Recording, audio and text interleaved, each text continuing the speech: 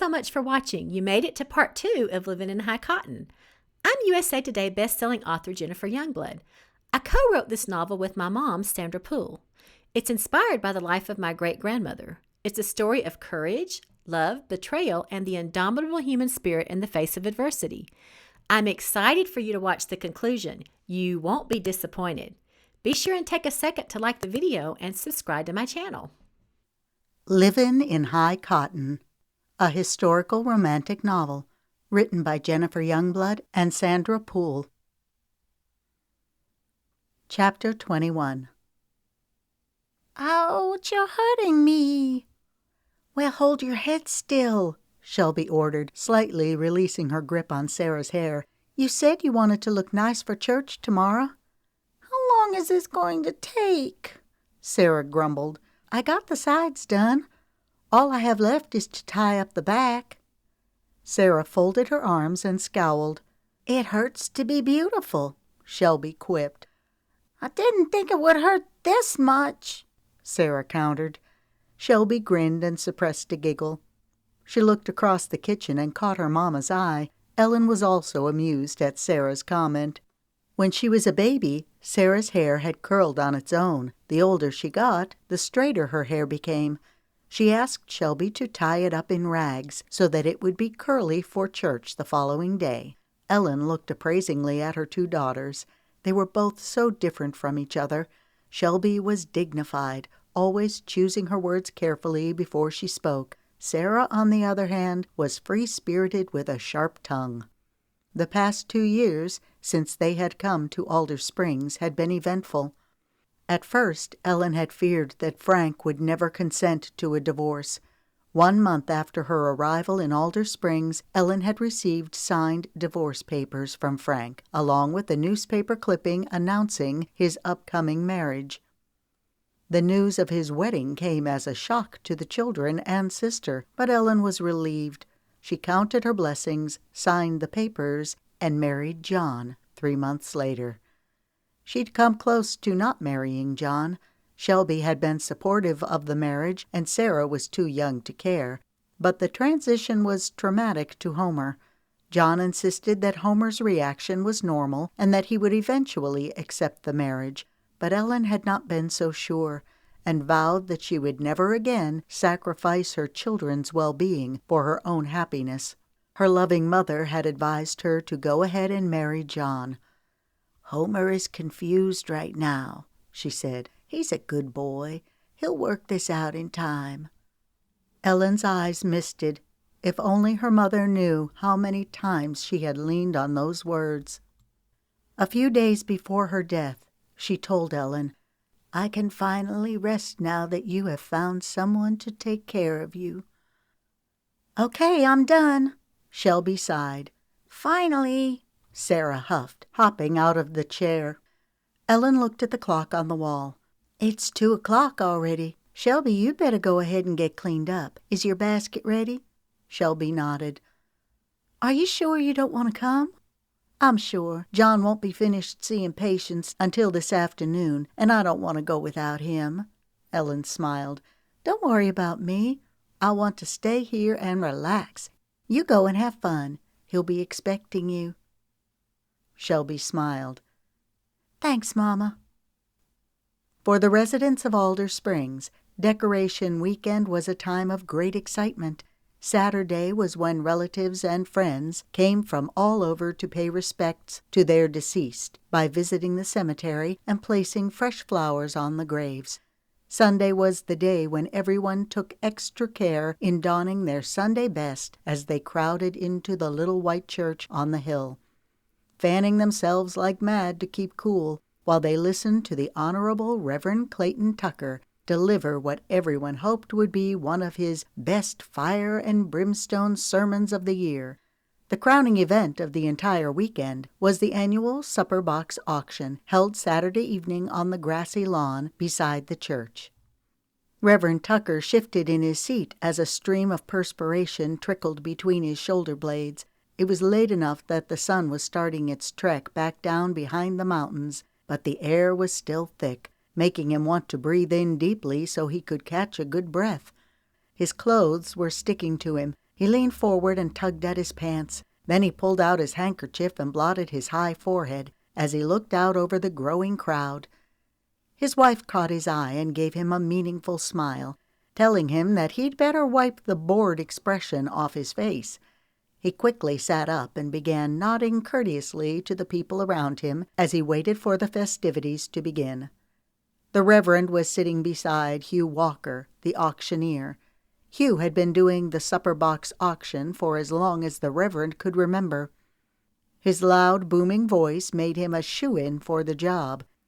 With the exception of when he delivered his fiery sermons, the Reverend rarely raised his voice. In fact, his tone was so subdued that those listening to him speak had to strain in order to catch his words. He pulled out his watch. It was 5 o'clock on the dot. Time to start.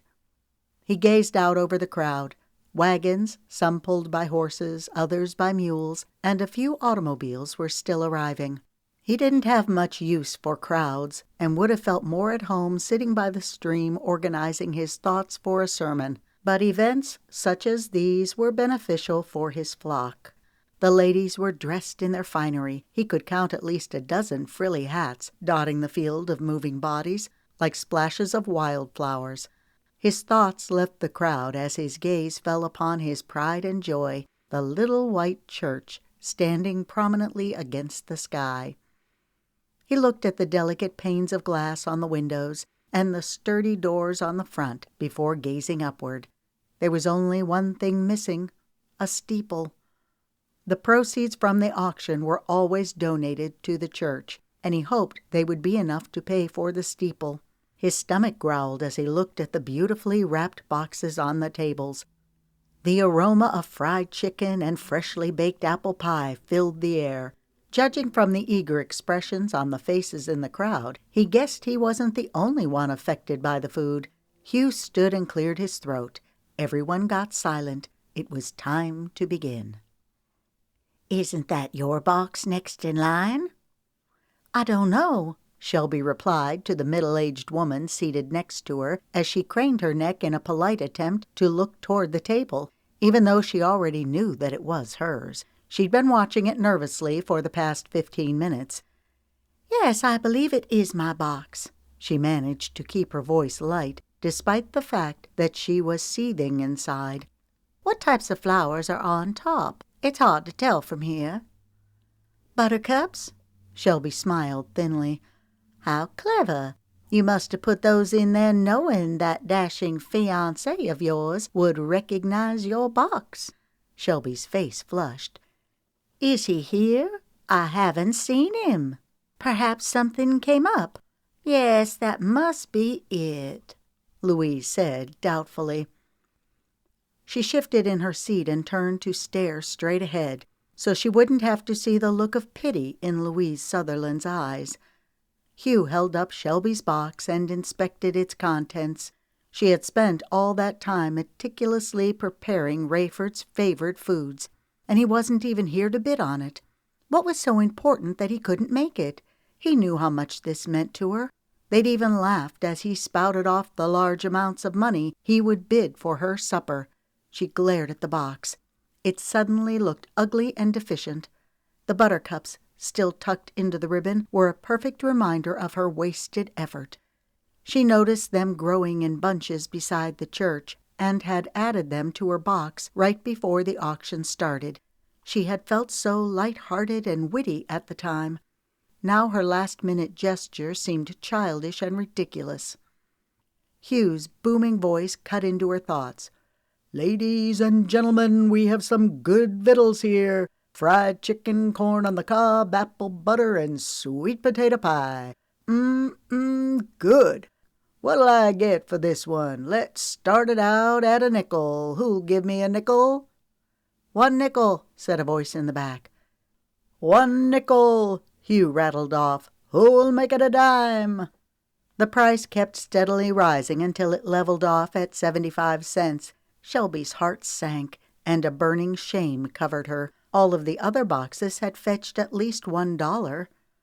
"I have 75. Who'll make it $1? $1. Anybody? All right. 75 going once. 75 going twice." $3. A gasp rippled through the crowd as Shelby turned to see who had placed the enormous bid. Even Hugh was taken back. He cleared his throat in an attempt to recover. $3, he belted. He didn't bother asking for more. $3 going once, twice. He slammed his fist down on the table. Sold to the gentleman in the back for $3. Who was that? Louise asked, wide-eyed. Shelby shook her head. I'm not sure, she stammered as her heart hammered in her chest. The momentary surprise of the event was quickly forgotten by the crowd as the attention was turned to the next box up for bid. But Shelby's mind was reeling with the possibilities that were beginning to take shape. It couldn't be, her reason argued, but her heart already knew. It was. It was all Shelby could do to sit still for the remainder of the auction. Fortunately, there were only 3 more boxes following hers. When the last box was sold, she got up and inched her way through the crowd toward the table loaded with boxes. Your box fetched quite a high price, said a loud, shrilly voice. She turned to face the Reverend and his wife, Mildred. Sheepishly, she ducked her head as her face grew warm. I believe that was a record, echoed the Reverend in his subtle tone. Who is that young fellow who bid on your box? I haven't seen him around these parts before, Mildred said, a look of open curiosity on her round, rouged face. I'm not sure. I wasn't able to get a good look at him from where I was sitting, Shelby said lamely. Mildred Tucker considered herself an expert at keen observation. There wasn't a person or event of significance within 10 square miles of Alder Springs that escaped her attention. Her green eyes raked Shelby up and down, taking note of the young girl's nervous behavior and flushed cheeks. She'd bet her right eye there was an interesting story here. Where's Rayford? She asked sweetly. Is he here with you? The Reverend gave her a sharp look of reproof, which she blatantly ignored. I haven't seen him this evening. Neither have I, Shelby said, her head shooting up. Her cheeks were blazing. If you see him, tell him he missed a wonderful auction. Mildred looked surprised, and the Reverend chuckled. If you'll excuse me. Mildred nodded. Of course. Shelby wondered what had prompted her to say such a thing to the Reverend's wife. She looked straight ahead to avoid the curious stares as she made her way to the table. It was almost cleared off. She got as close to it as she dared, and then turned and surveyed the crowd. A few more minutes went by until her box was the only one left on the table. Is it all there? His voice was slightly louder than a whisper. He was so close that his breath on her ear caused a tingling sensation to pulse down her spine as she jerked her head sideways and saw that he was leaning over her shoulder, also looking into the box. She turned to face him. There he was, the same fair hair, those same forceful eyes. Her gaze rested briefly on his taut jaw and crooked smile. She must have seen them 100 times in her dreams. She studied his face, not sure what she expected to find. His expression remained unreadable, his eyes shadowed like a gray mist hovering over a golden pond. Her face paled, and she took a step back and nearly knocked over the table. He took her arm in an attempt to steady her. Do I get to eat this supper I paid top dollar for? He asked. She gaped at him, and he smiled briefly, lighting his features. She straightened herself and offered a weak smile. Of course. I know a place we can go. He lifted the box off the table and tucked it under one arm and offered his other arm to her. She slipped her arm through his as he led her to his wagon. He seemed to be oblivious to the attention they were attracting. Once in the wagon, he was silent, and she only spoke to give him directions. Butterflies were turning somersaults in her stomach, causing her to feel almost as giddy as she'd felt when she was thrown off the baker's horse last spring. Why was he here? She had waited so long for some type of word, anything. She looked sideways at him. He felt her gaze and flashed an easy smile, which caused her breath to catch. She couldn't deny that he still had an effect on her. She looked quickly away and down at her hands. What did she feel for him? Wasn't it only yesterday that she was chiding herself for believing she had loved him? What about Rayford? Her two worlds were colliding. A fear seized her, causing her to feel as though she were about to break out in a cold sweat. "I am engaged," she reminded herself. Fury began to rise as she glanced at Harlan. He seemed so calm and sure of himself. Did he really believe he could just waltz back into her life as though the last 2 years hadn't taken place? "Pull over here," she said coolly. "We can eat under the weeping willow tree." He swiftly pulled the reins and maneuvered the horses to the side of the road. They walked over to the tree. Harlan pulled an old tarp from the back of the wagon and spread it over the ground. "It's not very pretty, but it's clean," he offered in the way of an apology. She shrugged. "It's fine." They sat down and she began taking the food out of the box. Just as she was putting the last item on the tarp, he placed his hand over hers. She looked at him questioningly. He removed his hand and reached up and brushed a curl away from her face. "You haven't changed a bit. You're just as beautiful as I remember." Her eyes blazed and her chin jutted out as she tried to remove her face from his touch. He chuckled as he lowered his hand. "And just as stubborn, I see." She looked him squarely in the eyes. "Are we going to eat this supper you paid top dollar for, or are we going to just sit around and look at it?"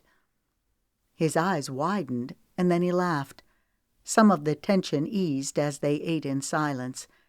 Shelby watched Harlan polish off his third piece of sweet potato pie. When he finished, he scooted over next to the trunk of the willow tree and leaned against it. He propped his arms behind his head. "So who was the lucky fellow you fixed all that food for?"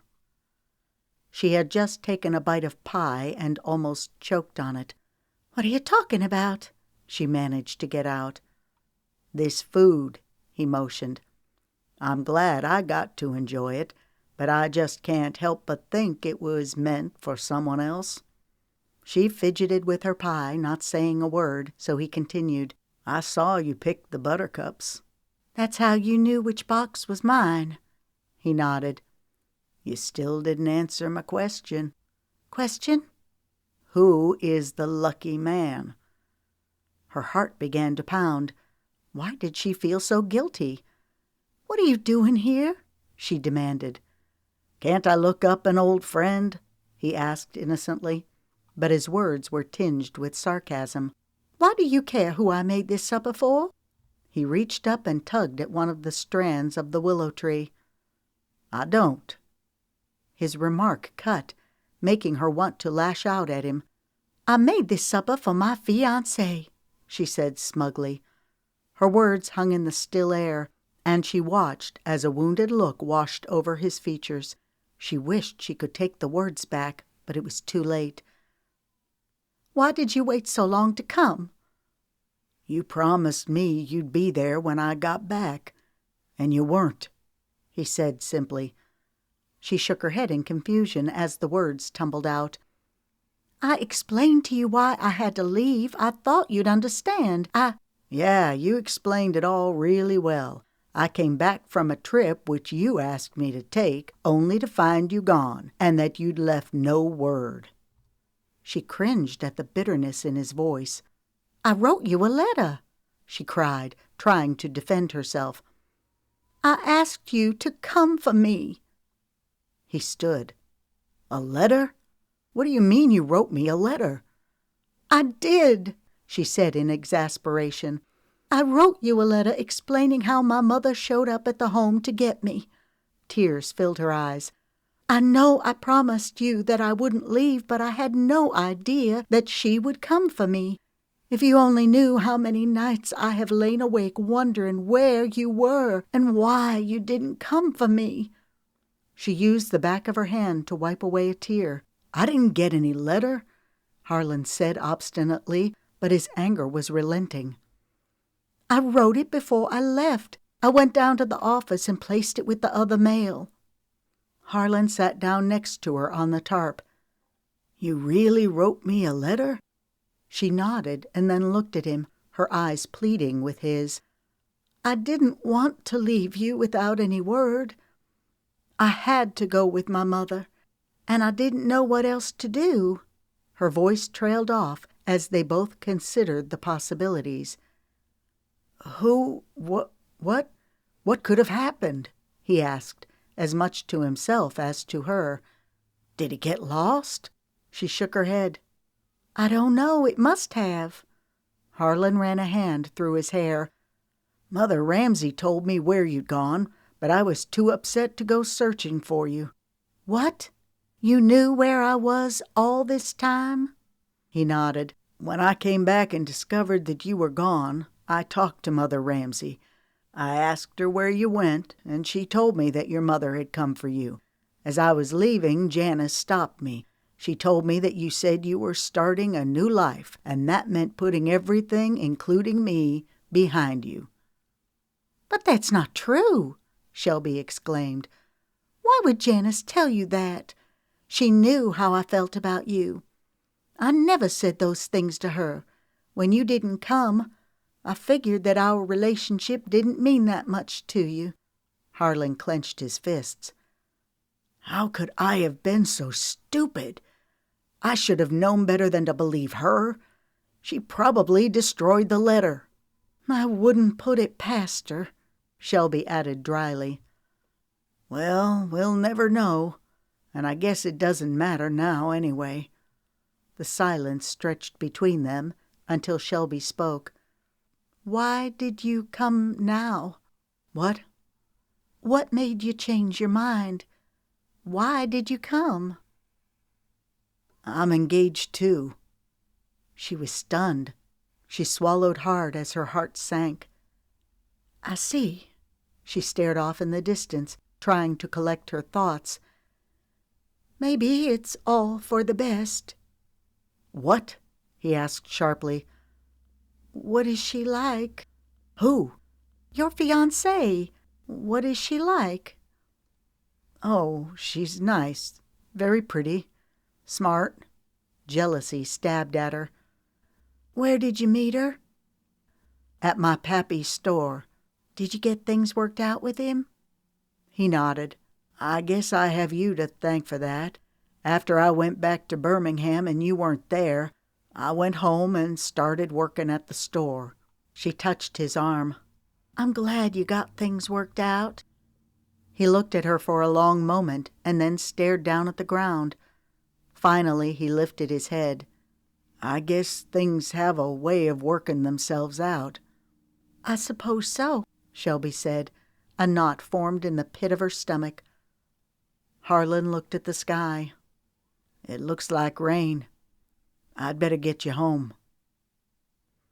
Shelby lay on her bed, listening to the sound of the pouring rain pelting down on the tin roof as she repeated the encounter with Harlan over and over in her head. The numbness that had settled in right after she watched him drive away was ebbing. They had parted like strangers. How could things have gone so wrong? Seeing him again so unexpectedly was a shock. There were so many things she wanted to say. She shook her head and tried to think of Rayford.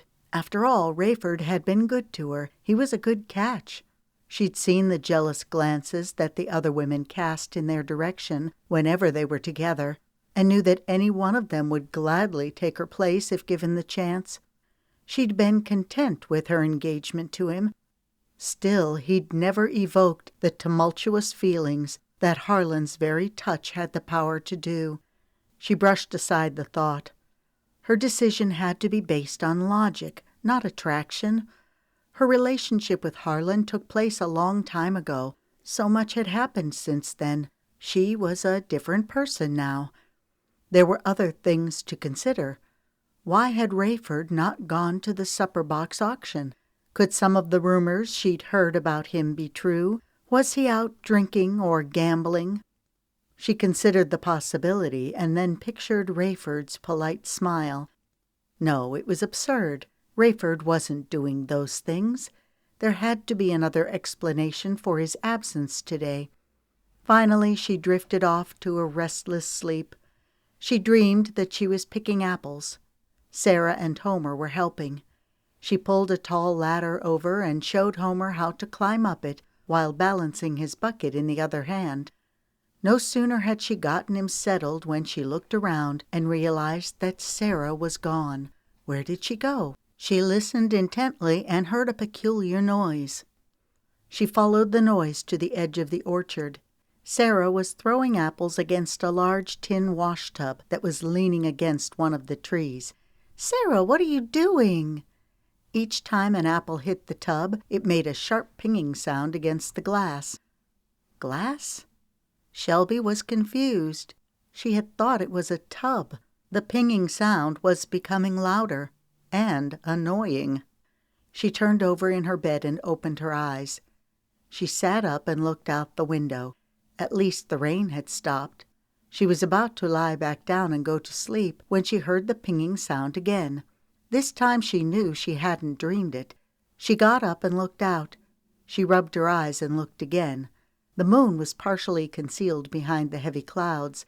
Below her window was a shadowy figure, barely visible. She pressed her face to the glass and strained to see. The fair hair was unmistakable even in the dark. A surge of excitement rushed through her veins as she lifted the window. "What are you doing?" she asked, keeping her voice barely above a whisper. "Come down here." "Why?" "We need to talk." She stood, staring down from the window, long enough to make him wonder if she would actually come out. Finally she spoke. "Okay, I'll be right there." The house seemed unusually still to Shelby as she quietly made her way down the stairs and out the front door. When she got outside, she found Harlan waiting on the front porch swing. She walked over and sat down beside him. "What are you doing here? And how did you know which window was mine?" she asked, a little out of breath. He smiled. "Lucky guess." His expression turned grave as he took a deep breath and exhaled slowly. "I couldn't leave you like that." He turned to face her. "Not without telling you how I really feel." She was too stunned to speak. Tenderly he gathered her hands in his. "It doesn't matter what happened with the letter or whose fault it was. What matters is that I love you." He searched her eyes. "And I believe you love me too. Shelby, I've tried to put you out of my mind time and time again. I came back here because I had to settle things. I had to know how I felt, and more importantly, how you felt."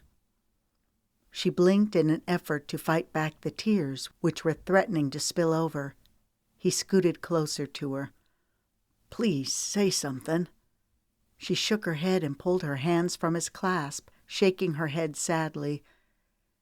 "It's no good." "What do you mean it's no good? I'm here and you're here. What else could we ask for?" She tried to make him understand. "After you drove away this afternoon, I thought about us. Harlan, a lot has happened in the past 2 years." She sought for the right words. "I am engaged to be married." She paused as she watched his face darken. "I gave my word. I made a commitment." "Well, break it." "I can't," she whispered hoarsely. "Do you love him?" Her eyes widened and she leaned back in an attempt to protect herself from her emotions as he pressed harder. "Do you love him?" he repeated. "I thought I did, until today." "And now?" "Now I'm confused. Before today I had my whole life planned out. I felt secure. Now I don't know what to think." He shook his head. "You're a coward." Her temper flared. "What? How dare you show up here on my doorstep after 2 years and have the nerve to call me a coward? I didn't know why you didn't come for me. I had to start over. I moved on." He grabbed her arms and shook her. "Shelby, don't you see? We were meant for each other. I knew that the first moment I laid eyes on you. It doesn't matter what happened before. We can start fresh right now. Pappy has promised me the store." Her eyes filled with uncertainty. It was happening too soon. "I can't." "I'll do anything," he said fiercely. "Just tell me that you love me too."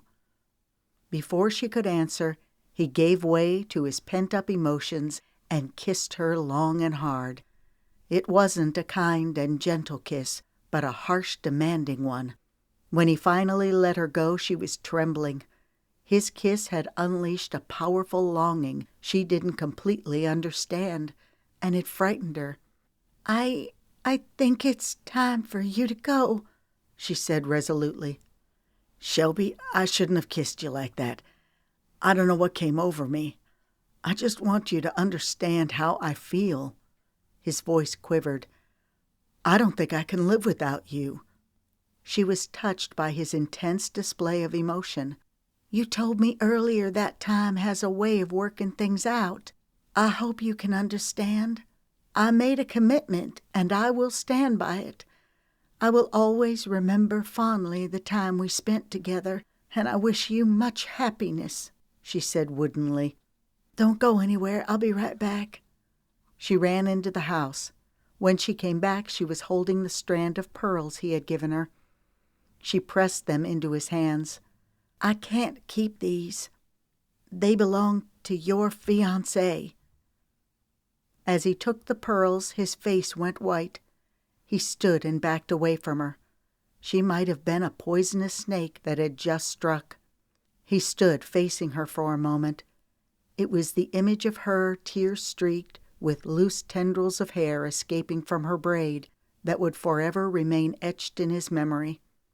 The wind blew gently, causing her nightgown to cling to her soft form. At that moment, he loved her so much that it hurt. Loved her and hated her at the same time. He loved her because she filled every part of him and was everything he could ever want. He hated her because she was taking it all away. He had opened his heart and laid bare his soul, and she was rejecting him. He felt as though someone had taken his insides and twisted them in a hard knot. How was it possible for him to love her so much and she not love him back? His anguish gave way to rage, and he allowed it to permeate his soul. It was better to hate than to feel such bitter pain. At least now the hurt would be deadened. He got to the edge of the drive and then turned and watched her walk into the house. She didn't even bother to look back. He got in his wagon and tugged on the reins. This time there would be no coming back. It had taken every ounce of self-control for Shelby to keep from showing her emotions when she handed Harlan the pearls. She closed the door and crumpled in a broken heap against the door, where she wept bitter tears. She didn't know how long she stayed that way, but finally she wiped her face and got up to go to bed.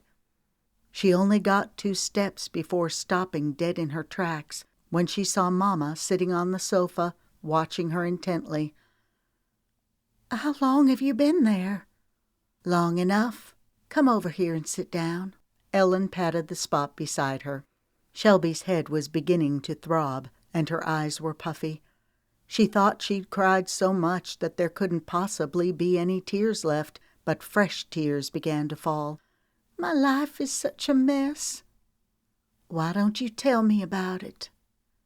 Shelby started at the beginning and ended with the events that had just taken place. Ellen listened carefully. She stared into the distance and then looked at Shelby. "Why didn't you tell me about Harlan?" Shelby sniffed. "You were going through so much at the time that I didn't want to burden you with my problems. When he didn't write, I figured it was all in the past, that it didn't matter anyway." "Shelby, do you love Rayford?" Shelby's eyes widened in disbelief. "Of course I do," she sputtered. Ellen looked thoughtful. "Are you sure?"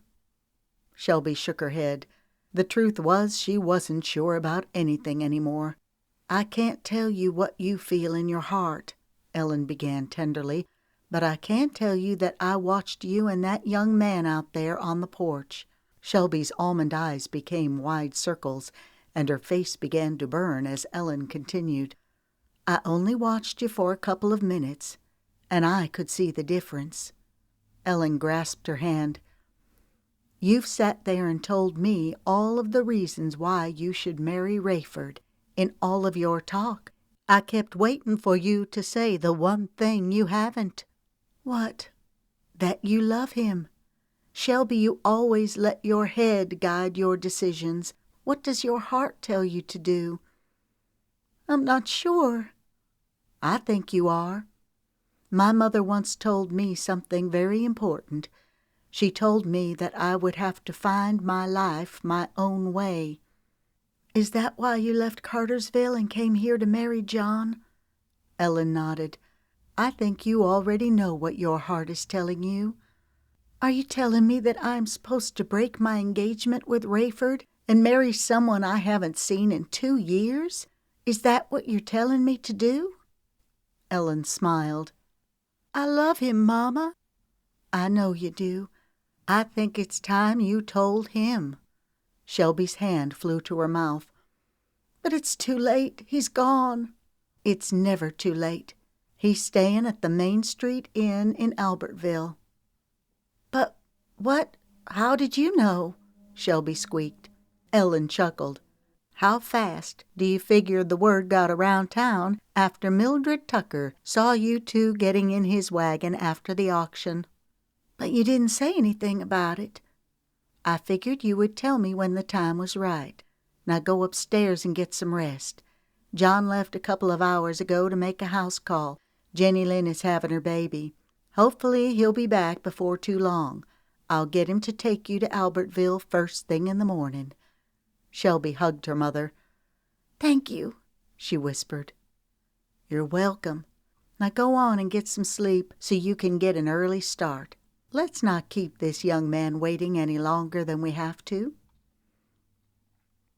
Ellen searched Shelby's pale, nervous face. "Are you all right?" Shelby nodded and hugged her tightly. "Thank you." "You're welcome." Ellen turned to John. It had taken a lot longer at the Smiths' home than he had anticipated. He looked so haggard and worn out that she hated to ask him to go into Albertville. "John, make sure you go with her inside the inn. She needs your support." "I'll take good care of her," he assured Ellen as he leaned over and kissed her tenderly on the forehead. "You go back to bed and get some rest. You haven't slept all night either." Ellen agreed, saying she would go back to bed, but John knew that she probably wouldn't take his advice. She would stay up to get a head start on accomplishing some task she felt needed to be done. He smiled lovingly at her. She returned his look of affection as she shooed him out the door. It was approaching dawn when they finally arrived at the Main Street Inn. The inn was 2 stories tall, with a restaurant in the bottom section. The aroma of fresh biscuits and sausage invaded John's senses when they opened the front door. His stomach growled, and he remembered that he hadn't eaten since noon the day before. Shelby, on the other hand, seemed oblivious to the smell. She walked quickly past the tables and over to a desk that was pushed against the wall. John followed her. They stood in front of it for a few minutes, hoping someone would come and help them.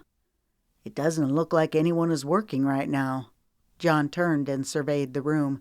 "Excuse me," he called to a red-haired lady who was placing silverware on one of the tables.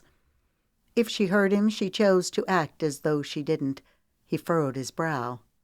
"Excuse me, ma'am," he said louder. This time she couldn't ignore him. She placed her hands on her hips and turned around to glare at him. "Could we please get some help over here?" he asked, his voice tinged with frustration. "Bo!" the woman yelled at the top of her lungs. "Will you get out here? You got some customers waiting at the desk." She then turned her back on John and Shelby and went back to setting tables.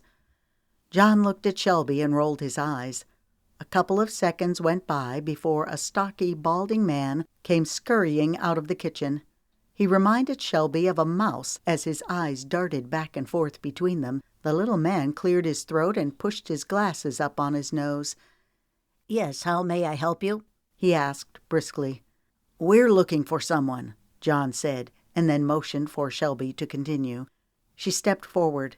"His name is Harlan Rhodes, and he is staying at your inn." "He's gone." Shelby's face paled. "But there must be some mistake.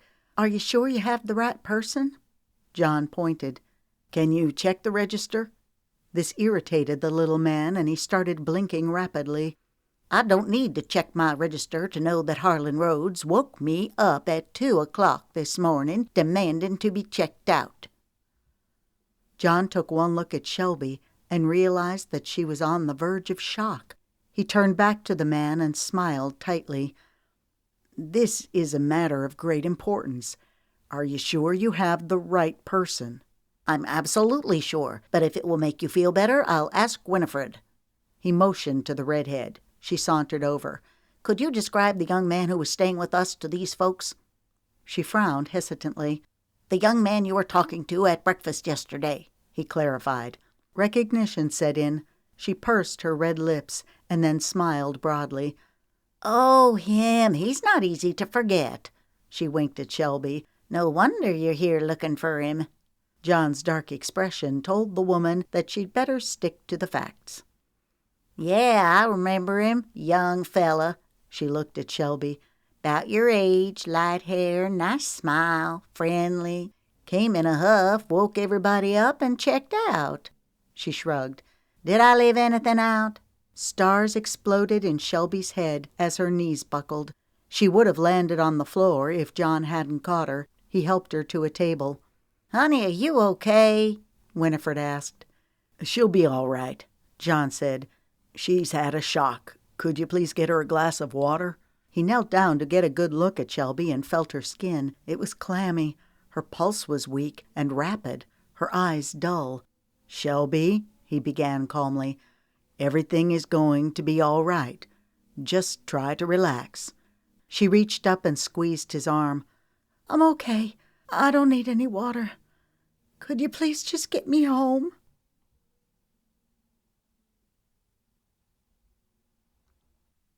Chapter 22. "Where are you going?" Ellen looked her oldest daughter up and down, her eyes resting briefly on the floppy brimmed hat on top of Shelby's head and her long gloves. If a thunderbolt had suddenly broken through the clear blue sky, it would have surprised her less than seeing Shelby walking down the stairs. "I thought you were resting," Ellen added before Shelby could answer. Shelby tugged on her gloves, trying to make certain every inch of her milky arm was covered. "I heard you telling Sister that the tomatoes need picking so we can get them put away. I know how busy you've been, and I can't stand the thought of them sitting out in the garden going soft." Ellen raised an eyebrow.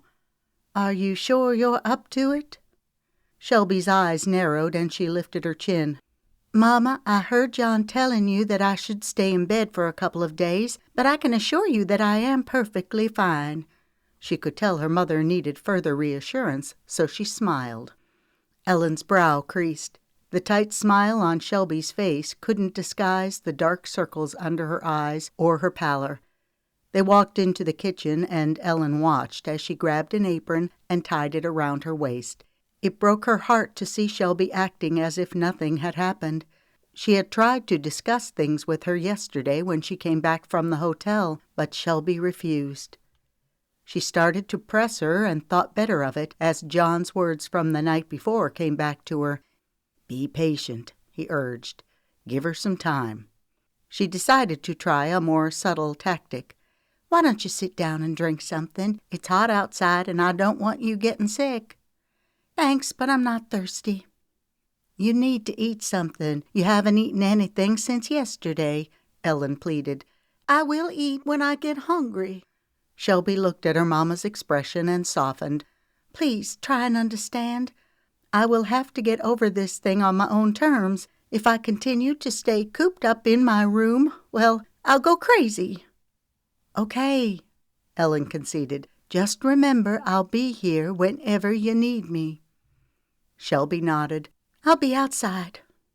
As Ellen watched her turn to go, she had an idea. "We can pick the tomatoes this evening when it gets cooler. If you really want to be of help, maybe you could take the wagon over to Miller's and pick up a bolt of fabric for me. Mindy ordered it a few weeks ago. It should be in by now. You could get some more cocoa, too." Shelby considered the request. It didn't matter to her what she did, as long as she did something. "Okay, but I don't need the wagon. A walk will do me good."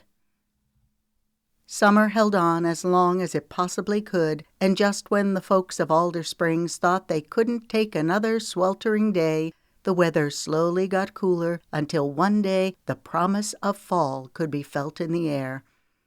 For Shelby, the season represented a new birth of sorts. For a while after Harlan left, she would catch the shadow of his face lingering on faces around her, or it would be his laugh echoing through her ears whenever John would laugh.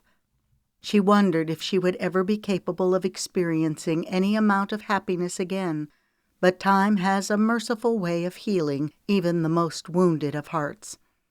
Rayford had been by almost every day during the summer to check on her, despite her best efforts to put him off. She postponed setting a wedding date on the vague excuse that she'd been ill and was having a difficult time recovering. She assumed that would get rid of him, but he continued to come. Pretty soon she found herself looking forward to their afternoons together.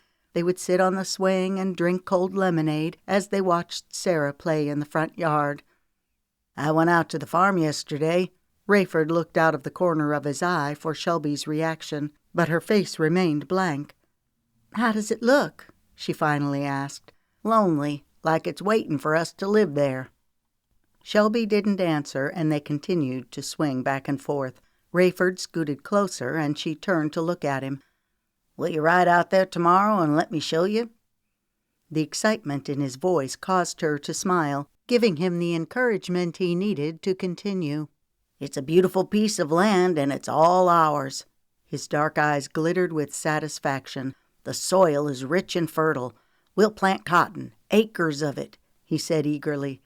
"Think about what it means to be landowners. You won't ever have to want for anything. I'll see to that." As Rayford continued to describe the farm, she took note of his sculptured features and generous smile, framed by thick dark hair. He was strikingly handsome, she had to give him that, and he seemed genuinely concerned about her. Not many men would have hung around as long as Rayford had, waiting for her to come around. Harlan certainly hadn't. She forced herself to concentrate on what Rayford was saying, and felt a fragment of her old self returning as she listened to him talk about the farm. "Will you go out there with me tomorrow?" he asked again. She smiled, lighting up her face. "Yes, I think I will," she said, as much to herself as to him. He visibly relaxed and leaned back in the swing. A second later he reached for her hand, linking his fingers through hers. She didn't pull away. "Don't uncover your eyes." "Are we there yet?" she responded, excitement creeping into her voice. "Yes, we're here." Rayford pulled the horses to a halt. "You can look now." "Oh, Rayford, it's beautiful," she breathed, seeing past the pastures that were overgrown with weeds. Instead, she imagined how the rolling hills would look, covered with lush green grass. The house was set on a hill surrounded with huge maple and oak trees. "Let's go see the house," she said. Shelby took only slight note of the flaking paint as her eyes went instead to the wide porch and large windows. As she walked through the house, only the things she loved made an impression on her mind. The huge bay windows, the beautiful hardwood floors, and the spacious rooms with high ceilings. She could make a home here. "I love this place," she whispered as she examined each room. "And what about me?" Rayford joked. "Of course, silly," she replied, ignoring the uneasy feeling in her stomach. The mood was broken. "Let's go," she added hastily. Shelby couldn't help but feel irritated on the way home. Why would Rayford ask such a strange question, and why did she feel so guilty? He should know by now that she loved him. She turned her thoughts away from Rayford and focused on the farm. She would make it a showplace. No, she corrected herself. She and Rayford would make it a showplace. Getting that resolved in her mind made her feel better. "Why aren't you happy for me?" Shelby demanded. "I just feel like you're rushing things. Why don't you give yourself a little time to—" Ellen's voice trailed off. She wasn't sure how to approach the subject of Harlan to her daughter without opening old wounds, but she had to talk some sense into her. Shelby picked up on her hesitation. She leaped off the couch with clenched fists. "Some time?" she exploded. "Time for what? Don't you think it's time I got on with my life instead of pining away over something that will never be?" Her voice rose to a fevered pitch. "Harlan is gone." "You know where he is," Ellen countered. "We could plan a trip." Shelby's eyes grew wide. "No!" She thought back to the morning when she'd gone to the inn to find Harlan. An image of the tawdry, red-headed waitress with her insinuating smile and snide remarks flashed through Shelby's mind. She again felt the hot needles of shame. "I've made a big enough fool of myself as it is. I've run after him once. I'll not make the same mistake twice." Ellen was at a loss for words. She shook her head sadly as she watched her daughter stomp back and forth across the floor. After a few minutes, Shelby's anger began to diminish, and she sat down on the couch facing Ellen. Shelby's anger continued to fade, draining all the color from her face as well. It broke Ellen's heart to see how fragile she had become. "I'm sorry," Shelby finally said. "I had no right to act that way to you. You're only trying to help." Her voice sounded flat. Ellen wanted to help, but she didn't know how to reach Shelby. It was as if the essence of her vibrant self had left with Harlan on that fateful night, leaving only an empty shell behind. There was so much she wanted to say. Why was Shelby torturing herself? Why wouldn't she open up her heart and let Ellen help her? If only she would realize that it was not a sign of weakness to hurt or trust. She had hoped that Shelby's outburst would yield some sort of lasting emotion, but as she looked at the rigid smile on Shelby's pinched face, she knew that the demons her daughter was facing were beyond her reach. She felt as though Shelby were on a high cliff, perched precariously on the edge. If only she would reach out her hands, I might be able to save her. But no, she just keeps standing there alone. Shelby placed her hand over Ellen's. "I know what I'm doing. I know it might not seem that way now, but I really do. Yesterday, when Rayford took me to see the farm, I felt a part of my old self returning. I looked out over the rolling hills and felt a sense of belonging." She paused. "And I haven't felt that for a really long time." Ellen looked surprised. "Honey, you know you belong here with us. Have we ever made you feel that you don't belong?" "No, Mama, you haven't," Shelby answered quickly. "It's just that I think it's time. What I mean is that I feel like it's time that I started my own family." "Oh, Shelby," Ellen said tenderly, "I know you want that, and I want that for you. I want you to find the happiness that John and I have found. I just want to make sure you're not rushing into anything. Why don't you wait until spring to get married? That will give you time to make sure." "I don't need any more time." The words were spoken kindly enough, but the edge in Shelby's voice was unmistakable. "You can't get married to Rayford because you love his farm." Shelby looked as though she'd been slapped. She shook her head incredulously. "You're not suggesting—" Ellen cut her off.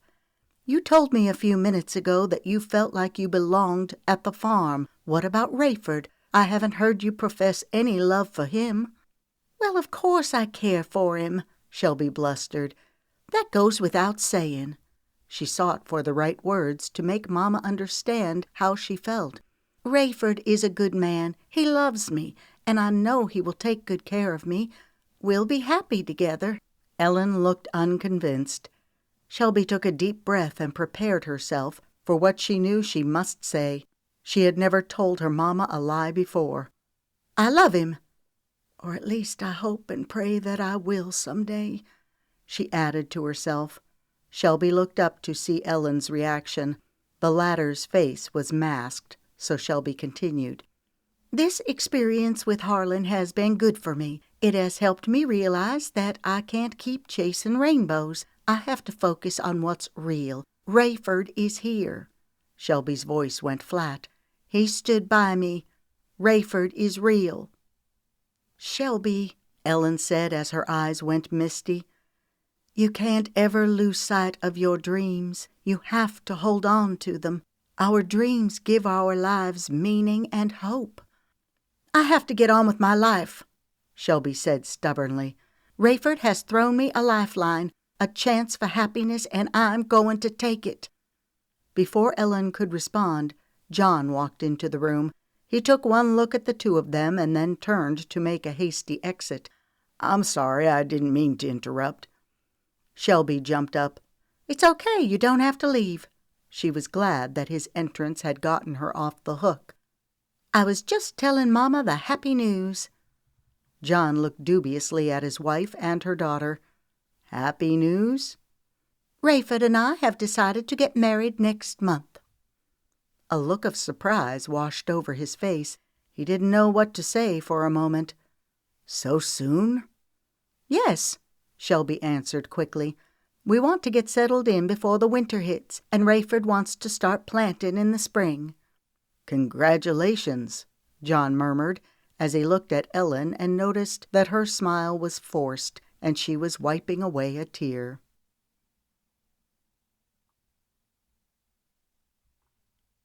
Chapter 23.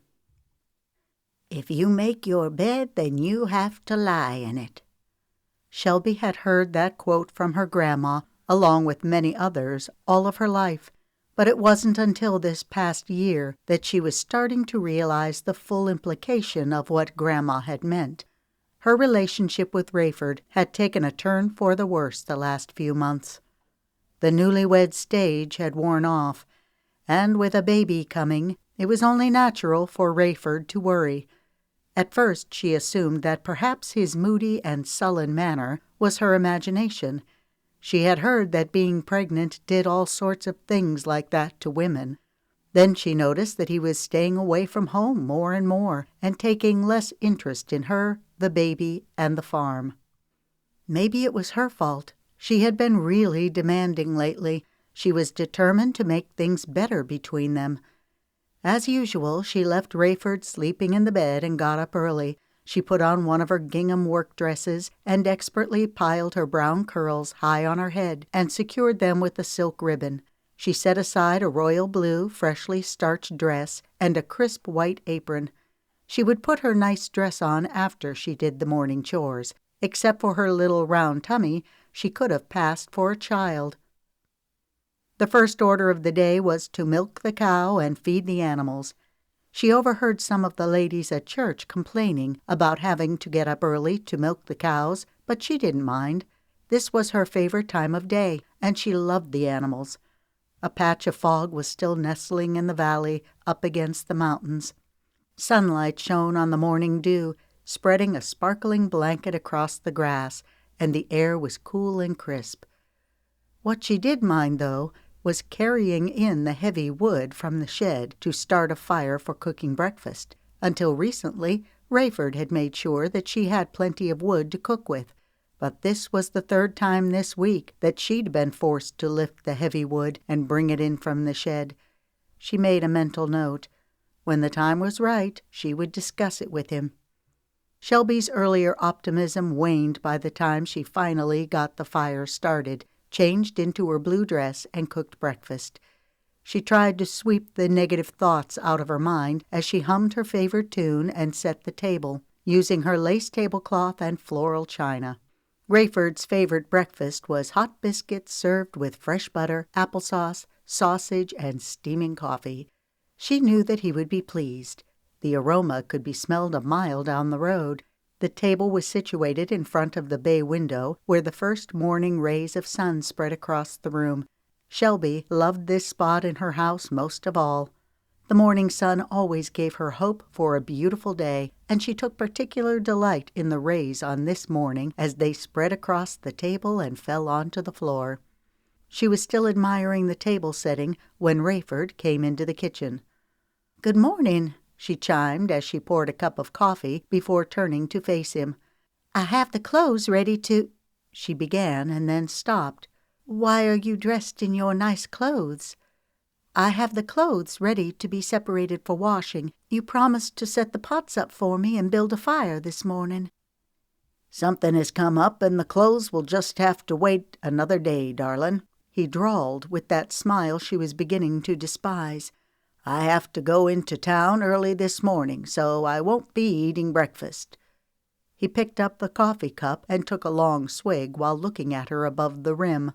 Her face started to blaze. She had spent over an hour cooking breakfast for him. "You've made promise after promise all week and haven't hit a lick at a snake," she said, her resolve to make things work quickly fading. How dare he expect her to keep their house and clothes clean and run the farm without any help? She tried to calm down. "Look, I didn't mean to lose my temper. Rayford, I'm 7 months pregnant, and I need your help." He sneered. "Miss Perfect, everything has to be just right. You're always nagging me to do something. You don't have to wash today. Other women don't wash every week. You're just a spoiled little baby." He slammed down the coffee cup and bolted out the back door. She stood for a few seconds, her mouth hanging open in shock as she stared at the back door. What in the world was that all about? Then it occurred to her that he was gone again, and she didn't have a clue where he was going or what he was doing. Hot tears filled her eyes and spilled down her face as she looked at the beautifully set table and the hot food that was now getting cold. She slumped down in a chair and let the tears flow freely. Unfortunately, they couldn't wash away the hurt. She had that same sinking feeling in the pit of her stomach she had felt when Papa abandoned her at the school. She didn't know how long she cried, but the sudden movement in her belly reminded her that she couldn't sit around all day. Even though she wasn't the least bit hungry, she picked up a biscuit, placed a piece of sausage inside, and shoved a bite in her mouth. She chewed it and swallowed. It tasted like glue to her. But she would need all the strength she could get for the washing. Drops of perspiration fell off Shelby's dark curls and onto her face as she wrestled with the big iron pot. She wiped her forehead with the back of her hand, leaving a smudge of black soot. Prickles of pain spread from her back and down her legs, causing her to feel chilled even though it was warm and she was perspiring. Each movement was a great effort. A wave of nausea enveloped her, and she was suddenly aware of the swelling in her ankles. She'd felt so heavy the last few days. Tears ran down her face as she tried to level the huge pot. She could feel the baby's feet in her side as she continued to pull and tug at it. Finally exhausted, she was able to get the pot into place and fill it with water. All in all, it had taken her almost an hour to balance 2 pots, fill them with water, and start the fire, just so that she could get started. The morning was almost gone, and she was not even halfway done yet. She had carefully positioned the tubs so that the smoke would not blow toward the clothesline. As she shaved a cake of lye soap into the water, she tried to make sense of her life. Her stomach began to contract. She needed to rest for a moment and catch her breath. She sat down on a bench that Rayford had built for her when they were first married.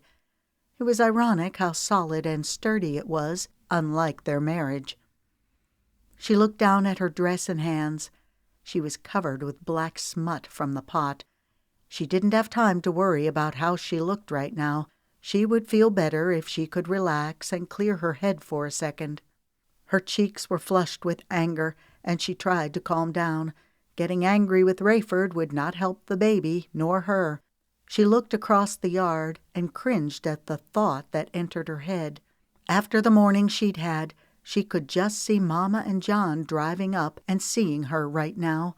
She knew what their reaction would be and didn't want to deal with that.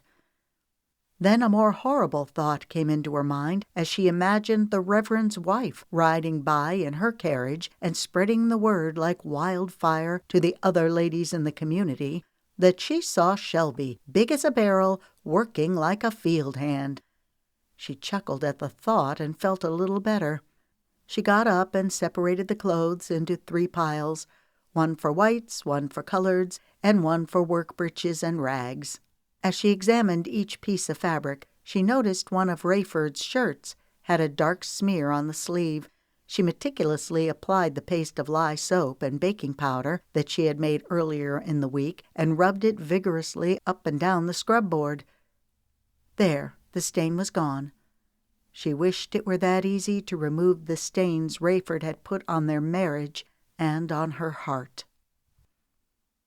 Rayford strolled into the tavern and flashed a debonair smile, his white teeth glistening against his dark skin. It was impossible to tell that he had been riding for almost 2 hours. He looked totally refreshed. He'd not anticipated the blow-up with Shelby, but the 2-hour drive had given him ample time to put her out of his mind. She'd really been getting on his nerves lately. She wanted everything to be perfect, including him. She knew how he was when she married him, and by golly, he wasn't about to change for her or anyone else. There was more to life than working on a farm. He glanced around the room. No one would ever recognize him this far from home. "Well, hello, darling," he drawled as he approached the bar. "Hello, how are you, baby?" the girl replied. "Is there any action going on around here?" "No, baby," she crooned, "but we can start some." Rayford couldn't help but think of Shelby for a split second when he put his arm around the girl and brushed against her brown, curly hair. "Right here on the steps and don't go anywhere," Shelby repeated the 3rd time. Aaron flashed her a smile, the same one he'd seen his father give. "I won't, Mama, I promise." Shelby smiled back warmly. It seemed like only yesterday that she was changing his diaper, and now here he was, old enough to sit out on the steps. Even at the tender age of 5, Aaron looked so much like Rayford with his dark, thick hair and dazzling smile. She gave him a quick kiss on the cheek, and he ducked away bashfully. "I'll be right back," she said as she walked up the steps and into the bank. "Mr. Fisher, there is something wrong with this balance. I should have over $50 in that account. Are you showing all of my deposits?" "Let's see." Shelby checked her ledger. "I made a deposit of $8 in milk money last month, and the month before that—" Mr. Fisher's mustache twitched as he looked over the account. "Mrs. Carter," he replied in a condescending tone, "perhaps you should talk to your husband. It looks like he made a sizable withdrawal from this account since your last deposits." Shelby's blood ran cold. How dare Rayford make a large withdrawal and not discuss it with her? He knew how tight they were until the crops came in. "Yes," she said in an almost inaudible voice. "I will check with him."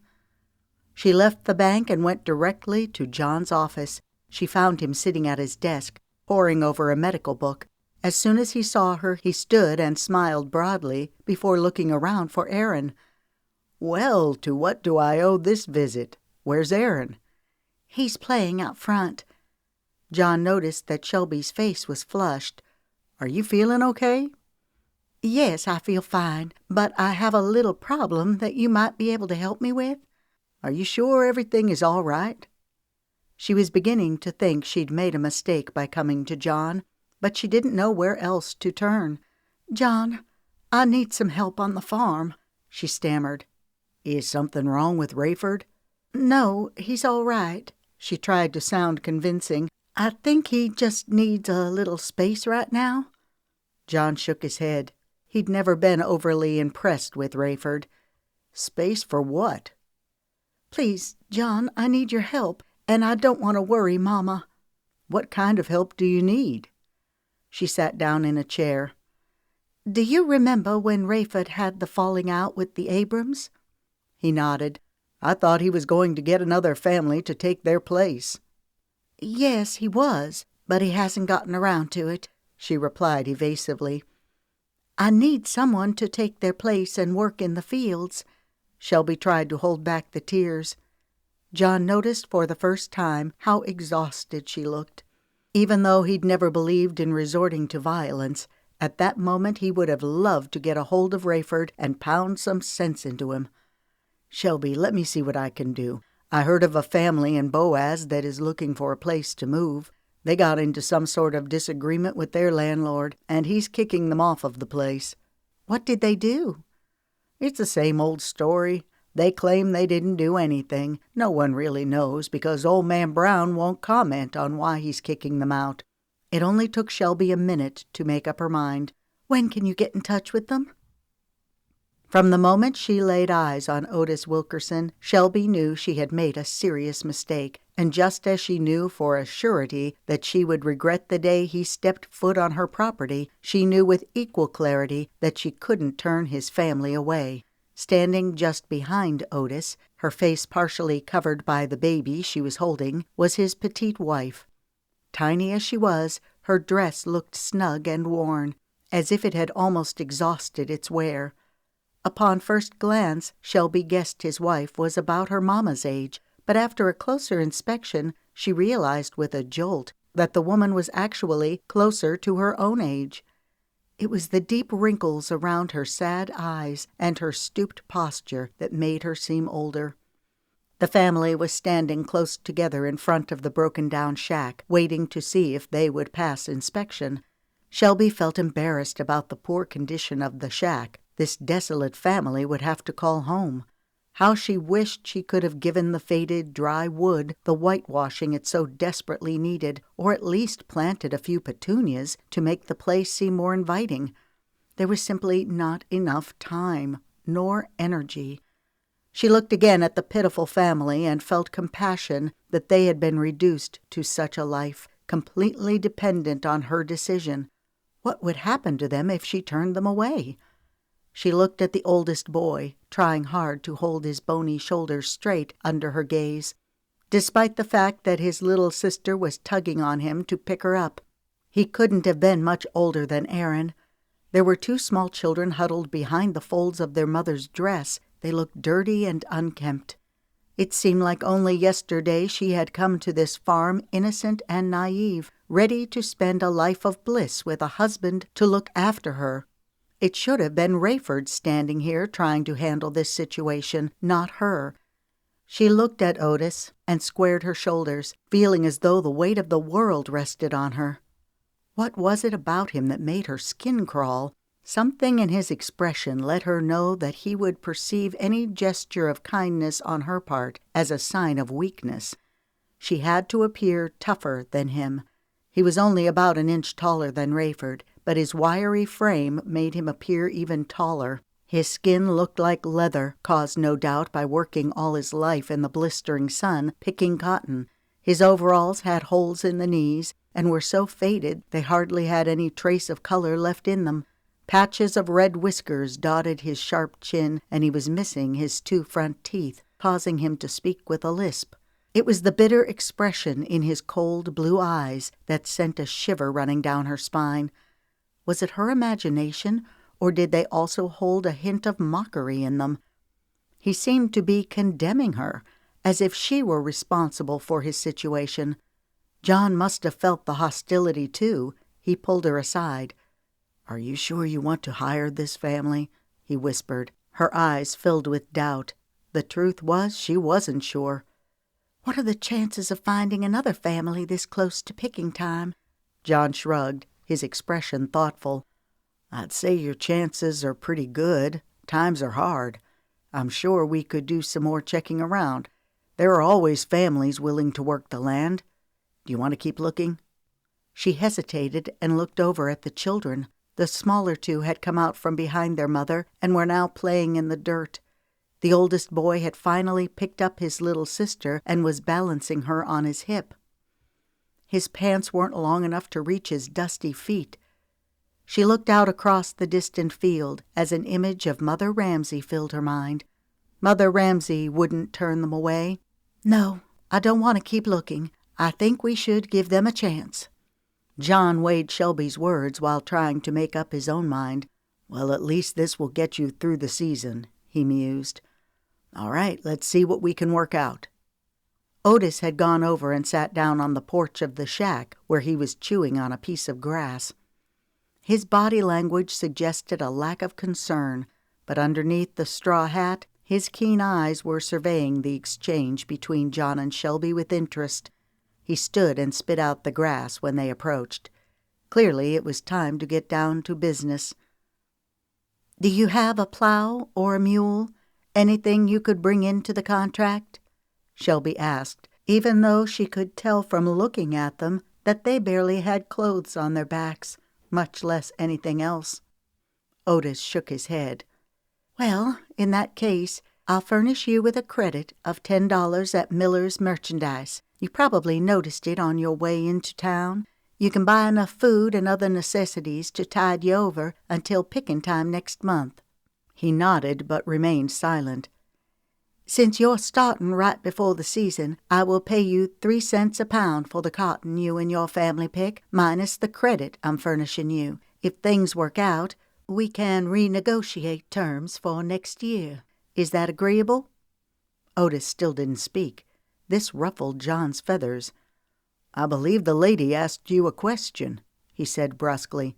Otis spit on the ground. 3 cents a pound, huh? Shelby nodded.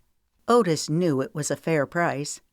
We'll pick by the pound for now, but I'm going to want to keep 2/3 of the profit next year. His open challenge caught her off guard, and her heart began to pound. John started to speak, but she spoke first. This is where she had to take control. Mr. Wilkerson, we haven't even decided how much acreage you will be allotted at this point in time. When and if that time comes, the only way that I would even consider paying you 2/3 would be on the condition that you provide your own mule, plow, tools, fertilizer, and seed. Are you prepared to bring those things into the contract? She finished firmly. She looked him in the eye until he finally looked away. I can't offer them things, and you know it, he replied angrily. Those are my conditions. Take it or leave it. Yes, ma'am, I reckon that'll do, he replied slowly with a grin, but his eyes remained cold. Good, then it's all settled. Shelby looked at Mrs. Wilkerson, who ducked her head to avoid any eye contact. She turned and climbed into the wagon. Welcome to Alder Springs, she said to no one in particular. To say that Shelby was sad wouldn't have been the whole truth, but neither was she fully happy. She found herself wandering day by day in that interim between sleep and wakefulness. Most of the time she stayed so busy looking after Aaron and the farm, she hardly noticed the empty space that was growing inside of her. But sometimes in the quieter moments, she felt the tide of loneliness mount up and knew she would have to patiently wait for it to ebb away. Rayford was gone most of the time, and even when he was home, his mind was elsewhere.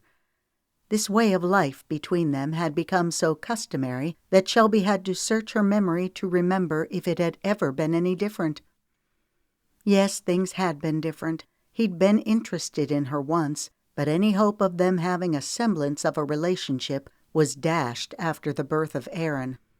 She had her suspicions, of course, but sometimes things were better left in the dark.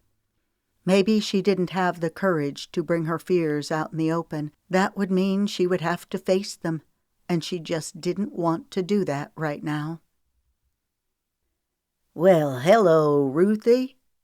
I believe you're getting prettier every time I see you. Ruth's face flushed as she smiled and ducked her head slightly, acknowledging the compliment. Rayford flashed her a brilliant smile. He was glad it was Ruth at the counter today and not Mr. Fisher. The last time he'd been in to make a withdrawal, the man had gone so far as to ask him if Shelby knew he was making a withdrawal, as if he had to ask his wife's permission before taking money out of his own account. Rayford nearly scoffed out loud before turning his attention back to Ruth. "How may I help you today?" she said eagerly. He studied her face, taking note of the open admiration in her big blue eyes. At this point, he could have asked her for the moon and she wouldn't have objected. A glint of satisfaction sparked in his dark eyes, and he leaned closer into the counter. "I need to make a withdrawal," he said conspiratorially. She smiled. "How much do you need?" "I think $10 ought to do it." "Give me just a moment." He chuckled and gave her an intimate smile that caused a shiver of delight to run up her spine as she walked away from the counter to take care of his request. When she returned, he noticed that she was empty-handed and frowning. "I'm sorry, Mr. Carter, I don't know how to tell you this." His face darkened as his smile faded. "Tell me what?" "There seems to be a problem with your account." He raised an eyebrow. "Problem?" She nodded, and the words came tumbling out. "There seems to be a hold on your account. I asked Mr. Fisher about it, and he said that you must have Mrs. Carter's permission before making any withdrawals." She looked nervously at his darkened face. "I can ask Mr. Fisher to explain it to you." It was all he could do to keep from exploding in anger. He let his breath out slowly. "I have never heard of anything so absurd. I have withdrawn money here on numerous occasions without my wife's permission. I demand to know the meaning of this," he said, his voice rising. This sent the teller scurrying. "I'll go get Mr. Fisher right away." Mr. Fisher looked every bit the part of a banker. He was tall and lanky, with an eternally grim expression on his face. His dark hair was oiled and parted in the middle and brushed straight down on each side.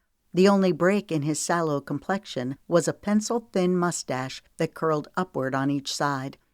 "What can I do for you today, Mr. Carter?" Rayford's patience was wearing thin, and it was starting to show. "I want to know where you get off telling me I can't withdraw money from my own account." Mr. Fisher's face remained bland. The only sign of his discomfort was the small splotches suddenly apparent on his long neck. "Miss Shelby gave us explicit instructions that no amount of money was to be withdrawn on any condition without her approval." Rayford's face was now bright red. "What? I have the right to withdraw every cent of that money if I choose to do so?" Mr. Fisher had a look of disdain on his face. "Your wife opened the account with us. She makes the deposits, and always has, I might add. She has given me specific instructions, and I will abide by them." There was a note of finality in his voice. Rayford's mouth twisted in a snarl, and he shot Mr. Fisher a look of pure hatred. "We'll see about this," he said as he turned and left the bank. Rayford's first impulse was to go straight home and take out his frustrations on Shelby's hide, but as his temper cooled, his nerve faltered. He wasn't going to let that hussy get the best of him. She thought she could keep him at home by cutting off his money. She wanted him to come begging to her to take the hold off the account. Well, he would never give Miss Shelby the satisfaction. He'd show her. He smiled grimly. There was more than one way to skin a fox.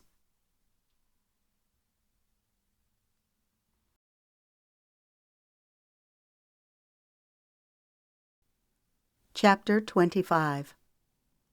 No one really knew for sure where Bobby Ray Ledford had come from. Some folks said he came from northeastern Alabama, clear across the other side of Sand Mountain.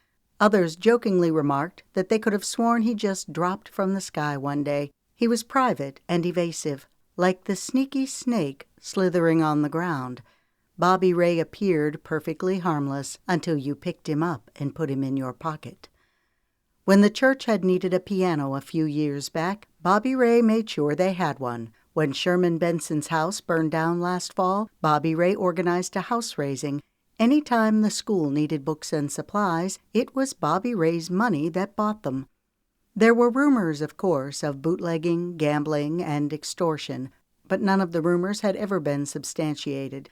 Most people were either too busy with their own problems, too grateful for his generosity to the community, or perhaps too scared to investigate.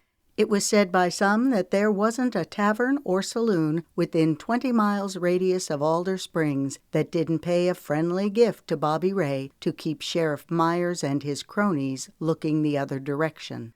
Yes, Bobby Ray was quite the model citizen. The last person who crossed him ended up on the bottom of the Tennessee River. As Rayford went up the steps leading to the Bloody Bucket, he could feel his pulse increase. When he grasped the wooden door, a jolt of adrenaline rushed through him. Even though the Bucket was the closest tavern to Alder Springs, he didn't go to it very often on account of Shelby and the rumors he was sure would circulate through town. So he'd always taken the trouble to travel to other places where people wouldn't recognize him. Anger welled up in him as he thought about the incident at the bank earlier today.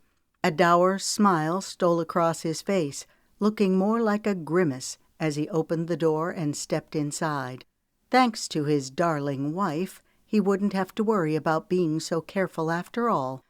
He forgot his anger and gawked at the scene unfolding before him as his eyes adjusted to the darkened room. "Wow," he uttered under his breath. He'd heard that Bobby Ray had cleaned up the Bucket, but he hadn't expected this. The wooden floor had been shined to perfection, and a piano now stood in one of the corners. Tables were placed around the edge of the walls, leaving the center of the floor empty. Rayford assumed this was for dancing in the evenings. He looked toward the piano again and caught the eye of the lady who was playing it. She was wearing a bright-colored dress with a tight bodice. Her cheeks were heavily rouged and corkscrew curls were bouncing wildly as she pounded an upbeat tune. He smiled at her, and she winked. He casually strolled over to the bar and pulled up a stool, acting as though he didn't have a care in the world. He had to play this just right, dangle the bait at the right moment, making sure the big fish would bite. He ordered a drink and then let his gaze travel around the room. There was a game going on over in one corner. He recognized two of the players as fellow farmers. Any other time he would have been tempted to join them, but not today. He had to remain focused. He slouched down in his seat, assuming a conversational tone with the bartender. "Any action going on around here?"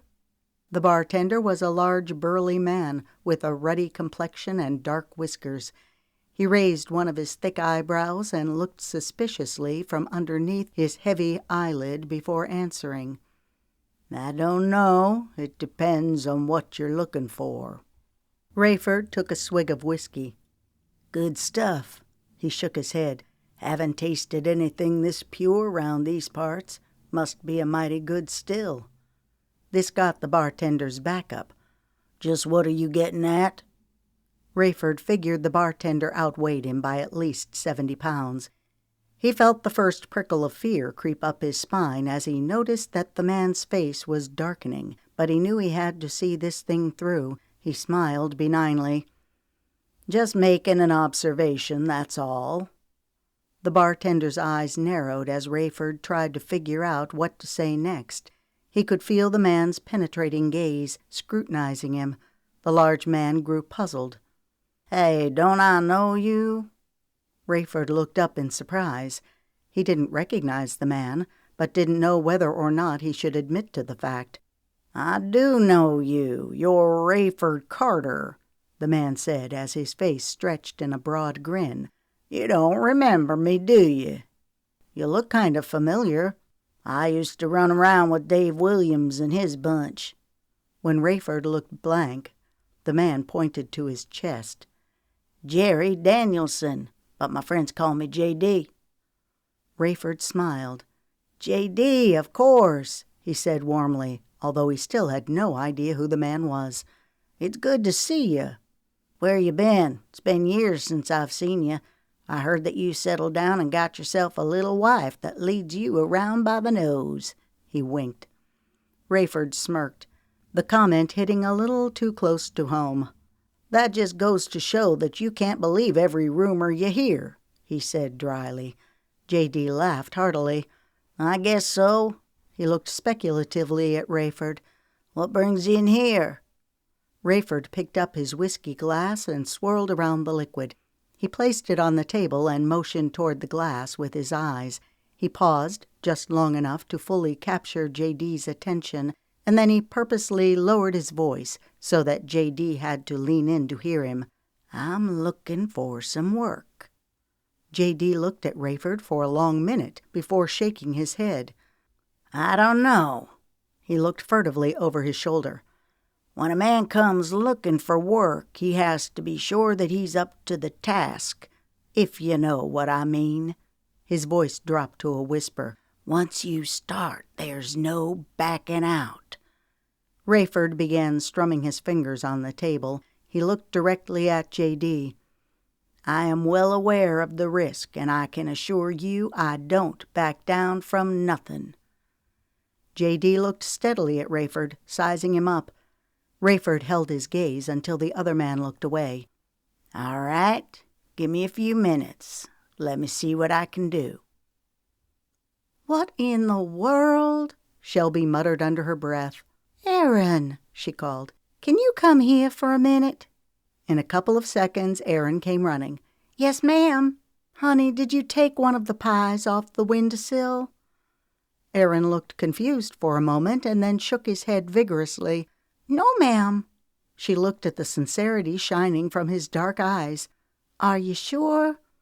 I put 3 apple pies up on the sill to cool, and now there are only 2.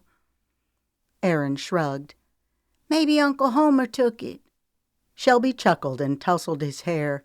She looked at the partially open window and the lace curtain gently moving in the breeze. She stood on her tiptoes and looked outside. "Maybe you're right. I'll have to ask him about it." Aaron nodded. "Can I go play now?" Shelby smiled at her young son before turning her attention back to her baking. "Maybe Homer did take it," she mused. A grin flitted at the corners of her mouth. She shook her head. The 2 ponds and stream on her property were more than enough temptation to keep her younger brother coming around on a regular basis. "That boy loves to fish more than anyone I know." She smiled, remembering a conversation that she'd had with her mama about him. She asked Mama if Homer had ever shown any interest in dating. "He's 15 years old. I thought he'd have a girlfriend by now." Ellen chuckled. "I don't think there are any girls around here who can measure up to the competition." "What competition?" Shelby asked dubiously. "The fishing hole," Ellen explained with a straight face, and then the 2 of them broke into peals of laughter. The missing pie brought Shelby's thoughts back to the present. "Homer is a big practical joker. I wouldn't put it past him to steal a pie just to get a rise out of me. I'll be sure and ask him about it tomorrow at Sunday dinner." Despite all the uncertainty in Shelby's life, the one constant she could count on was Sunday dinner at Mama and John's house. A large portion of Saturday was taken up in the preparation of the bounteous feast they would have the following day. There was always fried chicken, creamed potatoes, corn on the cob, green beans, fried okra, fresh tomato slices, biscuits, and an assortment of cakes and pies. After church, the whole family, John, Ellen, Homer, Sarah, sister, Shelby, and Aaron, would gather at Ellen's house. Rayford had accompanied Shelby the first few months of their marriage, but that didn't last long. At first, John would inquire about his whereabouts and well-being. Soon, however, his absence grew normal, and no one seemed to miss him. Shelby frowned. She'd been expecting Rayford to get angry when she took it upon herself to hire the sharecroppers. When she told him, he acted strangely apathetic about the whole ordeal. Oh, he'd blustered around, fuming and fussing about it, but his heart wasn't in it. It was almost as though he were putting on a show, acting the way she expected him to react. And then there was the bank episode. She'd been expecting a blow-up for several days now, but it hadn't come. If she knew Rayford, she knew he would have attempted to make a withdrawal by now. He'd been his aloof self as usual, but there was a difference in him, a restlessness she couldn't put a finger on. What was he up to? Ellen placed the last dish of food on the table. Dinner was finally ready. Shelby stifled a grin as she caught a glimpse of Sarah across the table, instructing Aaron to fold his arms before the prayer. She didn't feel like she was getting older until she looked at her baby sister. and realized how much she'd grown. At 11 years old, Sarah was already a half-inch taller than Shelby. Her trim figure was starting to show the first signs of womanhood. She still had that soft blonde hair that had been such a strong feature of hers as a child, but it had turned a shade darker, making it look like golden honey. Her voluminous eyes had the same almond shape as Shelby's, but they were a dark emerald green, except when she pitched one of those fits of anger she was famous for, and then they seemed to come alive with sparks. Lately, Sarah had taken it upon herself to instruct Aaron on the rules of proper behavior. She was motioning sternly to him. He shot Shelby a look of hopelessness, and Shelby smiled back reassuringly. He rolled his eyes, but Shelby could tell the reassurance made him feel better. He smiled as if to say, "I know she's overbearing, but I'll put up with her anyway." John got everyone's attention by clearing his throat. He bowed his head. "Let's offer thanks." "Amen," they chimed in unison after the prayer was said. Bowls were passed back and forth as everyone helped themselves to a hearty portion of food. Shelby listened contentedly to the lively chatter among the family before joining in. "Homer," Shelby began, "did you go fishing yesterday at the farm?" He picked up a drumstick and gnawed off a big piece. He then put it down and licked his fingers, bringing a sigh of disgust from Sarah. "No, I've been too busy helping Mama in the garden." Displeasure was heavy in his voice, causing Shelby and her mother to look at one another and smile. "I was doing some baking yesterday," Shelby continued, "and I put 3 pies on the windowsill. The next time I looked, there were only 2. Homer shrugged. "It wasn't me, sis." A mischievous smile broke across his face. "But now that you've given me the idea—" This brought laughter from everyone. Shelby just shook her head. Ellen spoke up. "Shelby, how is the new sharecropping family working out?" Shelby coughed as she nearly choked on her potatoes. She looked questioningly at John. His face turned red and he shook his head. "I didn't tell her a thing," he offered in defense. Ellen chuckled. "I know more about the comings and goings of my family than you two may realize." Shelby looked admiringly at her mamma and grinned sheepishly. It was true. She was much too clever to not know what was going on. "It's too early to say for sure, but the family seems to be working out just fine. Of course, the real test will come in a couple of weeks during the harvest. I haven't seen them very often since I hired them. I took them some vegetables the other day. The wife is very quiet, but she seemed appreciative." "How's the cotton looking?" John asked. "Any sign of boll weevil?" Shelby shook her head. "No, thank goodness." "I'm afraid you might need some additional pickers, even with the new family," John said between bites of chicken. "I'm afraid you might be right," Shelby said. "Homer can help," Ellen interjected. "Aw, Ma," Homer groaned. "I ain't picking no cotton." Ellen saw the look on John's face and knew that he was about to scold Homer. She spoke before he could. The last thing she wanted was an argument at the dinner table. "You will help, and Sarah will too," she added. "Girls don't pick cotton," Sarah exclaimed as her eyes widened in shock. "My skin will burn." "There will not be any more complaints at the table," Ellen said sternly, looking back and forth between her 2 children. "You will both pick cotton, and you will do it without griping."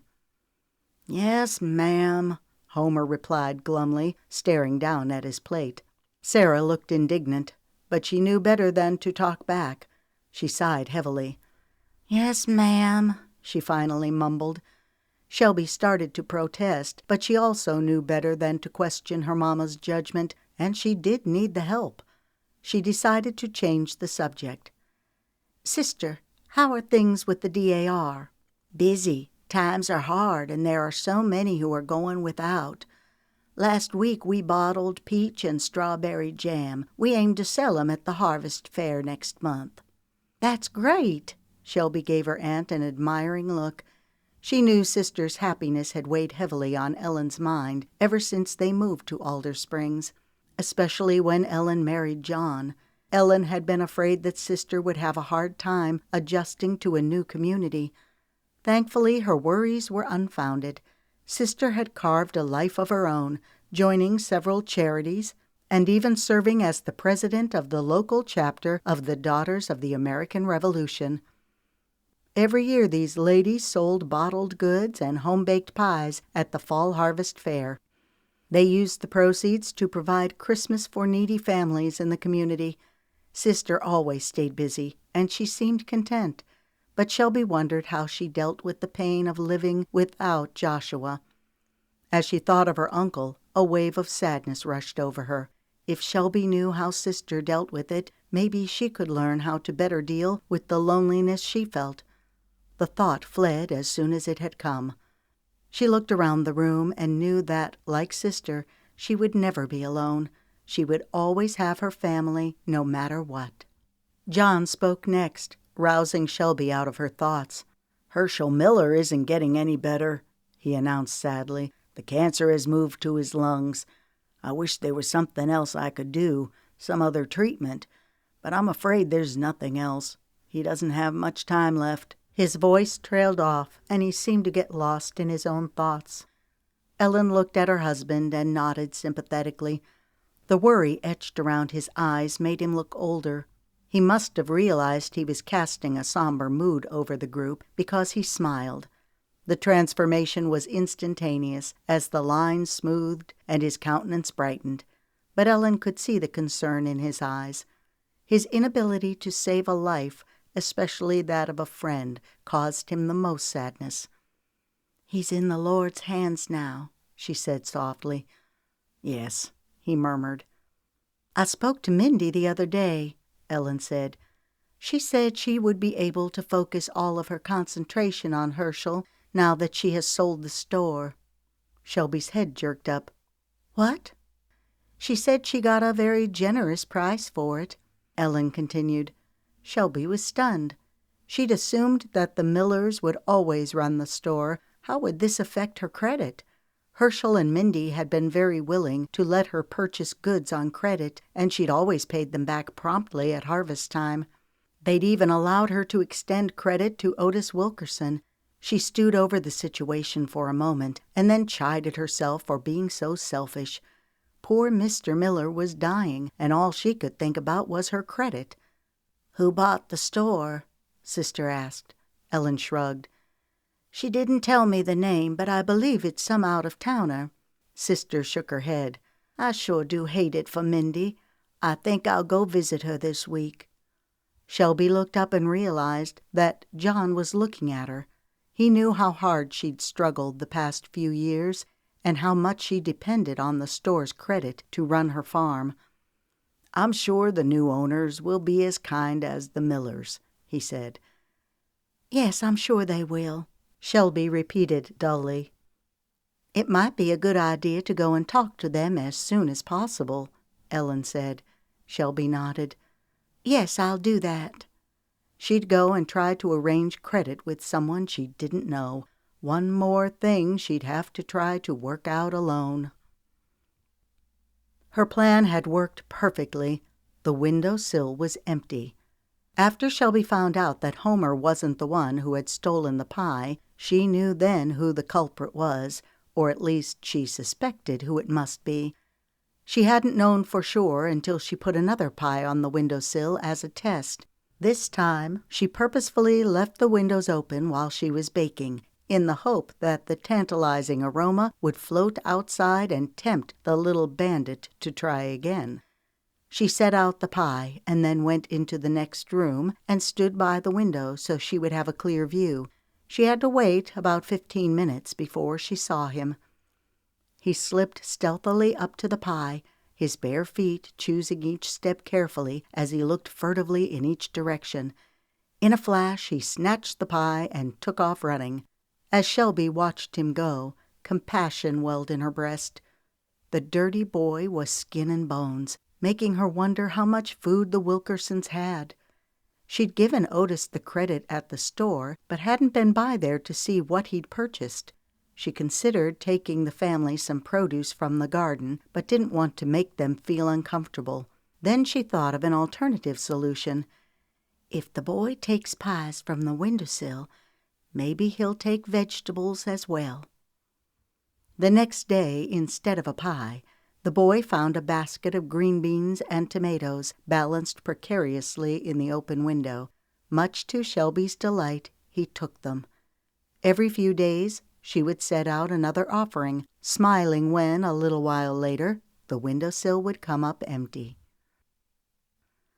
A gentle breeze rustled through the leaves and ruffled Rayford's hair as he walked along the winding trail. He looked up and could see intermittent patches of sky peeking above the thick grove of trees. A more astute observer might have noticed the lush green moss growing beside the creek bed and the colorful contrast of yellow daisies grouped in clusters. But Rayford had other things on his mind. He was too busy trying to follow the trail that really wasn't much of a one at all. The only markings were round spots on the trees about the size of baseballs where the bark had been carved away, revealing the smooth white wood underneath. The trees were marked about every 10 feet or so. A couple of times he was forced to retrace his steps after realizing he'd walked too far without seeing a marking. The soft pine needles covering the ground muffled any sound his steps were making, giving the eerie impression of being in a separate enclosure, cut off from the rest of the world. He still couldn't believe how easy it was to get set up in the business, as J.D. called it. It was a stroke of luck that J.D. recognized him. He ushered him straight in to meet with Bobby Ray in a private room in the back of the bucket. He wasn't sure what he expected Bobby Ray to be like, but the meeting with him had been unusual, to say the least. Bobby Ray wasn't short, but his stocky frame seemed too big for his height, making him look awkward. His meaty hand dwarfed Rayford's when they shook hands, and it was moist. Several times during their short meeting, Bobby Ray pulled out a handkerchief and blotted the beads of perspiration that kept forming on his forehead. His light hair was thinning on top and was damp like the rest of his body. His soft jaw was sandwiched in the middle of 2 loose rolls of skin on each side of his face. He certainly didn't fit the profile of a man who exuded authority, but the biggest surprise came when Rayford heard him stutter. Rayford abruptly changed his mind when he heard the tone of authority in Bobby Ray's voice, suggesting that first appearances can be deceiving. The interview began with Bobby Ray asking Rayford a few questions about himself, and then he got right down to business. Bobby Ray was too shrewd to come right out and say that he was hiring him to run whiskey. Instead, he gave him vague directions to his Aunt Sadie Bean's house. She lives in the sticks, he said. But if you'll watch the trees, you'll find your way just fine. He sat down at the table, hastily scrawled something on a piece of paper, and handed it to Rayford. Go to the door and ask for Sadie. Tell her I sent you and give her this. He handed him the paper. Rayford had 1,000 other questions, but he could tell that he was being dismissed. She'll be expecting you next Tuesday around dark. Bobby Ray left one final word of caution. Better head out there while it's still light so you won't get lost. The two shook hands and the meeting was over. It wasn't until Rayford left the bucket that he realized there had been no talk of pay. He shrugged. He'd know soon enough. It wasn't any trouble getting out early tonight. As usual, Shelby was busy doing chores and didn't miss him. As he walked, he felt in his pocket to make sure the paper Bobby Ray had given him was still there. Just when he thought that he'd have to retrace his steps again, he saw the faint glimmer of tin in the distance. His blood pumped faster and he quickened his step. This must be it. He'd only taken one step out into the clearing when something tackled him from behind. Before he realized what was happening, he was being pinned face down on the ground. A stab of pain wrenched through his arm as it was yanked viciously behind his back. He tried to free himself, but he couldn't budge under the tremendous weight that was on top of him. "Bird," he heard a voice hiss. "Get over here and look what I got." He heard the crackling of twigs as another person came running. "Well, what you got there?" asked a higher-pitched voice. Rayford began to struggle again and stopped abruptly when he felt the cold point of a blade of steel prick his neck.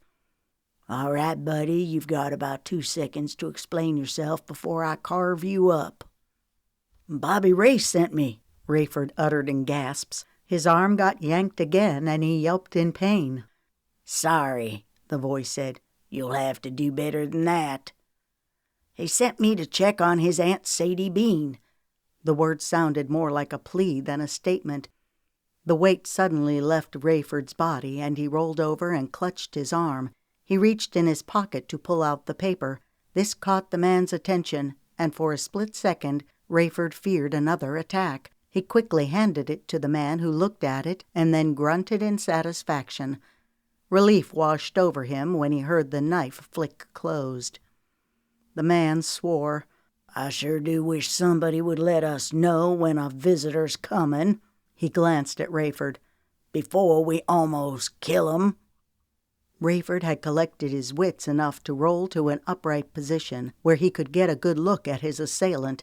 He was tall and big. His brown hair was clipped close to his square head. Despite his large size, he had pleasant features and wasn't nearly so frightening now as he'd been wielding the knife. The man laughed good-naturedly and extended his hand. "Sorry about the little misunderstanding." His gaze went to Rayford's arm. "I'm Bo." He motioned at the other man. "This here's Ted, but we call him Bird." Rayford took his eyes off the big man and looked at the one named Bird. It wasn't hard to guess how he'd gotten his nickname. He was tall and lanky, with a shock of red hair that wasn't quite long enough to cover his large ears. His eyes were light blue and empty. Deep craters pitted the boy's fair skin. He guessed him to be around 21 or 22 years of age.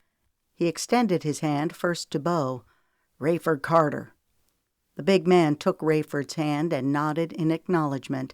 Rayford turned to shake hands with Bird. He grasped the boy's hand and had the fleeting impression that they'd met before. "Howdy." The boy only nodded and quickly dropped his hand. Bo reached down and grasped Rayford's hand, heaving him to his feet. Then he slapped him on the back. "Come on, we got work to do." After his first introduction to Bobby Ray, it came as no surprise to Rayford that the place where the whiskey was made was nothing more than a dilapidated shack with a rusty tin roof.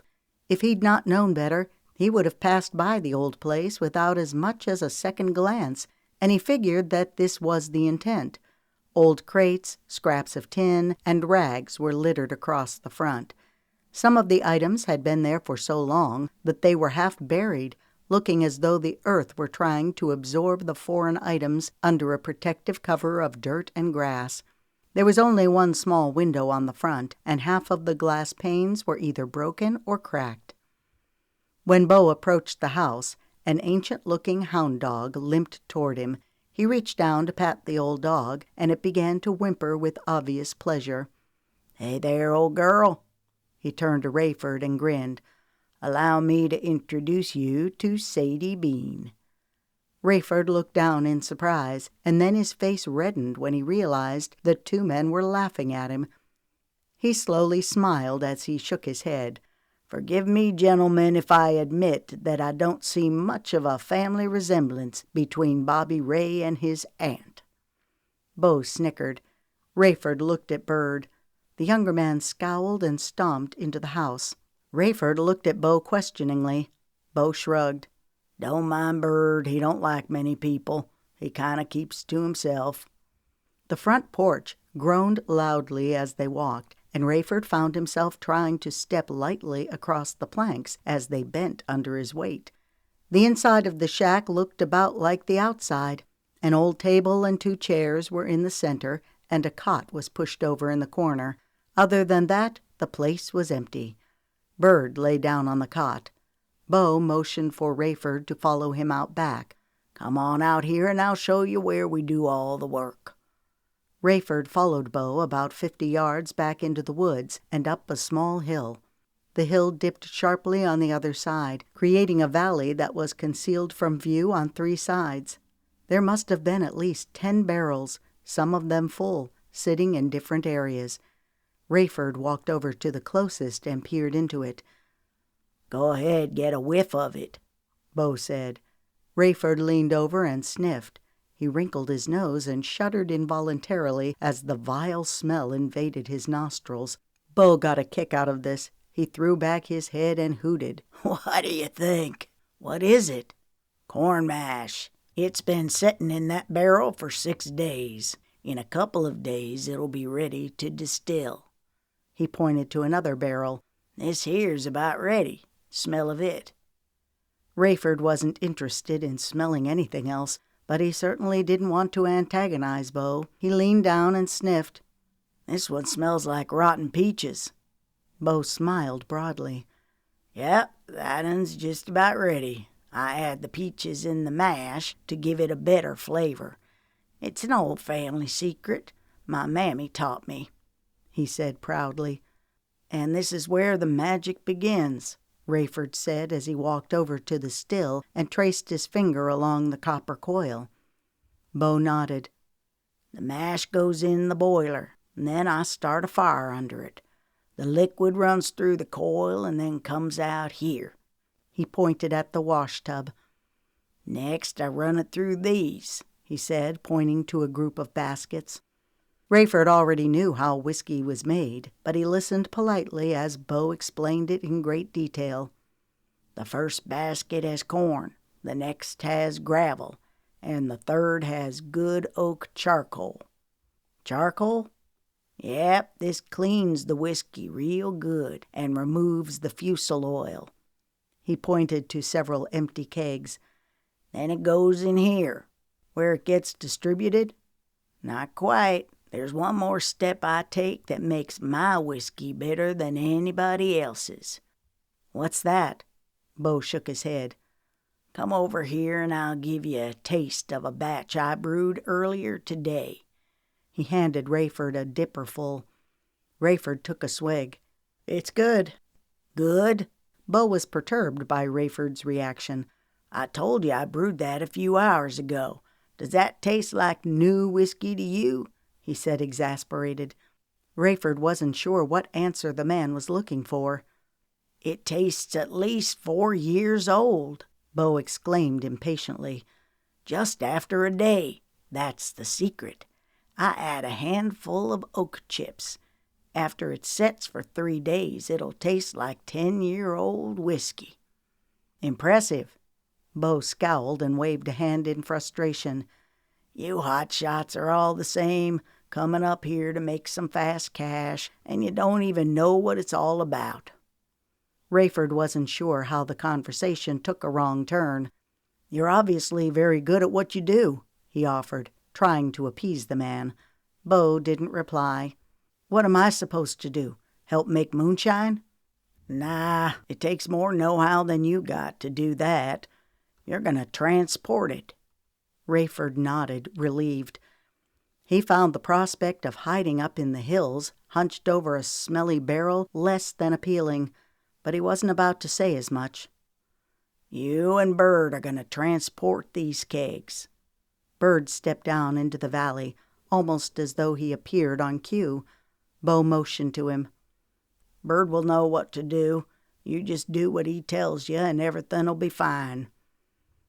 Rayford wasn't pleased to be taking orders from the boy, and it must have shown on his face. Bird sneered at Rayford and spit a wad of tobacco on the ground. "We're going to take this batch to Gunnersville. We got to deliver 5 kegs to the harbor house."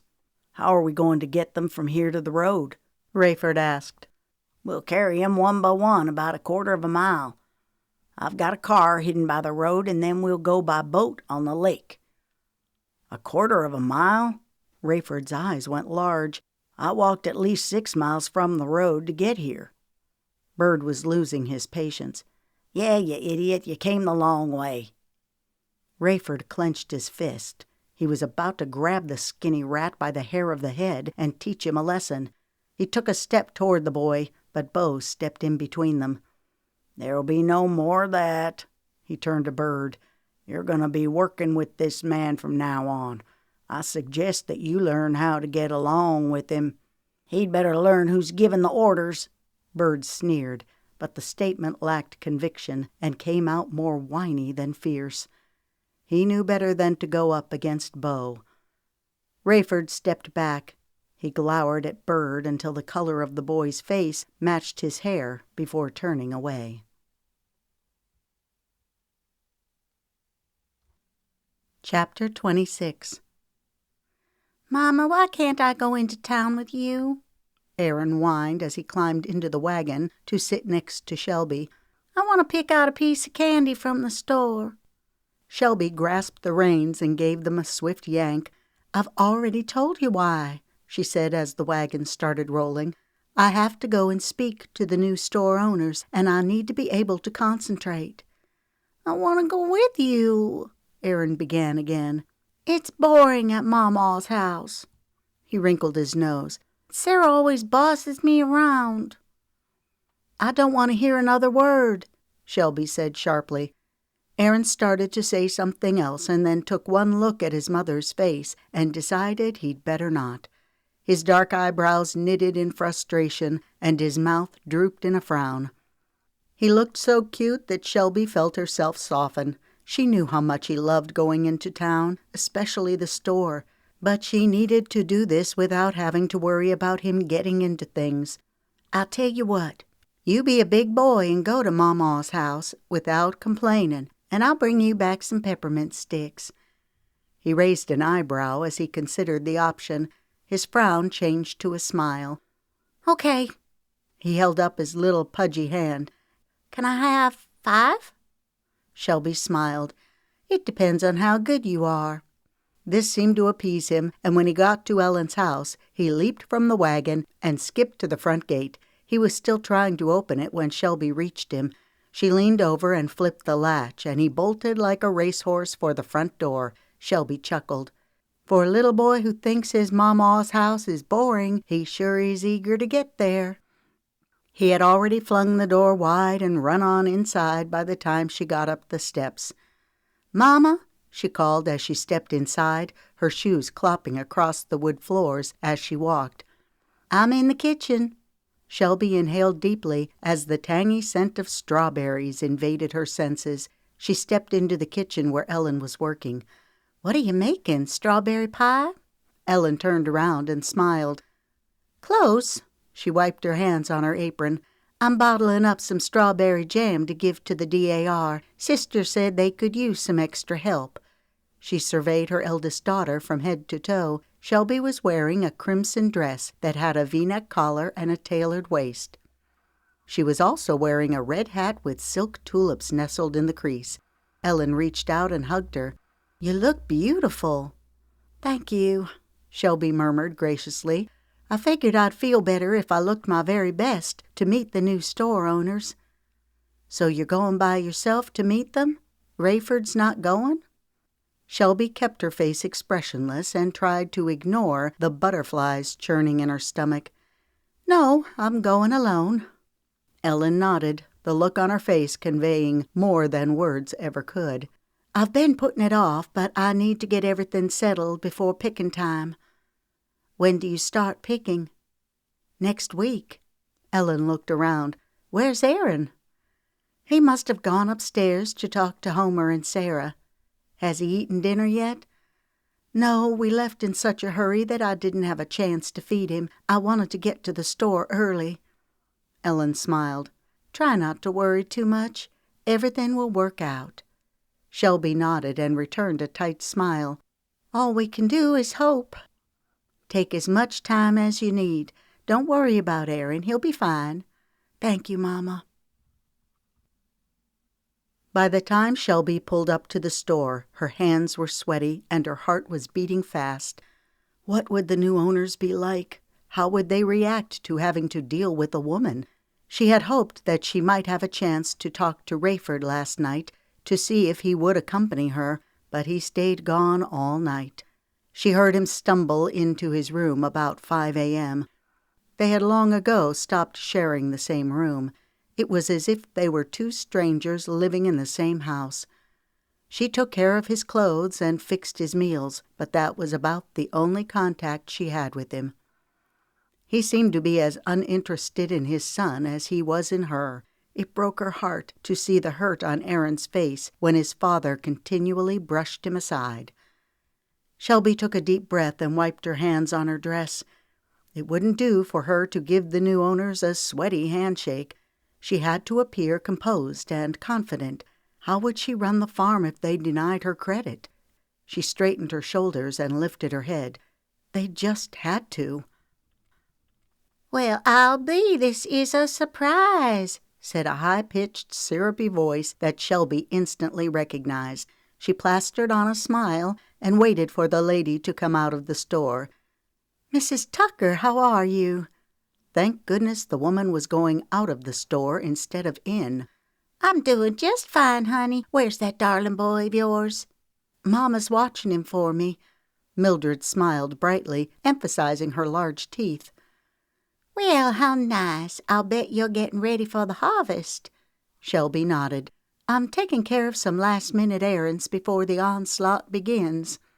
"Yes," Mildred said, as her eyes raked Shelby up and down. "I just ordered some new fabric from the store." She looked down at herself. "I just get so tired of the same old dresses." "That's a lovely dress you have on, dear. It must be your favorite. You wear it quite often.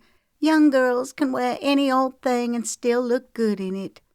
Shelby arched an eyebrow. "Yes, I do like it, and I guess I'm not as fortunate as you to be able to have new ones made for every day of the week." Mildred's jaw went slack, and she was at a loss for words. Shelby suppressed a grin. "Well, it was good to see you. Please tell the Reverend I said hello." She grasped the door and pulled it open. "If you'll excuse me, I need to be on my way." She left the woman standing outside the store with her mouth open. Shelby stepped inside. She reached up and straightened her hat. Then she smoothed down her dress. She looked toward the counter, but no one was behind it, so she decided to look around. The shelves seemed to be stocked a little fuller than the Millers had kept them. She made her way over to the fabric nook and looked with satisfaction at the dozen or so new bolts. The Millers had only kept 4 or 5 bolts of fabric on hand, so the selection was very limited. Anything else had to be ordered from the Sears and Roebuck catalog. Shelby ran her hand over the blue and white calico fabric. It was certainly an improvement. Next, she made her way over to the colorful display of hats. 2 other women stepped up to the display just as Shelby got there. One of them grabbed a hat and placed it on her head. "Look at this green one, Esther. Wouldn't it look lovely with my flowery dress?" "Yes," the other murmured. "It's nice, all right. How much is it?" Henrietta pursed her lips and lifted the hat off her head. She turned it over with a frown. "There doesn't seem to be a price tag." "Oh, well, it's probably too much," Esther finished for her. "Uh-huh." Henrietta agreed with a smug nod. "Just to be sure, we'll ask the new owner when he comes back out." Both women turned and acknowledged Shelby. "Well, hello there," they chimed. "Hello," Shelby said, smiling at them. They were sisters, even though the family resemblance was hardly apparent. Henrietta was tall and thin, with sharp features and a long nose. Esther liked to refer to herself as pleasantly plump. Both of the sisters' husbands had passed away within 2 short years of each other, and since all of their children were grown, they decided to move in together. The arrangement seemed to be working magnificently, for they were rarely seen apart. "We haven't seen you in a while," Henrietta said, speaking for them both. Esther nodded. "I've been keeping busy with Aaron and the farm." The sisters nodded sympathetically. "I don't suppose it'll slow down any time soon for you, with the harvest right around the corner and all." "You're right about that. In fact, I decided I'd better come into the store before things get too hectic." "Don't you just love all the new things?" Esther asked. "It's definitely an improvement over—" and then she caught herself. "Of course, it won't ever be the same as the Millers." "Such a shame, such a shame," Henrietta said, shaking her head. Shelby nodded, the comment causing the butterflies to flutter in her stomach. "Have you met the new owners?" she asked tentatively. "Yes." Shelby was about to ask about the wife when Henrietta started flailing her arms in the air. "There he is, over here, yoo-hoo!" she sang out in her soprano voice, causing the whole store to turn and look at her. "Can we please have some help over here?" Shelby looked at Esther to see how she was reacting to her sister's boisterous display. Esther was craning her short neck and standing on her toes behind Henrietta with an eager expression on her face. "Is he coming? Is he coming?" she added. Color crept into Shelby's cheeks as she saw movement out of the corner of her eye and knew that the owner was approaching. She turned her back on the sisters and pretended to study one of the hats. She didn't want the owner to group her with them. "Yes, how can I help you?" Shelby listened with interest as the man spoke to Esther and Henrietta. He didn't seem put out by their rudeness, and instead spoke to them as if they were his most important customers. His voice was rich and smooth. She listened in fascination as he confidently sold both women a hat, which was quite a feat, considering that the sisters were known to be tight-fisted with their money. "Isn't he just a dear?" Esther cooed. "Yes," Henrietta agreed. "We'll have to have him over for some of my famous pumpkin pie." "Your pumpkin pie?" Esther put her hands on her round hips. "I'm the one who does all the baking, and you know it." The two went back and forth, and then stopped abruptly when the man laughed. The warmth in his tone was infectious, and Shelby found herself grinning. The calming voice somehow evoked a sense of familiarity. "I'd be honored," he said, "to join you both for some pumpkin pie." This seemed to placate the sisters. Shelby kept her back to them, and her face averted until she felt a light touch on her arm. "Excuse me, miss," said the voice. "Can I help you?" She took a deep breath and pasted a polite smile on her face. Shelby turned and stood face to face with Harlan. Her eyes widened in shock, and her mouth flew open as the color drained from her face. She started trembling all over. "It's you," she uttered. He reached to steady her, and she took a step back and lost her balance. She tumbled backwards into the rack of hats. Shelby heard one sister shriek just before she landed in a heap on top of the rack. She was still trembling when she managed to get to her feet. "Goodness gracious, dear," Esther said. "You look as pale as a dish rag." "Yes," Henrietta agreed. "Quite so. The poor girl needs to sit down a spell. She looks like she's fixin' to faint." Harlan nodded, taking Shelby gently by the arm. "I'll take her back to my office and let her sit down while I get her a glass of water." Shelby allowed him to lead her to the back of the store, all the while keeping her eyes fixed on the floor. Numbly, she sat down in a chair and tried to pull herself together. Harlan returned with the water. He handed it to her and then sat down in the chair behind the desk. "I'm sorry about the hats," she said, raising her eyes and looking at his face. He waved away the apology. "No harm done. They can be picked up." She studied his face. He looked more mature than she remembered. He was still lean, but more muscular. His features were still rugged and chiseled, but his eyes and mouth had tiny creases around the edges. His hair was just as fair, and it still curled slightly when it reached his neck. He must have realized she was studying him. He looked at her, and their eyes locked. Was she imagining things? Or was he looking into the depth of her soul with those penetrating eyes, discerning the loneliness and innermost yearnings of her heart? She broke the gaze and looked down at the floor. "I'm sorry I gave you such a shock," he began. She raised her head. "I came to the store today to speak to the new owners." She paused to study his expression, which was blank. "Of course, I had no idea it was you." He nodded. A sudden thought occurred to her, but she wasn't sure how to phrase the question, and the words came tumbling out. "Is your wife? I mean—" "No," he answered quickly. "I'm not married." She nodded, strangely relieved, although it made no difference to her. She felt her cheeks grow warm when she realized he'd been scrutinizing her. I guess I look older, she said, without thinking, and then wished she could retract the words. A ghost of a smile stole across his face. You look just as lovely as you always did. She looked at him to see if the comment had been sincere or merely polite. She couldn't tell. Thank you, she replied, feeling as though she'd accidentally gone fishing for a compliment. How did you end up owning the Miller's store? He leaned back in his chair and casually crossed his legs. I ran Pappy's store down in Tucker for a few years after he died, and then decided that I needed a change of pace, some new scenery. I've been looking to buy a new store for some time. I have an acquaintance who knows Herschel. It's not often that an opportunity to take over a well-established store comes along. He shrugged.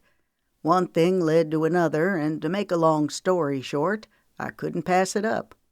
Shelby's head swam. Did his coming back have anything to do with her? He seemed to read her thoughts. I almost didn't buy the store. He watched her face flame before continuing. I want to assure you that I didn't come here to cause you any trouble. He gave her a meaningful look. Whatever happened between us is in the past. She nodded as the cold, hard knowledge of his words encircled her heart and penetrated down to her toes. She sat up stiffly in her seat. I'm glad we got that out of the way. And I hope you find whatever it is you're looking for, she finished quickly. Thank you. Like I told you earlier, I came here to talk to the new owner. I had a very good working relationship with the Millers, and I would like to continue it with you. He picked up a ledger from his desk and began thumbing through it. Yes, here it is. What would you like to work out? She felt a twinge of frustration. He clearly wasn't going to make things easy for her. Her mouth went dry. I always purchased my fertilizer, seed, tools, and other goods on credit and paid the Millers promptly at harvest. I would like to establish the same system with you. The words spilled out. He began absently stroking his chin as he studied the ledger. It looks like you had a difficult time paying off your debt a couple of years ago. What happened? Shelby felt the first stab of fear. Thankfully, her temper took over. The boll weevil ate up most of my crop that year. I had a meager harvest, but I still paid the Millers what I could, and I have absorbed the balance into each year's payment. I will be able to pay the remainder in a few weeks, after this coming harvest, she finished defensively. She sat back in the chair and waited for him to speak as she tried to read his expressionless face. The silence stretched on. It does appear that you have made every effort to settle your balance while keeping current, and times have been hard for everybody.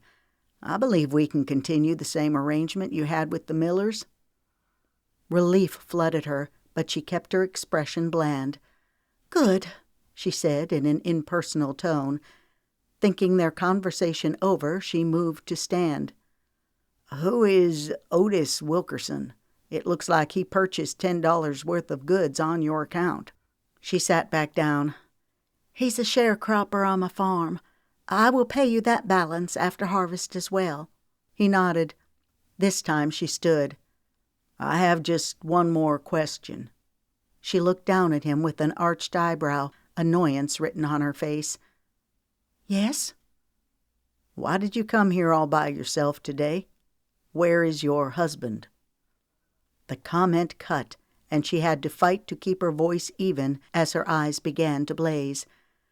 I run the farm, and I pay all of the bills. As you can see, I am clearly capable of both tasks. Any more questions? His gaze met hers, and she couldn't tell if she detected admiration or amusement in those golden eyes. A slow smile started at the corner of his mouth, and for a moment she felt 16 again. No, I don't have any more questions for you, Mrs. Carter. I will, however, be coming out to check on the crops. She wanted to scream insults to wipe away his smug expression. The Millers never found it necessary to check on my crops, but if it will ease your fears, you go right ahead. The words came out clipped, with only the slightest hint of sarcasm. Good day, Mr. Rhodes, she added as she turned and left his office. She couldn't be sure, but she thought she heard him chuckle as she closed the door. Chapter 27. Every other time Rayford had made a moonshine run, it was under the cover of darkness, so when he learned that the next one would be made in broad daylight, he was more than a little concerned. There were a few questions he wanted answered. Why the sudden change of plans? Why would they risk going during the day when the same run could be done at night? For a split second, he thought about asking Bird his questions, but quickly changed his mind when he glanced at him. As usual, the younger man had a scowl on his scrawny face. He felt Rayford's gaze and sneered contemptuously back at him. A surge of anger rose in Rayford, and he felt the hair on his neck stand on ends. He didn't know why the boy was so hostile toward him, and why he was so bothered by it. He chuckled out loud and then turned his back on Bird. He wasn't about to give him the satisfaction of knowing he'd gotten under his skin. A movement from behind caught Bird and Rayford's attention, and they turned to see Wendell Myers, the sheriff, walking toward them. Unconsciously, Rayford straightened himself up and stood a little taller as he waited for the man to approach. Wendell had only been sheriff for a couple of months. He replaced Sheriff Andrews, who'd been sheriff for as long as Rayford could remember.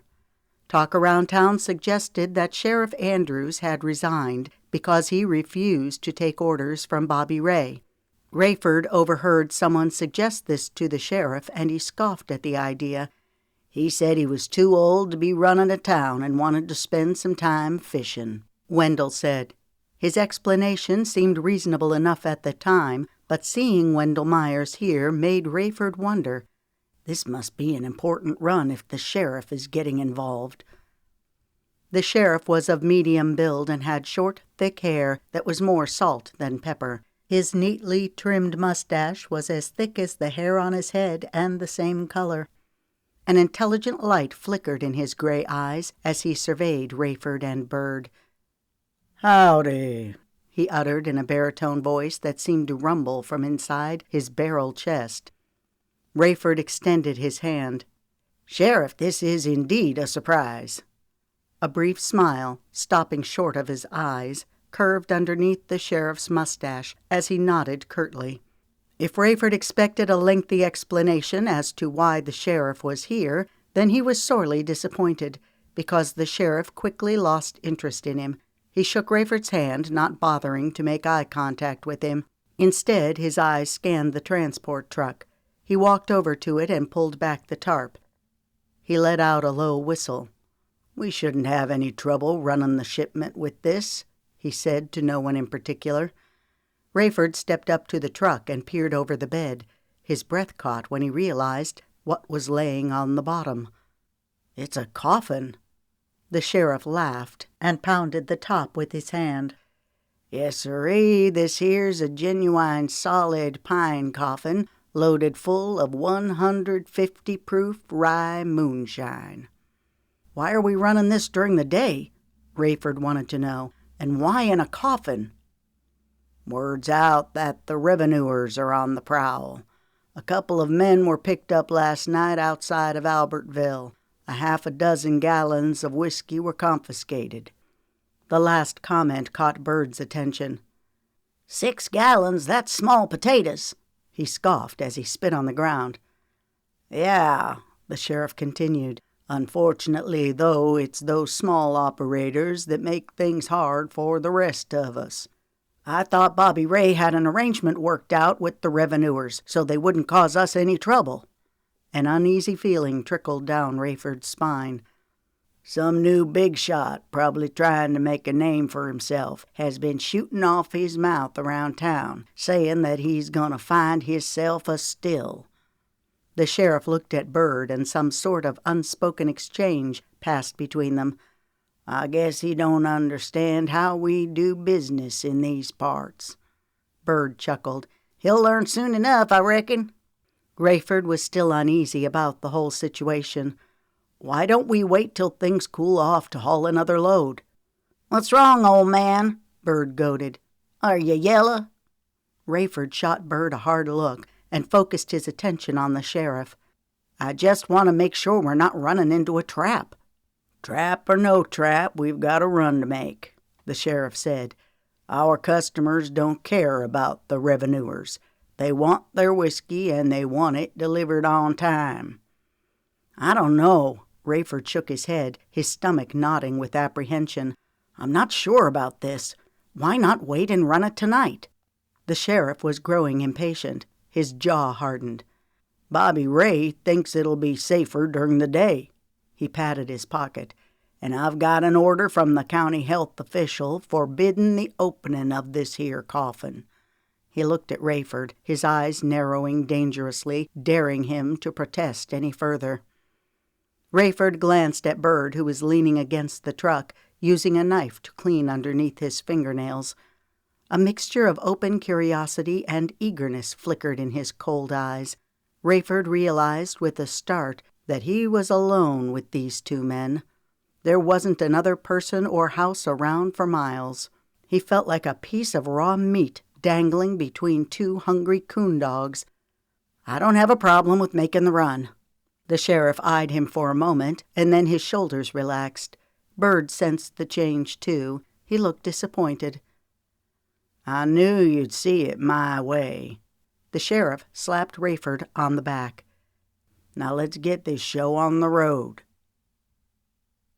Rayford grasped hold of the side to keep from being catapulted forward as the truck came to an abrupt halt. The coffin slid forward. He scurried over to the side and pressed himself into the truck to keep from being smashed by the heavy object. He rose up to see what was happening, and he felt his heart drop when he saw that the road was blocked by 2 cars up ahead. He counted 4 men. The sheriff got out of the truck as one of the men came walking up to the driver's side. "What's the trouble?" the sheriff grumbled. The man ignored him and instead walked around to the back where Rayford was sitting. "What you got there?" Rayford placed his hand above his eyes to block out the glaring sun as he tried to get a better look at the man. He looked to be in his early 20s and was short and small-boned. His pasty white skin was a stark contrast to his dark hair. The man's most prominent feature was an inch-long, jagged scar that traced the line of his angular cheekbone. Rayford's blood chilled when he saw that the man was holding a rifle in his smooth, woman-like hands. "I asked you what you're carrying." "What does it look like?" the sheriff snarled as another man with a rifle walked around the other side of the truck. Bird opened the passenger door and got out. "Open it up," the small man demanded, pointing at the coffin. Rayford's face tensed. "I don't think that would be wise." The sheriff pulled a paper from his pocket. "I have an order here from the county health official forbidding us to open this here coffin due to a highly contagious disease." The man snatched the paper from the sheriff's grasp. He skimmed over it and smirked. "What disease does the body have?" This caught the sheriff off guard, and he looked at Bird for help. Bird just stood there, speechless. Rayford quickly found his voice. "Yellow Jack," he blurted. "That's right," the sheriff interjected. The revenuer eyed the 3 men warily. "Yellow Jack, huh? What kind of fool do you take me for? Yellow Jack hasn't been around these parts for 20 years. Now open it up," he yelled, pointing the rifle at Rayford. The sheriff was at a loss for words, and there was a glimmer of fear in his eyes. Rayford knew it was up to him to save them. "Are you sure about that?" he asked smoothly, despite the fact that his heart was hammering in his chest. The sliver of doubt that edged across the revenuer's face gave him courage to continue. He jumped out of the truck and stood in front of the man. "Maybe you're right." Rayford paused. "But what if you're wrong?" He shook his head. "I ain't willing to take that chance." He looked at the sheriff. "That Yellow Jack is some nasty stuff. Remember Ed Polk? He was perfectly healthy, never seen a doctor a day in his life, and stone cold dead 3 days later. Started out having a headache and stomach trouble. Then he got a high fever." Rayford shook his head. "I still remember him sweating like a horse, shaking and crying like a baby. The revenuer looked unconvinced, so Rayford continued. And that's when the pain started. Poor man hurt so bad in his loins. Well, you get the idea. And that's when he turned yellow. The revenuer's eyes began to fill with hesitation, and Rayford knew he was starting to believe him. Then he started bleeding. The man on the other side took a step back from the truck. Bleeding? The revenuer asked. Yeah, from his nose, ears, and every other place you can imagine. And in his final moments, he started vomiting. The revenuer's jaw went slack. Black bile with thick chunks. It was like he was choking on his insides. Rayford shuddered. Like I said, I ain't taking no chances, but if you wanna... The revenuer was in a tight spot. He knew there was no way his men would dare open that coffin now, and he certainly didn't want to do it himself. He looked steadily at Rayford and then at the sheriff. All right, he hissed. Get out of here. If I ever see you around here again, you'd better not be hauling no coffin. The three men nodded, and the revenuers walked back to their cars. The sheriff looked at Rayford with a newfound admiration, and as Rayford started to climb into the bed of the truck, he grabbed his shirt. Bird, the sheriff hissed. Get in the back. Rayford's riding up front with me. You're going out? I thought you were going to stay home and have supper with us tonight. My family is coming over, don't you remember? We talked about it. Shelby tried to keep the pleading out of her voice. Rayford looked up at Shelby, his eyes not meeting hers, and then looked back down at his shoes. He'd found that in these types of situations, it was better to act preoccupied. Another time he might have relented and stayed home, but he had a run to make. I'm sorry, darling, something has come up. He gave his boot a swift tug over his heel, then he began tightening his laces. Normally, Shelby would have given up, but the visit with Harlan made her realize how lacking her relationship was with Rayford. She had to try to do all she could to fix things. It would mean a lot to Aaron if you'd stay. She paused. And to me. Since when do you care what I do? She was always amazed at how quickly his anger could flare. He was like a stick of dynamite waiting for the littlest spark to ignite. She felt her anger surface and then pushed it away. Every time she tried to confront Rayford, he goaded her into becoming angry. She didn't want this conversation to end the same way. She had to get through to him somehow. She kept the tone of her voice even. When we start the harvest next week, I won't get to see Mama or anyone for a couple of weeks or so. We thought it would be nice to get together here for a change instead of going over there. I just thought you might enjoy visiting with everyone, and I'm making sweet potato pie just for you. His dark eyes looked her up and down briefly, and then he looked down at his boots. Even he had to admit that she was truly magnificent looking. I should have known, he said nastily. Known what?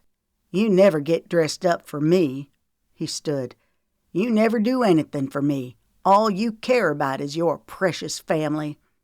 There was a time when his spiteful comments would have reduced her to tears, but not anymore.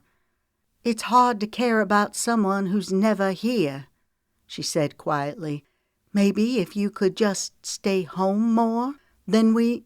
His abrasive laugh interrupted her mid-sentence. I probably would stay home. He made his way to the back door, where he turned and looked over his shoulder. If I had anything worth staying home for. He went out, slamming the door behind him. Shelby stood for a moment, staring at the door, until she heard a muffled sob from behind. She turned to see Aaron, his face red, trying to choke back tears. She went to him and gathered him in her arms. Your papa didn't mean those awful things, honey. She stroked his hair. He's just angry at me. Sometimes people say things they don't mean. You know your papa loves you, don't you? He looked up at her and nodded, the hurt evident in his eyes. I am sorry, she said, rocking him back and forth. This time the tears came, pooling in her eyes before flowing down her cheeks. but her tears weren't for Rayford. They were for her precious son, whom she loved more than anything in the world. How could she explain things to him when she didn't understand them herself? "When are they going to get here?" Shelby wiped her hands on her apron and then looked down at Aaron and smiled. "They should be here any minute now." Aaron began to jump up and down excitedly. "Good, 'cause I'm real hungry." She tousled his dark hair. "Me too. Why don't you go to the front window and look for them? Holler when you see them pulling up." He let out a whoop and ran out of the kitchen. After the episode that had taken place earlier, she wondered how Rayford's hateful words would affect Aaron. Thankfully, he was still at the age where he was very resilient. He was so excited about everyone coming to supper that he seemed to have forgotten all about it. Unfortunately for her, she couldn't forget. She'd grown immune to the spiteful words and accusations Rayford was constantly hurling at her. But seeing Aaron's anguish nearly brought her to her wits' end. She brushed a loose curl from her damp forehead and leaned over to remove the pie from the oven. Rayford wouldn't have acted so hateful if he'd known Aaron was listening. He loved his son, that much she knew. She took the steaming pot of potatoes off the stove and placed a plate over the top, holding it just right as she tilted the pot over the sink to drain off the excess water. Then she removed the plate and began mashing the potatoes with a fork before adding a thick chunk of fresh butter and milk. "They're here! They're here!" Quickly she transferred the potatoes to a bowl and added a few dashes of salt and pepper. "I'm coming," she yelled as she wiped her hands and headed for the door. Homer leaned back in his chair and patted his stomach appreciatively. "Sis, those were some mighty good victuals." Shelby's face lit up as she smiled at the compliment. "Why, thank you, Homer. I hope you saved room for some sweet potato pie." "Yes, ma'am." "I saved room, too," Aaron said. Homer stretched his legs under the table. "I hope you'll be cooking meals next week when I'm here picking." Sarah rolled her eyes. She was still sore about having to help. "You can dream," she said nastily. John chuckled and looked at Shelby. "Speaking of picking, did you find help?" "Yes." Shelby began clearing the dishes off the table. "I went over to Eastlake and rounded up some pickers." "I hope you didn't go by yourself," Ellen interjected. Shelby began cutting the pie and placing slices on plates. She handed them out. She did go by herself to Eastlake, but didn't want to worry her mama. "Everything was fine," she said, looking at Ellen. During harvest time, people would come by the dozens to a place that was just outside Guntersville known as Eastlake. It was named appropriately because it was nothing more than a little place on the east bank of the Guntersville Lake. They would camp out for a month or so, picking cotton for the local farmers. Most came from Mississippi and Tennessee, but occasionally there'd be people from as far as Louisiana. They would stay for the entire picking season, making as much money as they could, and would then pack up and head back to wherever it was they came from. Concern flickered over John's lean face. "You make sure you keep a good eye out. Some of those transient workers can't be trusted. Are they going to stay here at the farm?" Shelby nodded. "I told them they could make their camp down by the stream on the other side of the fields. That way they can have their own space, and we can still have our privacy." Ellen pursed her lips. "The whole thing makes me nervous." "I don't especially like it either," Shelby said. "But we've been doing the same thing for several years now, and it has always worked out fine. With the Wilkersons and the additional field hands, we should be in good shape." "Don't forget about Homer and Sarah," Ellen added. After everyone had eaten dessert, Shelby got up from the table and began washing dishes. Ellen nudged her youngest daughter. "Go help Shelby dry those dishes." Reluctantly, Sarah got up to help. "Shelby, how did your meeting with the new store owner go the other day?" John asked. "Just fine." Her face went hot. "I've only been in the store once, but he seems like a decent fella. I figured it would work out. I'll bet that store owner took one look at you and could tell what a fine, upstanding young lady you are." "Thank you," she uttered. Barely looking over her shoulder at him, her face was scarlet now. She kept her back turned to John and tried to concentrate on the dishes. She pulled out a dish too quickly, causing suds to go all over Sarah. "Hey, watch it!" Sarah wailed. "What's his name?" Ellen asked. John scratched his head, trying to remember. "I believe it's Harry or Henry or something like that." "It's Harlan," Shelby said flatly. "Yes, that's right." John paused. "Harlan what?" Shelby had dreaded this moment ever since she realized that Harlan was the new store owner. She'd almost convinced herself that Mama would never remember his name. After all, it was so long ago. She took a deep breath and let it out slowly as she handed Sarah a dish. "His name is Harlan Rhodes." She plunged her hands into the soapy water to retrieve another dish. Ellen's brow creased as she repeated the name. "Harlan Rhodes." She looked at John. "That name sounds familiar. Do you know him?" John shrugged. "I don't think so. He's from somewhere down in South Alabama." Homer decided to add his 2 cents worth into the conversation.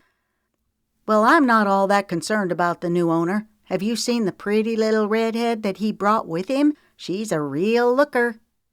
"Homer!" Ellen exclaimed. She was about to reprimand him, but the sound of breaking glass stopped her. Ellen looked up in time to catch the look of shock that flickered across Shelby's face. Then she quickly looked down at the floor as she reached for a kitchen towel to pick up the pieces of the plate that she'd accidentally shattered into 1,000 bits all over the floor. Chapter 28. He loved her.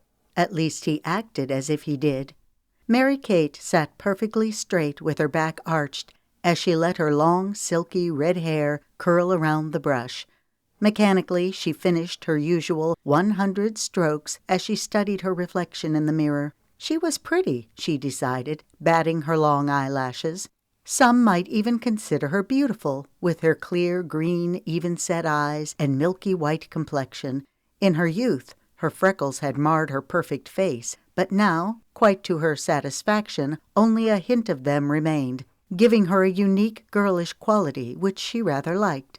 She looked down at her stubby fingernails and frowned. If only she could kick the habit of biting her nails. Her mind went back to the dilemma that had been plaguing her for some time. Her full lips formed a pout as she thought about Harlan. It was hard to believe that she'd known him for over a year now, and yet in some ways she felt she hardly knew him at all. Just when she thought she was beginning to get through to him, he would get that faraway look in his eyes, the one that let her know he was beyond her grasp. It was a rainy night in June when they met. The rain was coming down in sheets, and lightning lit up the sky as she drove the horses as hard as she could, trying to find shelter from the storm. The wind was raging so fiercely she could hardly keep hold of the reins, and the hail was battering the top of her carriage. What in tarnation had made her think she wanted to move to Alabama? The tales her ma had told of Alabama had been so romantic and exciting. "A land of milk and honey," her ma said, "beautiful trees and flowers with lush moss on the banks of rolling streams." She scoffed at the memory. All she had seen in Alabama since her arrival from out west was red mud, lightning, and rain. If there were any flowers, the hailstorms had taken care of them. Mary Kate brushed the wet curls from her forehead as she jumped from the carriage and grabbed the reins. If she could just get under that covered bridge in the distance, she could wait out the storm there. With all her might, she tugged on the reins as the horses fought against her. She took a step backward and lost her footing, landing in the mud. Luckily, the reins were still wrapped around her wrist. She began shrieking and cursing the horses at the top of her lungs, but her voice got swallowed up in the storm. Finally, she managed to get herself and the horses under the bridge, where she stood shivering in the dark. The horses were still fussing over the lightning, and it took all of her effort to keep hold of the reins. Her hair was matted to her head, and her cloak clung to her voluptuous figure. "Hello there," said the soft southern drawl of a male voice.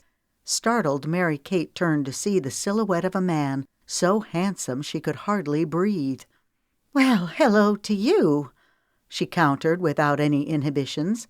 Then she recognized the silhouette. He was the same man she had seen in the country store where she stopped to buy supplies earlier in the day. She'd sauntered around him a few times so that he would see her, but he'd hardly seemed to notice she was alive. Mary Kate's heart lurched as a bolt of lightning split a nearby tree. She jumped forward, just far enough to be standing nose to nose with the handsome stranger. "Fancy meeting you here," she said. He smiled briefly, his tan, rugged face revealing straight white teeth. Then, as quickly as it had come, the smile faded as he turned his attention to the horses. "You must have been driving these horses pretty hard."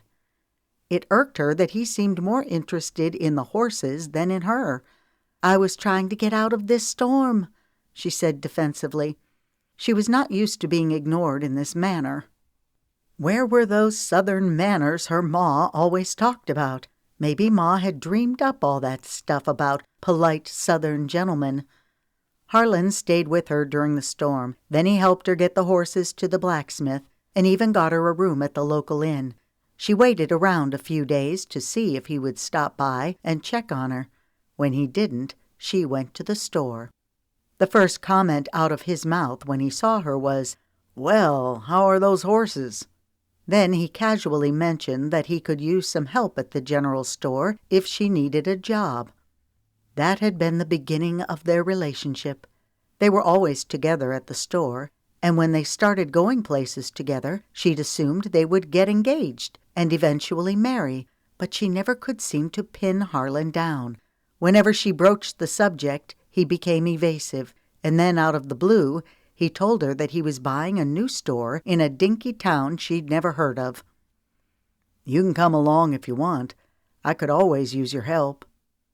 So here she sat, pining away in some remote Alabama town, hoping for some teensy sign of affection or commitment from a man who was as elusive as the wind.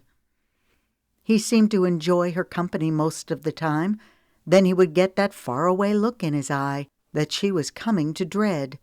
At first she'd dismissed it as a foolish fancy on her part, but now she wasn't so sure. It was as if she were battling some ghost or phantom she couldn't see, but which was very real nevertheless. She walked over to the window and brushed aside the curtain. The leaves were beginning to turn. She watched the heavy branches sway back and forth in the wind, and then let the curtain go. She was just being foolish. Maybe she was antsy because, for the first time in her life, she'd fallen in love. Yes, she told herself fiercely, that must be it. Harlan wouldn't have asked her to come here if he didn't care about her. Maybe he thought this place would be perfect for them to start fresh. She'd never been much of a churchgoer, but thought it might help speed things up a bit if she were more involved in the community. If everyone around them thought they were engaged, then it might push Harlan in that direction. She clenched her fists as a plan began to take shape. She was starting to feel better already.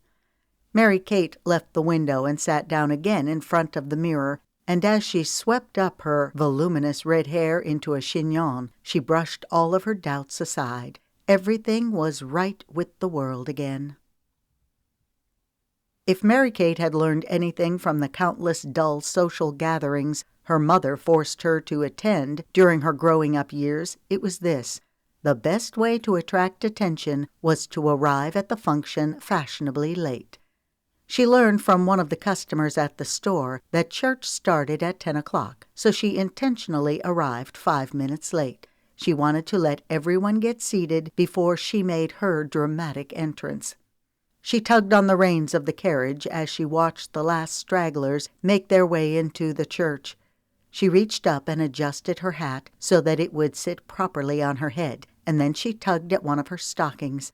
She'd ordered the new dress she was wearing from Atlanta. It had cost nearly a half-month's salary, but she didn't care. From the moment she saw it in the catalog, she knew that the deep emerald color would set off her eyes perfectly, and besides, money had never been an issue. She'd grown up wealthy. Harlan was always kidding about her being born with a silver spoon in her mouth. She'd never been concerned about wealth or social status. In fact, she'd never been concerned about anything. That is, until she met Harlan. When she told Harlan she was going to church, he jokingly replied, "Those poor people won't know what hit 'em." She invited him to come with her, all the while knowing that he wouldn't. Gingerly, she stepped down from the carriage. The dress was a little snug through the hips, and the last thing she wanted to do was to rip it getting out. When she got to the door, she took a quick breath before lifting her chin and sauntering down the aisle to the front row. "Let me be the first to welcome you to our little church," Mildred Tucker said, extending her hand to Mary Kate.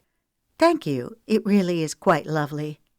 Mary Kate looked at the Reverend's wife and noticed the woman's bright red hair. It was the color of carrots. A horrendous colored job like that could have only come from a bottle.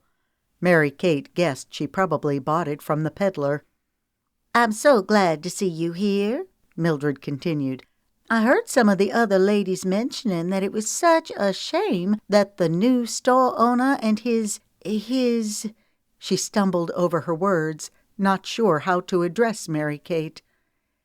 "His fiancée," Mary Kate finished for her. Mildred's eyes widened. "Oh, I didn't realize. Please forgive me. But then again," she looked down at Mary Kate's naked ring finger, "I didn't see a ring." In any other circumstance, she would have put this meddling snob, who obviously had a high opinion of herself, in her place so quickly it would have made her head spin, but experience told her that if she wanted to get anywhere in this town, it would be through this woman. So she swallowed a scathing retort and smiled sweetly instead. "Harlan has been so busy with the store that he hasn't had time to get me a ring," she sighed. "I suppose he could have gone to that sweet little jewelry store over in Albertville, but because he knows that I have such peculiar taste, he wants to wait a few months until we take a buying trip to Atlanta." Her eyes met Mildred's in an open challenge. Mildred was clearly impressed. Her red lips formed a wide smile. "I agree 100%. The right ring says so much."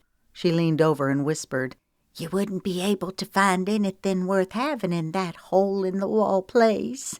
Her eyes flickered over Mary Kate's dress.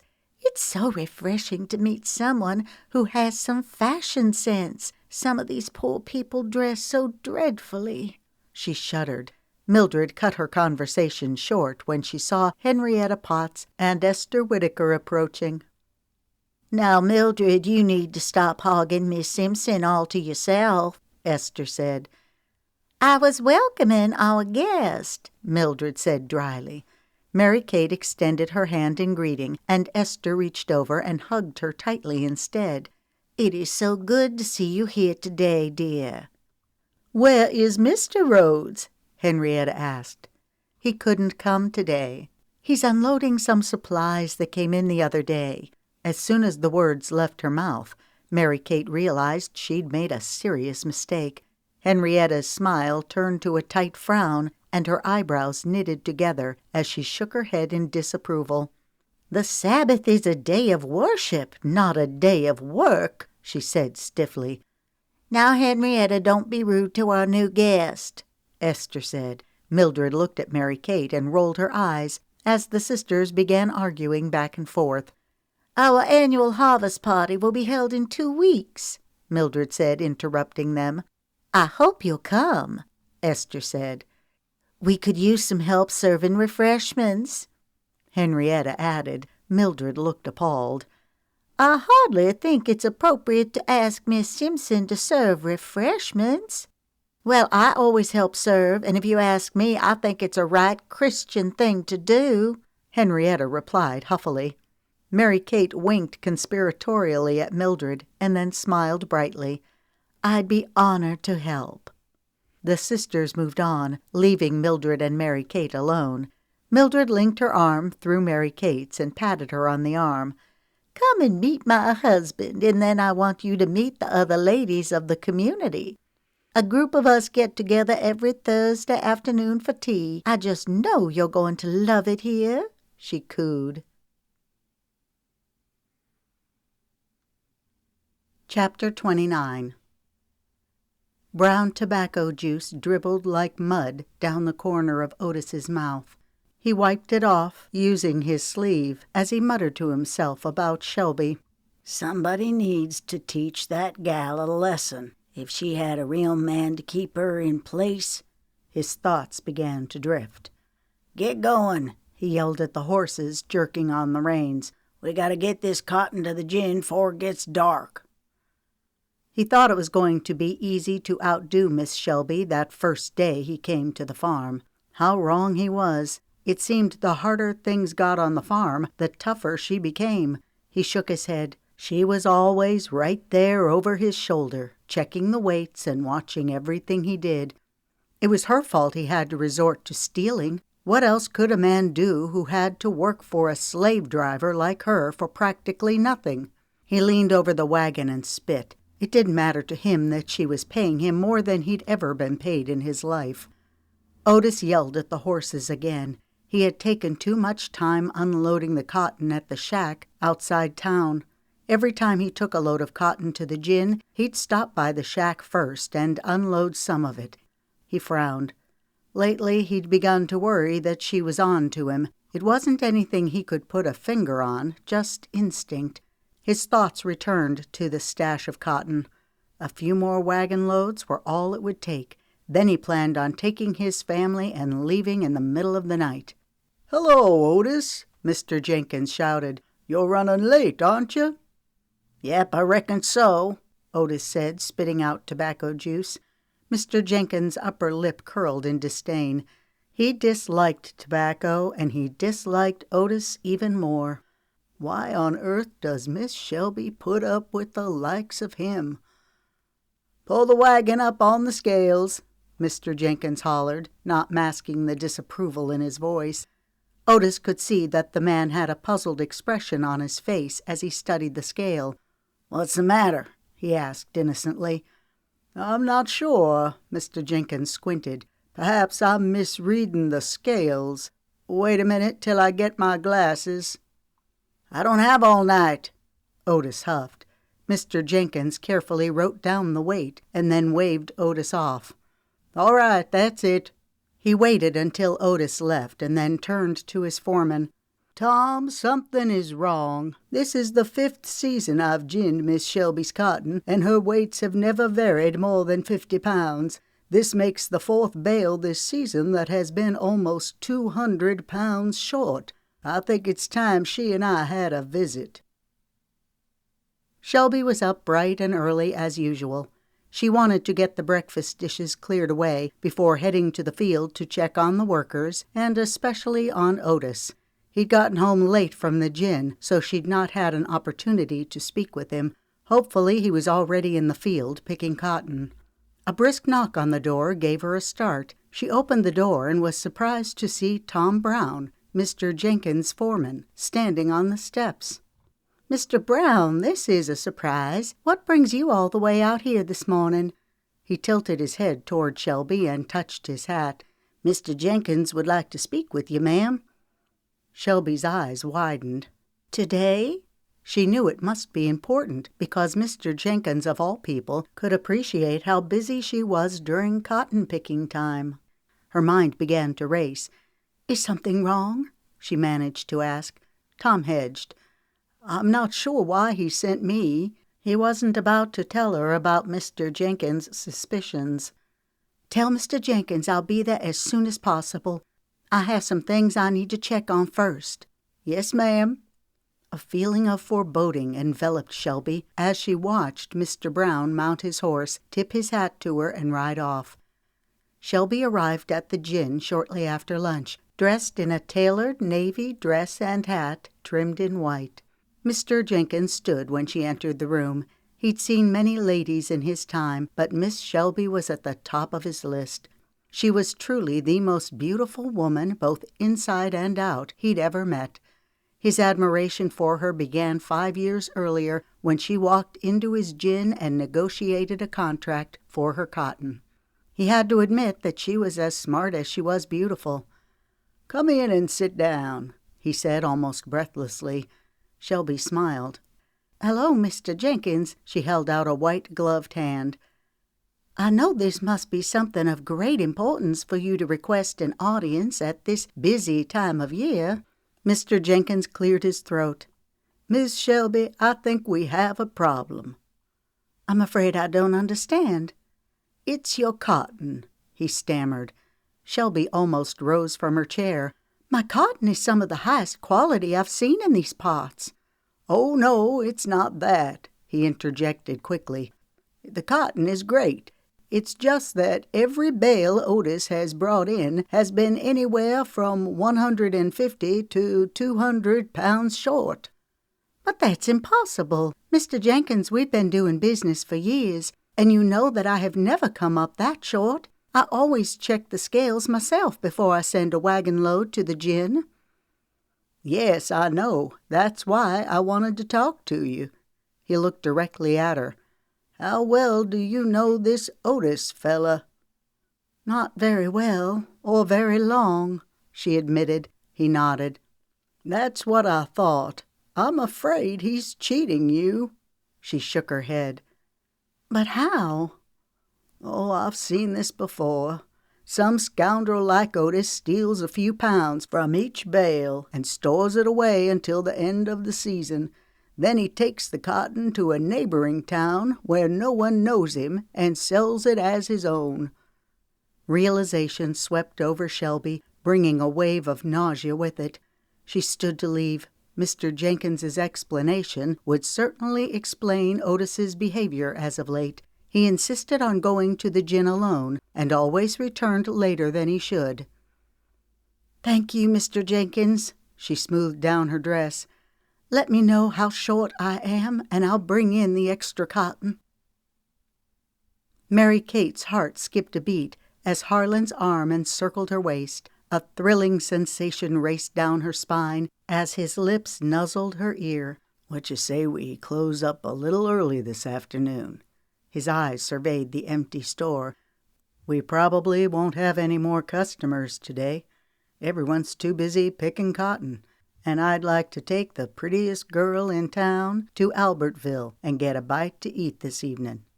Her eyes twinkled as she reveled in the compliment and in the excitement of going on a spontaneous outing. She turned to face him.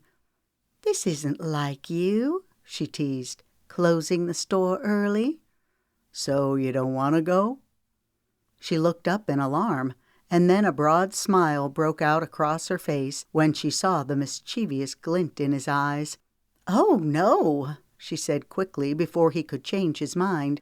"I want to go." She reached back to untie her apron. "I'll just go and get fixed up." As soon as the words left her mouth, the front door opened and in walked a customer. She scowled and shot a nasty look at the woman. This brought a chuckle from Harlan. He was accustomed to Mary Kate's outbursts, and when he spoke, his voice took on a soothing quality, as if he were speaking to a child.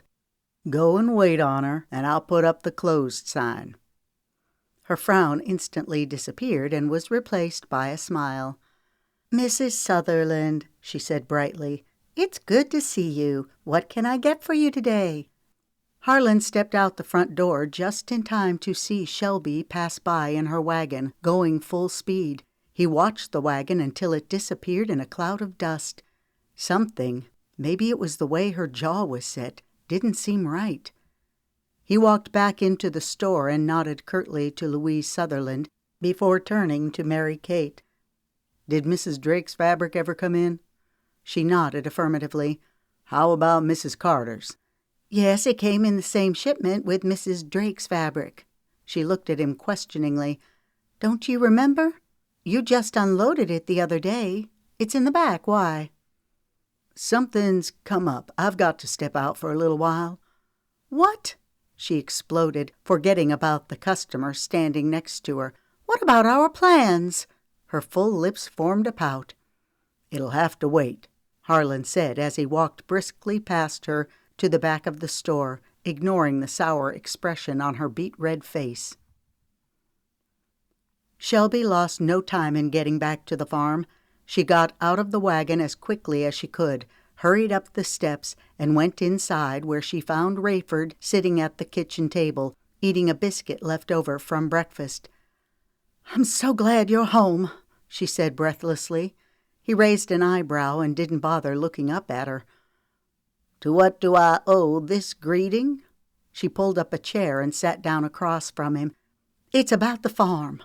He looked at her but didn't say anything, so she continued. "I just came from the gin. Mr. Jenkins thinks Otis is stealing from us."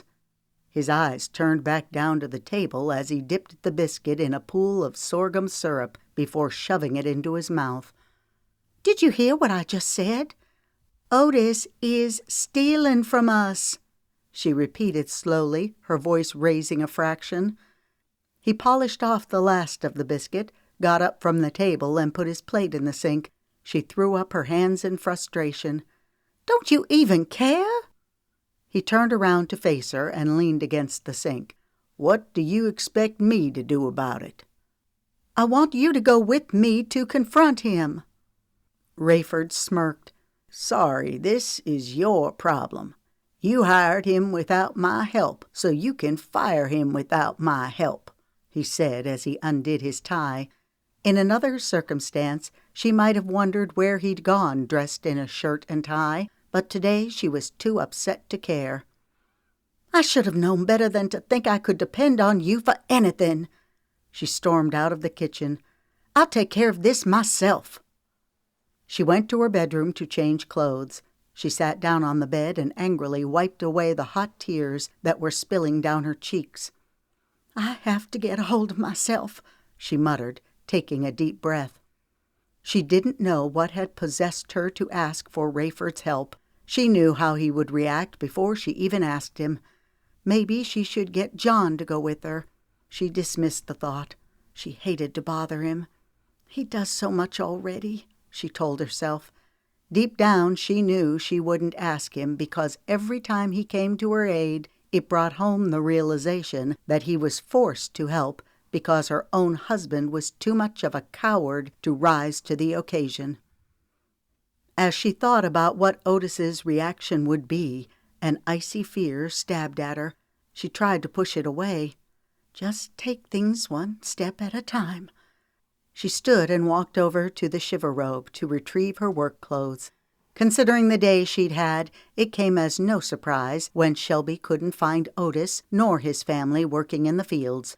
She walked over to where Homer was working. He was bent over with his bag. "Have you seen Otis or his family?" she yelled. He wiped his brow and stood. "Naw, sis, haven't seen any of 'em all day." She shook her head in disgust, her frustration reaching a boiling point. "Do you want me to help find him?" Homer yelled, but his offer fell on deaf ears. Shelby had already turned her back on him and was heading to the wagon. Shelby went to the house where Otis and his family lived. "Hello!" She pounded on the door. A few seconds went by and no one came. She knocked again and waited. Nothing. Just as she turned to leave, Ola May opened the door. "Ma'am, can I help you?" she asked timidly. Even though Shelby wasn't very tall, she felt as if she towered over the shriveled woman. "Is Otis here?" Ola May's eyes darted back and forth nervously. "No, he ain't here right now." "Do you know where he is?" Shelby asked impatiently. "No, ma'am." Ola May looked at the ground. "I looked for him in the fields, but he's not there."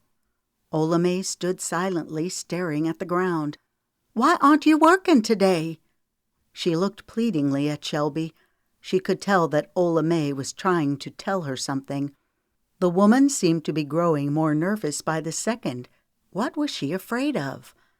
"I'm sorry," Ola May whispered. This perplexed Shelby. "Sorry for what?" Ola May just shook her head. Shelby felt a twinge of alarm. "You know what Otis is doing, don't you?" "He was going to get even with you," Ola May said, looking from side to side as if she feared Otis would hear. "For what?" Shelby asked in astonishment. "He don't have to have a reason, ma'am." Panic gripped her heart. She knew Otis was mean, but to have his wife confirm her fears was almost more than she could take. She swallowed hard. "What is he going to do?" Ola May shook her head. Shelby grabbed her arms. "You have to tell me." "I can't say no more." She backed away from Shelby's grasp and closed the door in her face. "I'm going to be black and blue from carrying this wretched water bucket," Sarah thought, as the heavy bucket hit against her leg each time she took a step. She reached and pulled her collar away from her damp neck. Her skin was burning and her head ached. She couldn't understand why anyone would choose to live on a farm. She lifted her chin, causing her blonde hair to bounce slightly on her shoulders. She wouldn't spend her life wasting away on some farm. She was going to marry someone rich who had a nice house in town. Or maybe she'd become an actress. She smiled as she imagined the fancy dresses and hats she would buy, forgetting for a moment about the cumbersome bucket she was carrying. When she heard the field hands complaining that they'd run out of water, she volunteered to go to the well to get more. She figured she would walk slowly, taking as much time as she could to kill more time. Her thoughts turned to her two closest friends, Maddie and Rachel, who both lived in town. They'd never been forced to pick cotton a day in their lives. She frowned as she pictured their reactions to her sunburned cheeks and then pulled the straw hat further down on her head. She walked by a wild apple tree and bent down to pick one up. They were all green. Her mama had warned her against eating green apples, telling her she would get a stomach ache. "Huh," she said aloud. She rubbed the apple against her dress and examined it before taking a big bite. Instantly she puckered as the tart, gritty flavor invaded her mouth. She took a couple more bites, for spite, and then tossed it as far into the distance as she could. The sun was shining brightly, and the sky looked like an endless sea of glass. She hummed a tune as she went along. Her thoughts flitted between her rotten lot of having to pick cotton and the grand future she was going to create for herself. When she left Ola May's place, Shelby was in such a frenzied state and was driving the horses so furiously that she didn't see the other wagon until she was right up on it. She jerked on the reins to slow the horses, instantly recognizing the other driver. "Harlan!" she exclaimed. "Why the devil were you going so fast?" "What? What are you doing all the way out here?" He motioned toward the back of his wagon. "I came to deliver the drapery material you ordered." She looked at him in surprise. "Oh, that's unusual. I didn't think you made special deliveries. I was going to come and pick it up." He frowned. It annoyed him to have to explain himself. "I have a few other deliveries to make in addition to yours." She let it go. "I'm sorry I almost ran you over." He chuckled softly. "It wouldn't be the first time," he said under his breath. "What?" He shook his head. Shelby waited for Harlan to retrieve the fabric from his wagon, but he remained seated. "Well," she began, "thanks for bringing the fabric. I'm in a hurry. I need to get home." "I'll follow you up to the house." "That won't be necessary." "I insist," he said firmly. Her eyes skimmed over his tight jaw, and she knew he'd made up his mind. "Okay," she huffed. "Suit yourself." They rode until they reached the spot on the road where the top of her house could be seen jutting up from the hillside. He maneuvered his wagon beside hers and motioned for her to pull over. She pulled the wagon to a halt. Her head jerked around sharply when he got out of his wagon and jumped in beside her. "What are you doing?" she demanded. "I figure it's about time that you told me what's going on." Her eyes widened. "What are you talking about?" "Where were you going in such a hurry?" She looked away from him and out at the nearby field. "Would you please look at me?" She turned to face him. The concern in his golden eyes nearly brought her to tears. She looked away. It would have been so easy for her to confide in him. She knew he would help her any way he could. She could see it in his eyes. An image of the glamorous redhead she had seen in church flashed through her mind, and she knew she couldn't get him involved. It was not her place to ask him for help. He belonged to another. With some effort, she plastered a smile on her face. "I'm fine," she reassured him. "Really." Harlan was growing tired of her charade. "How long have we known each other?" "Don't—" "Long enough for you to be honest with me." This got under her skin. "What? How could you even suggest—" He cut her off before she could finish. "Can you honestly sit there with that wooden smile and tell me that you don't need any help?" His penetrating glare willed her to tell him the truth. Her eyes began to burn, and she feared that she would completely lose control. She blinked to hold back the tears. "No," she admitted. "I can't tell you that." He studied her face for a moment and then relaxed his shoulders. "Good. You can tell me all about it, and then we'll go on up to the house." Otis worked frantically as he snatched the tools off the side of the shed and threw them in the back of the wagon. His plan was to load up as many tools as he could and hide them under an old tarp until he could get safely out of town. Then he would stop and pick up his cotton. He still didn't have enough to make a full bale, but he would make do. His instinct told him that it was time to make a move. He loaded up everything he could find in the shed and then made his way to the barn. His steps slowed when he looked toward the house and saw that Miss Shelby's wagon was gone. He felt a surge of triumph.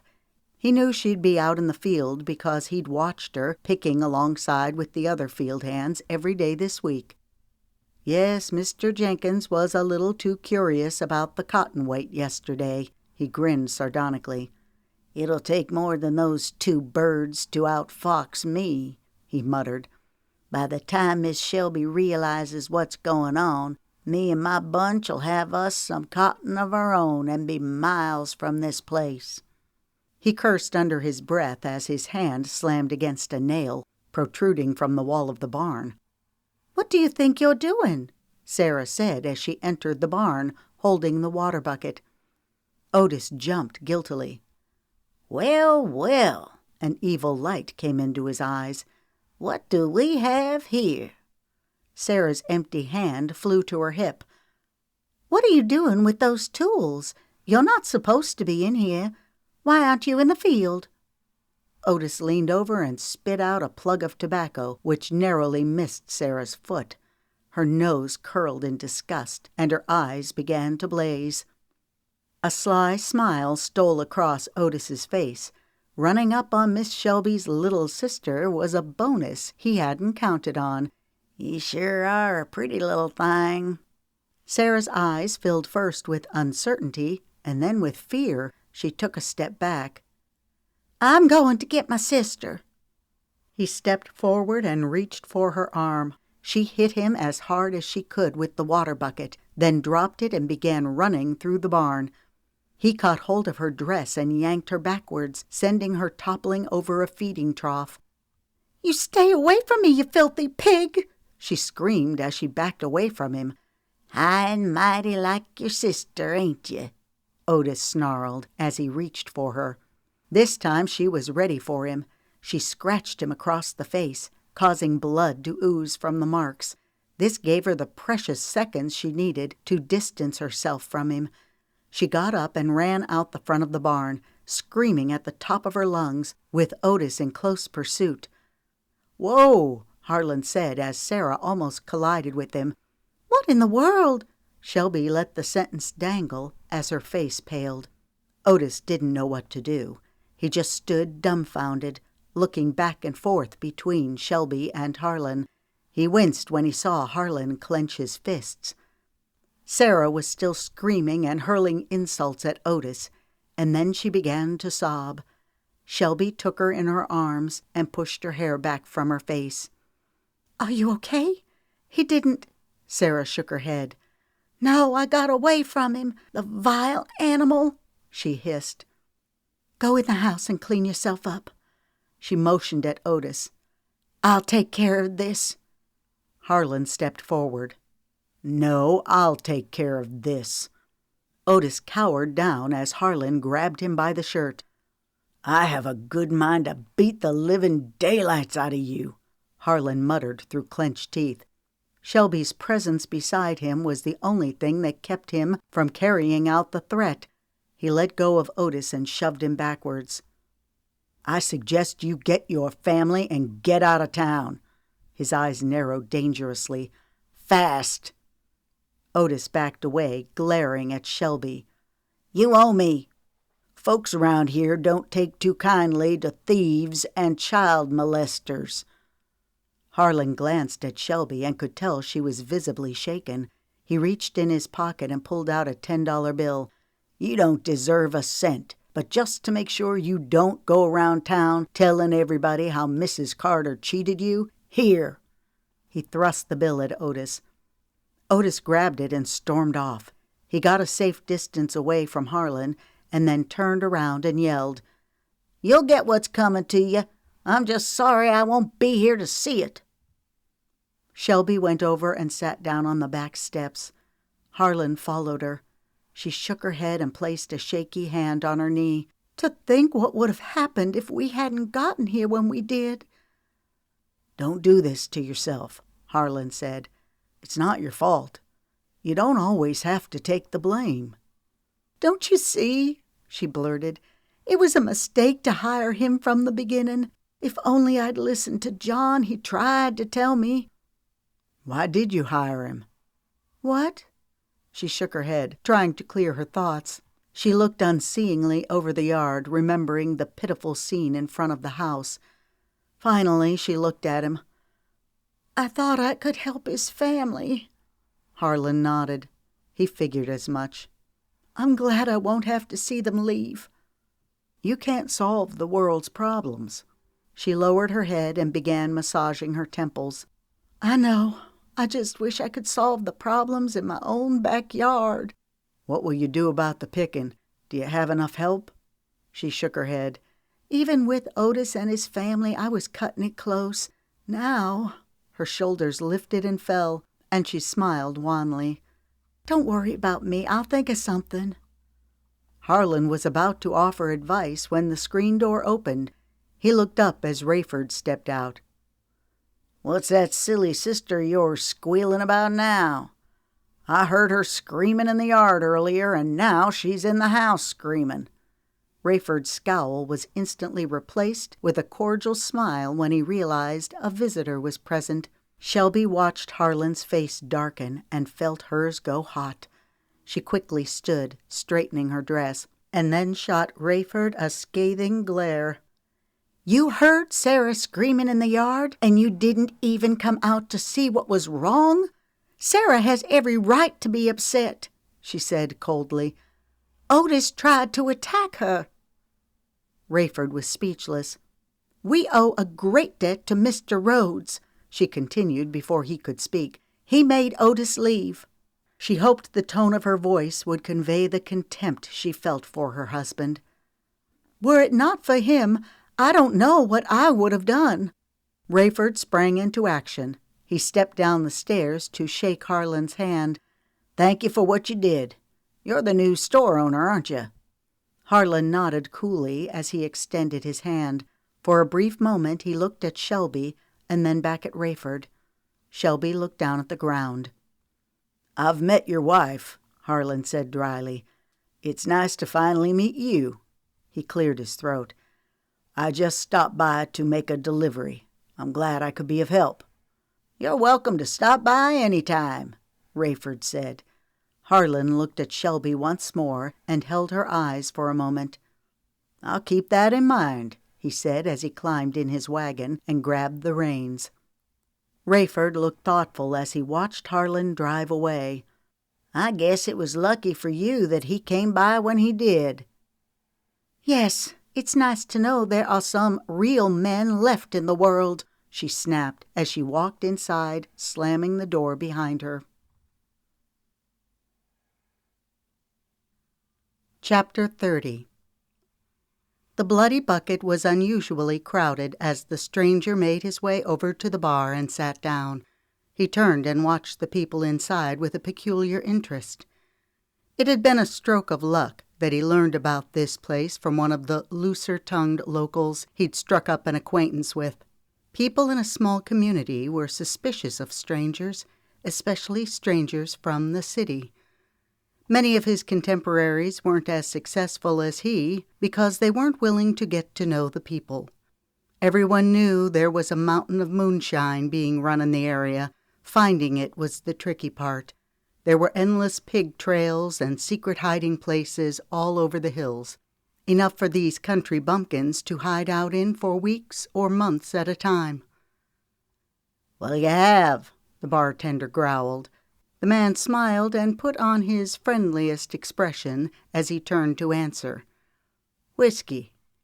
The clear liquid ran like fire down his throat and warmed his insides. The effect went straight to his head. "That's some strong stuff," he murmured, hoping to strike up a conversation with the bartender. To his disappointment, the bartender barely acknowledged him. The stranger downed the remainder of the liquid. "Can I have another shot of that stuff?" This earned him a nod and a grunt from the bartender. "Think you can hold it?" he grumbled. The man chuckled. "I'm sure gonna try." The bartender placed another glass of whiskey in front of the customer. He raised a bushy eyebrow and eyed him curiously. "You must be visiting. I ain't seen you round these parts." The man nodded.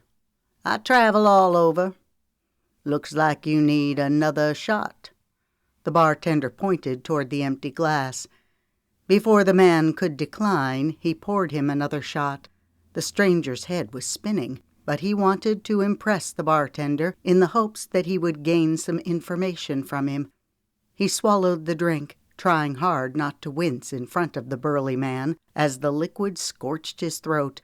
A few more minutes went by, and euphoria swept over him. Then he began to open up to the bartender and talk about himself. Bird stepped up to the partially open door and peeked through the crack. "Would you look at all the fancy ladies? The bucket's really hopping tonight." He scoped the room like a hungry wolf. The sheriff chuckled and tugged at the younger man's shirt, pulling him back into Bobby Ray's office. "Yeah, there are some fancy women here tonight. Too bad we got a run to make." Bird scowled. "Just think about how much money you're going to make," Rayford added. This seemed to lighten Bird's mood a little. He smiled boyishly. "All right, I'll make the run and then I'll come back." Rayford patted Bird on the back. No matter how much he tried, he couldn't figure Bird out. It was as if he'd finally accepted Rayford into the group. That was the only way he could explain the boy's erratic behavior. For no apparent reason, Bird's animosity toward him had suddenly vanished. Then again, he'd never been able to figure out why the boy was so hateful to him to begin with. Rayford's thoughts turned to more important matters when Bobby Ray opened the back door and walked in. You boys ready?" "I believe so," the sheriff answered quickly. Bobby Ray nodded and then proceeded to give last-minute instructions. The three men were getting ready to leave when J.D. burst into the room. "You'll never guess who I've been talking to." He motioned for the men to come and look out the door. Then he pointed toward the bar. "Recognize him?" "Well, I'll be," exclaimed the sheriff. Bird caught hold of the excitement. "It's him. That's the revenuer that stopped us." Rayford stood on his toes to get a better look. "Yeah, it's him all right," he echoed. Bobby Ray pushed the men aside to see for himself. He stepped away from the door, stroking his chin absently. "You sure it's him?" They nodded. "That ain't the best part," J.D. said. "The fool's been in here for the past half hour, sucking down whiskey like water. He's been shooting off at the mouth, saying how he's going to get himself a still." Bobby Ray's soft cheek jiggled slightly as his jaw clenched, but his expression remained unreadable.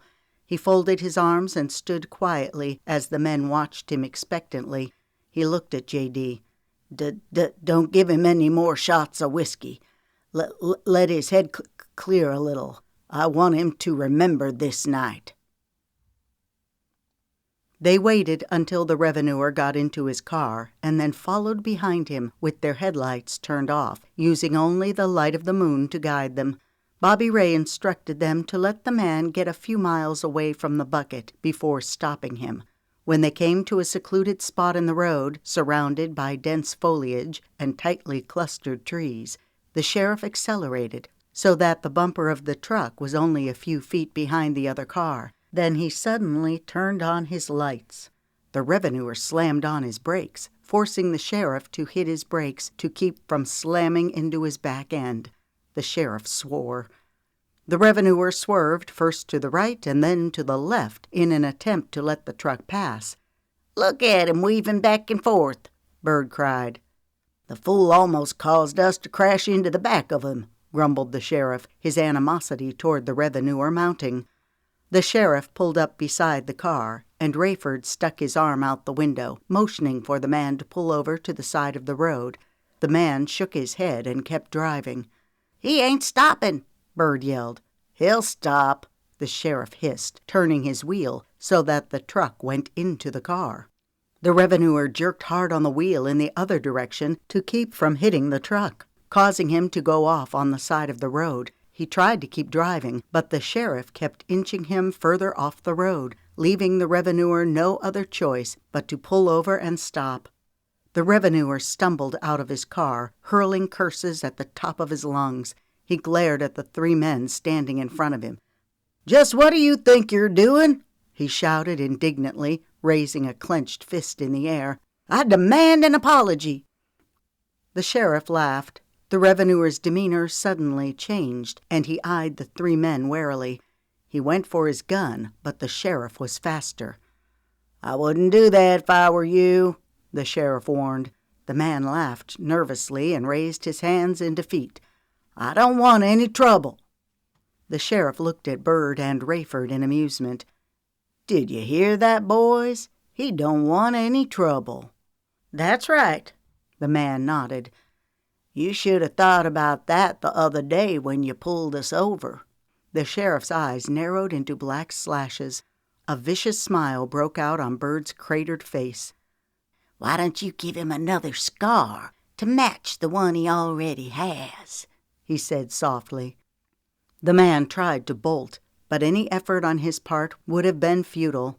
Rayford hit him first, the force knocking him to his knees. Bird came up behind Rayford and kicked the man in the face. They each took turns assaulting him, and then Rayford backed away. Bird took one last kick before standing and wiping his hands on his pants. The revenuer was lying face down on the ground, moaning. Figuring the task was finished, Rayford headed for the truck. He stopped dead in his tracks when he realized that the sheriff had gone over to stand beside the revenuer. He reached down and grabbed the man by the hair. "Have you learned your lesson?" The man didn't answer, so the sheriff hit him across the face. "I asked you a question." "Yes," the man cried. "I don't believe you have." The sheriff kept pounding the pathetic wretch with a savagery that turned Rayford's stomach. The man let out a high-pitched whimper that barely sounded human as he writhed in pain under the repeated blows. "Stop! Please stop!" Rayford averted his eyes. The little man being stripped of his last shred of dignity was too much for him. Finally, the sheriff stopped. He lifted the man's bloody face. The raw terror in the revenuer's eyes seemed to amuse him. He smiled. "Consider yourself lucky. If you'd have been a real man, we would have killed you." Mary Kate cocked her head and looked out the corner of her eye at Harlan, who was studying the account ledger. "You'll never guess who came in this morning?" Harlan's face was masked in concentration as he studied the figures. He looked up for a second and then back down at the ledger. "Who?" Mrs. Drake." "Oh?" The tone of his voice remained even, but she could tell she had his full attention. "Yes, it's rather interesting," she said innocently. "She came in to pick up her drapery fabric." His face colored. "You know, the fabric you rushed out to deliver to her the other day." The sky rolled with black clouds, and thunder rumbled in the distance. The air felt eerily calm in contrast to the moving sky above. A charge of energy was building. "It won't be long now," Shelby shouted as she looked up in exasperation. She brushed her hair away from her forehead, then bent down and kept picking cotton as fast as she could. She said a silent prayer that they would be able to finish before the storm hit. The gloves she was wearing protected her hands, but the tops of her arms were scratched to pieces from the thistles. Her back ached and her muscles were stiff, but she barely noticed. She'd been working as hard as she could for the past several hours, and so had the other workers. She glanced across the rows at Joe Johnson, who'd picked twice the amount of cotton anyone else had, including her, and was still going. He smiled broadly at her. "I think we're going to make it, Miss Shelby." "I sure do hope so," she yelled back. "I'm fixing to be finished with this row. I'll help everyone else who needs finishing up." "That sounds great." Shelby's mood lifted a little. Maybe they would make it after all, thanks to the Johnsons.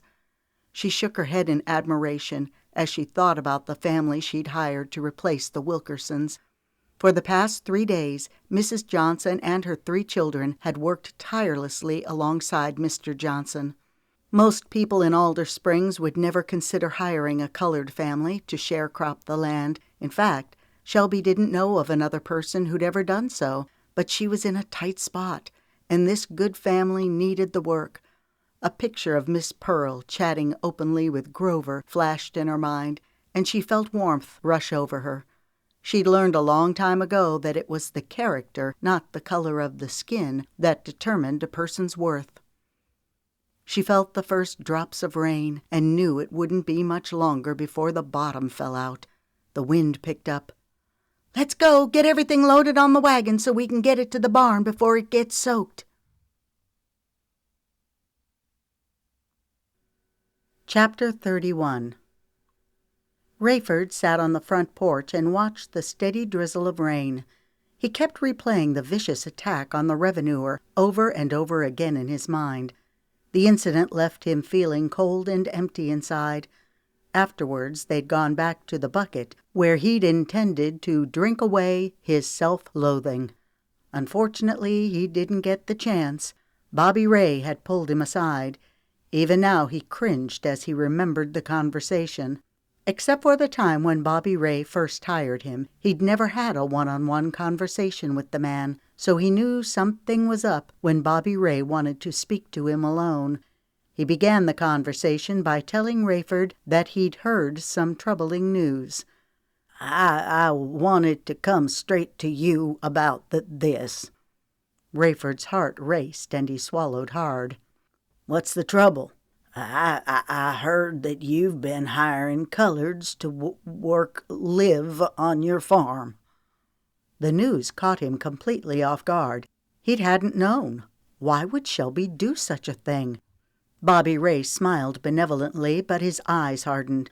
Now you know that I'm not trying to run your business. I don't really care what color you hire, but most people around here don't feel the same way.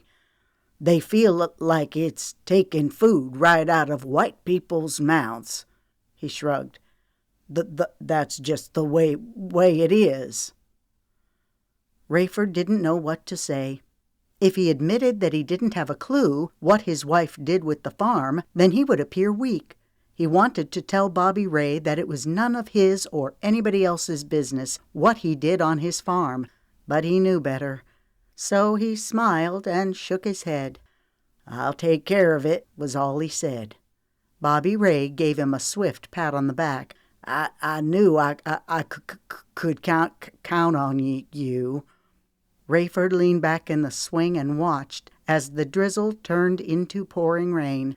The conversation with Bobby Ray had been friendly enough on the surface, but the meaning was clear.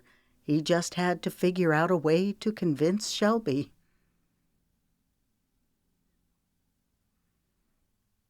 Chapter 32. Shelby looked out the window. The rain had finally stopped, and the sun was trying to peek through the clouds.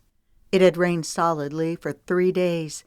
She hated to think what the field must be like, because even the ground around the house was covered with mud puddles. At least they got the cotton in. She would get Mr. Johnson to take the last wagon load to the gin tomorrow. Having the Johnsons' help was a tremendous blessing. She tried to explain as much to Rayford, but her argument fell on deaf ears. Things were getting so nasty between them that she was contemplating taking Aaron and going to her mama's house for a while. He'd started in on her right after he saw Mr. Johnson helping her get the cotton into the barn before the storm. He even had the nerve to demand that she get rid of the Johnsons. When she refused, he got so angry she feared he was going to hit her. He might have done so if Aaron hadn't walked into the room. Things had cooled off, but they had not spoken a word to each other for 2 days. Why was he so concerned about the Johnsons? He'd never cared before.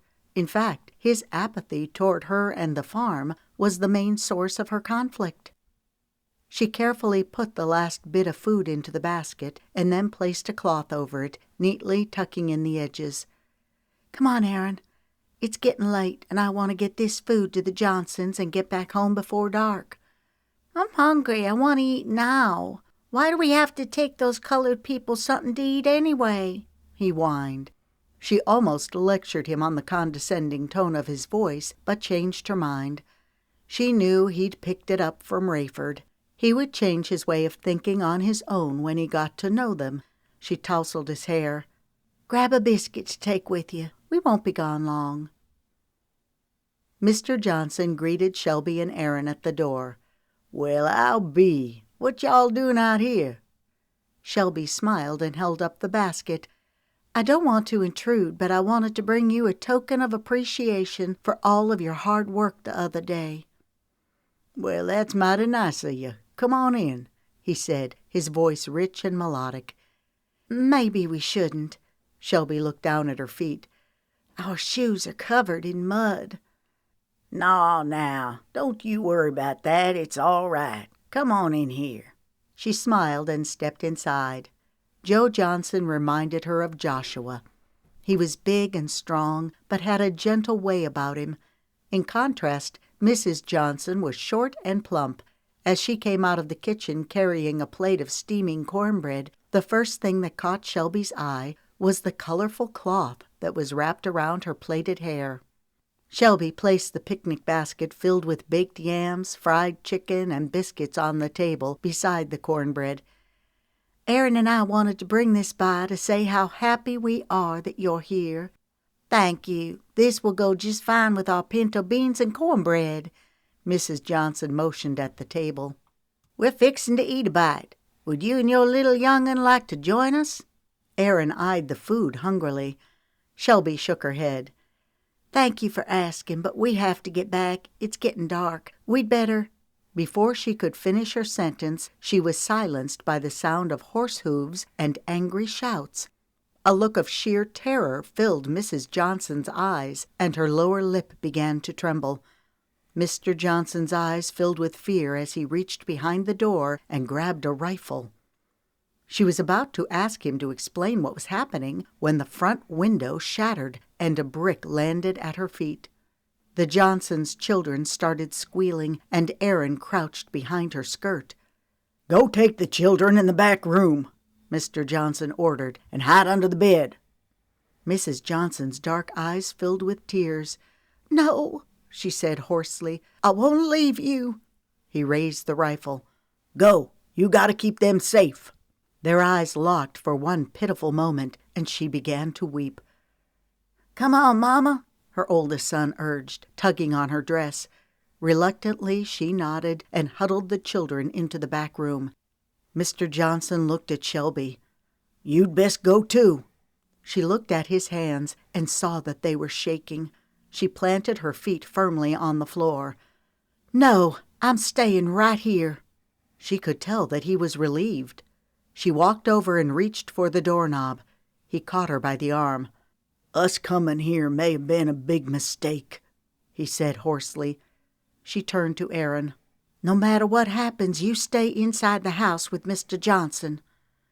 Aaron bit his lip and nodded as his eyes filled with tears. Mr. Johnson looked at her in surprise. "You can't go out there." Before he could stop her, she grabbed the rifle from his hands and threw open the door. She heard the collective gasp ripple through the group as she stepped outside.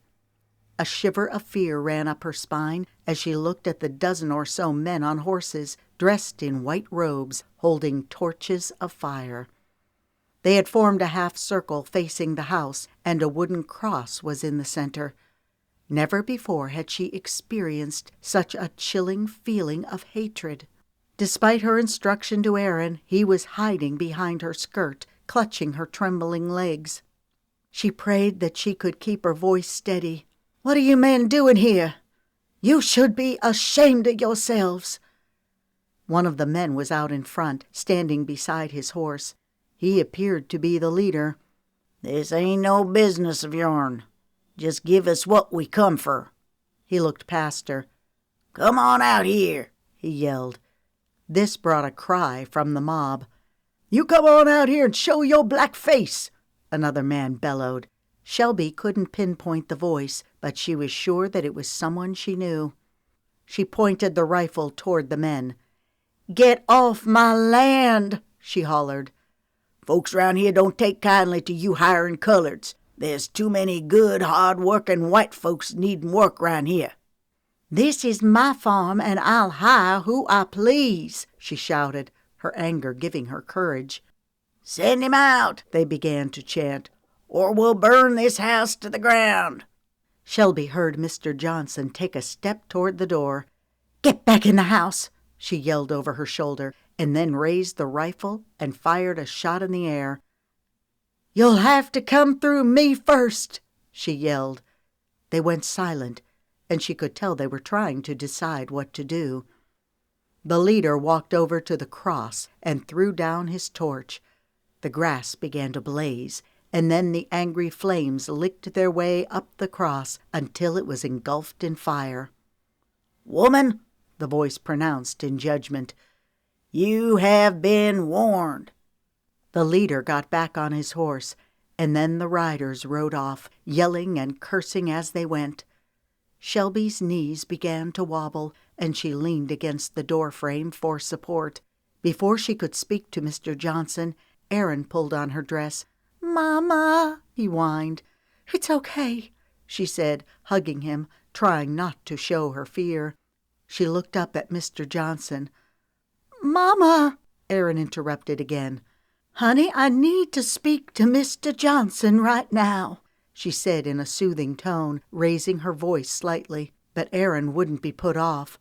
"But, Mama," he continued. "Yes, Aaron," she exclaimed impatiently. "What is it?" "One of those men had shoes just like Papa's." Chapter 33. A sick feeling of dread gnawed in the pit of Shelby's stomach as she opened Rayford's closet door. Aaron's comment about seeing his papa's shoes was enough to sow the first seeds of doubt. She lay in bed until after midnight, listening for the familiar sound of Rayford's footsteps to come shuffling down the wood floor, but the sound hadn't come. Around 2:00, she drifted off to an uneasy sleep. This morning she quietly opened his door and peeked into the room where he was sleeping. She hoped to catch a glimpse of his boots, but they were nowhere to be found. At breakfast he acted perfectly normal. So normal, in fact, that she began to chide herself for suspecting anything so utterly ridiculous. Why would he burn a cross in his own field? It didn't make any sense. There were probably dozens of men who wore the same type of boots, weren't there? Rayford ate a hearty breakfast and then left early, telling her he had some errands to run in town. He didn't say what, and she didn't ask. As he was walking out the door, her throat caught when she looked down and realized that he was wearing his dress shoes instead of his boots. With a trembling hand, she pushed his clothes out of the way to get a good look at his shoes. She exhaled in relief when all she saw was an extra pair of old work shoes. For good measure, she picked one up and turned it over, examining the sole. It was clean. She sighed and put it back. Carefully, she arranged his clothes so they would look exactly the same way she found them. She frowned. Where were his boots? A couple of crumpled trousers shoved in the back corner caught her eye. She grabbed the pants and held them up to the light. The bottoms were stained with mud. Her heart began to pound, and a cold sweat broke out across her forehead as icy tentacles of fear encircled her heart and clutched it like a vice.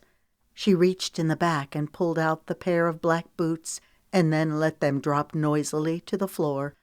Rayford had hidden them under his trousers. She sat down and clasped her hands in an attempt to keep them from shaking as she stared at the boots in horror. They were caked in mud, the same mud she and Aaron had all over their shoes. Chapter 34. "It's a shame that Alder Springs doesn't have more parties," Mary Kate mumbled under her breath as she expertly applied a hint of rouge to her cheekbones. She put on her lipstick and then took a step back from the mirror to admire herself. She had chosen a royal blue dress for the occasion. It was a tad too dressy for a harvest party, but she didn't care. She wanted to turn every head in the place and knew just how to do it. At first she hadn't been excited about the harvest party. After all, what was so exciting about having a party in the Walkers' old barn? The townsfolk didn't seem to share her opinion. The harvest party was on the lips of every customer that walked into the store. And as the event drew nearer, she began to get caught up in the excitement of it all. At least there would be music and dancing. In a bigger, more refined town, she would have had some competition from other women, but not here.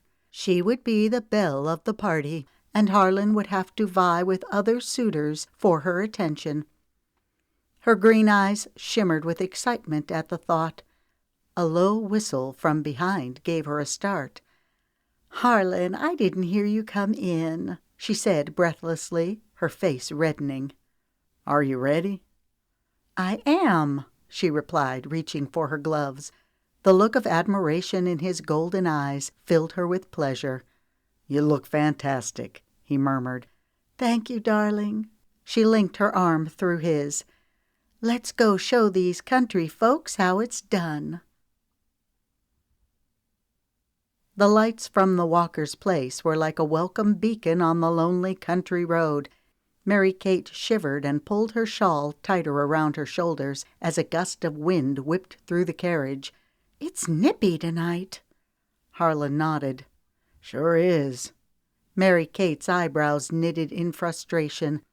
No matter how much she tried, she couldn't figure out Harlan. He seemed fine when they left town, but had grown quiet and moody during the drive out to the harvest party. Was it something she said? She'd been so excited about the party that she jabbered on for a good 5 miles before realizing that she was doing all the talking. They pulled up to the farm just as other people were arriving. At least a dozen wagons and carriages lined the road. The barn was located a short distance from the Walkers' house. Its massive doors were propped open and people were pouring in. "This is a stark contrast to the solitary stretch of road we just traveled on to get here," Mary Kate said as her eyes raked over the crowd. She plastered on her brightest smile and began nodding at the people around her as Harlan helped her from the carriage. A fiddle was being played, the notes floating cheerfully in the autumn air. A group of anxious children, some giggling and pushing, were huddled around a large wooden washtub filled to the top with water and apples. "Maybe I should join them," Harlan joked. "I haven't bobbed for apples since I was 10. Mary-Kate laughed happily and tightened her grip on his arm, forgetting her earlier irritation toward him. "Oh, no, you don't. You're going to dance with me before you do anything else." Hay covered the floor of the vast barn like a golden carpet, and a string of lanterns hung from the open beams. A few tables and chairs lined the walls, but most of the seating was made from bales of stacked hay. At the far end of the barn, a makeshift stage had been constructed out of crates and scrap wood.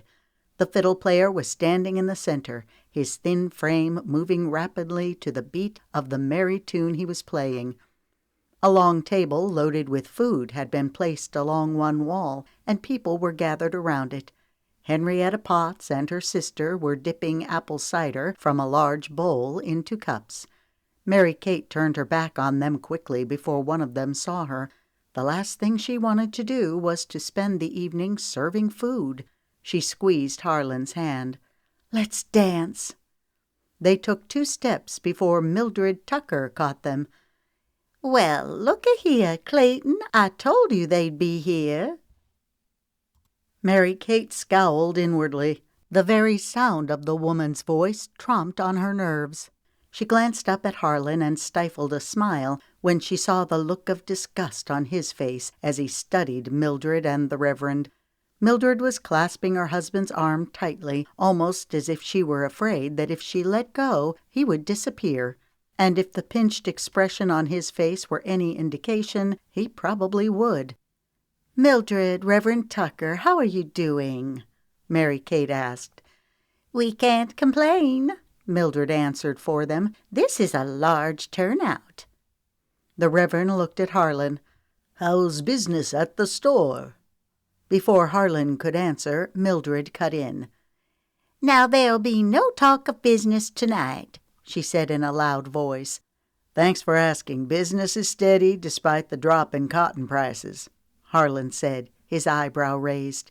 He looked directly at Mildred, daring her to say another word. Her face flushed and she became flustered. This won Harlan a look of appreciation from the Reverend.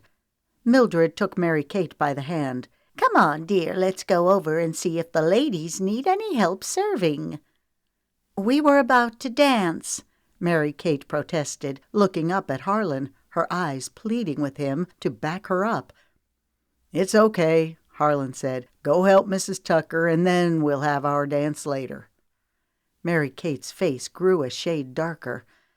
"Okay," she said sweetly to Mildred, giving Harlan a hateful look. Normally, Shelby looked forward to the annual harvest party. This year, she almost didn't come. She'd still not fully recovered from the incident at the Johnsons'.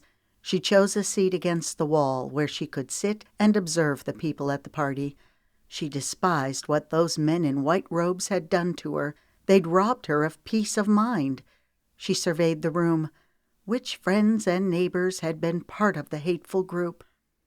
Her thoughts turned to Rayford. He'd given her some flimsy excuse about why he couldn't come with her, and she'd been relieved. It had taken every amount of effort to act normal toward him. She'd felt many conflicting emotions toward him the past few years, but the fear she now felt was new. Her daily routine, as pitiful and empty as it was all she had to hold on to, and Aaron. A surge of emotion surfaced and expanded her chest. "Thank goodness for Aaron." "Excuse me, is this seat taken?" The voice jolted her back to the party. "No," she said, and then looked up and realized it was Harlan who had spoken. He sat down next to her. Shelby had seen him earlier with his fiancée. She watched them until they became lost in the crowd. "I hope I'm not interrupting anything." Shelby eyed him suspiciously. "No, of course not. What could you possibly be interrupting?" He chuckled. "You look preoccupied." "No, No," she said. "I was just watching the dancing." He pressed his lips together in doubt. "Where is your fiancé?" The question caught him off guard, and his face flushed. She watched, even anticipated, The muscle in his jaw tightened and felt an ache as the warm feeling of familiarity swept over her. "Who?" "Your fiancée, the redhead. I saw you with her earlier." He corrected her. "She's not my fiancée, and I don't know where she is at the moment. Anyway, I didn't come over here to talk about that." "Oh, what did you come over here for?" she asked hotly, and then instantly regretted her outburst. She had to put aside the past and remember that he was trying to be her friend. She shook her head. "I'm sorry. You didn't deserve that." He was looking at her quizzically. "It's okay," he said before changing the subject. "How are things at the farm?" She wasn't expecting that, and her face dropped visibly before she could recover. "Fine." "How did you make out with the harvest after all was said and done?" Now she knew why he was talking to her. He wanted to know when she was going to settle up with him. She bristled. "I did all right," she said, and then added, "I'm planning on coming in next week to settle up with you." He frowned and brushed aside the comment.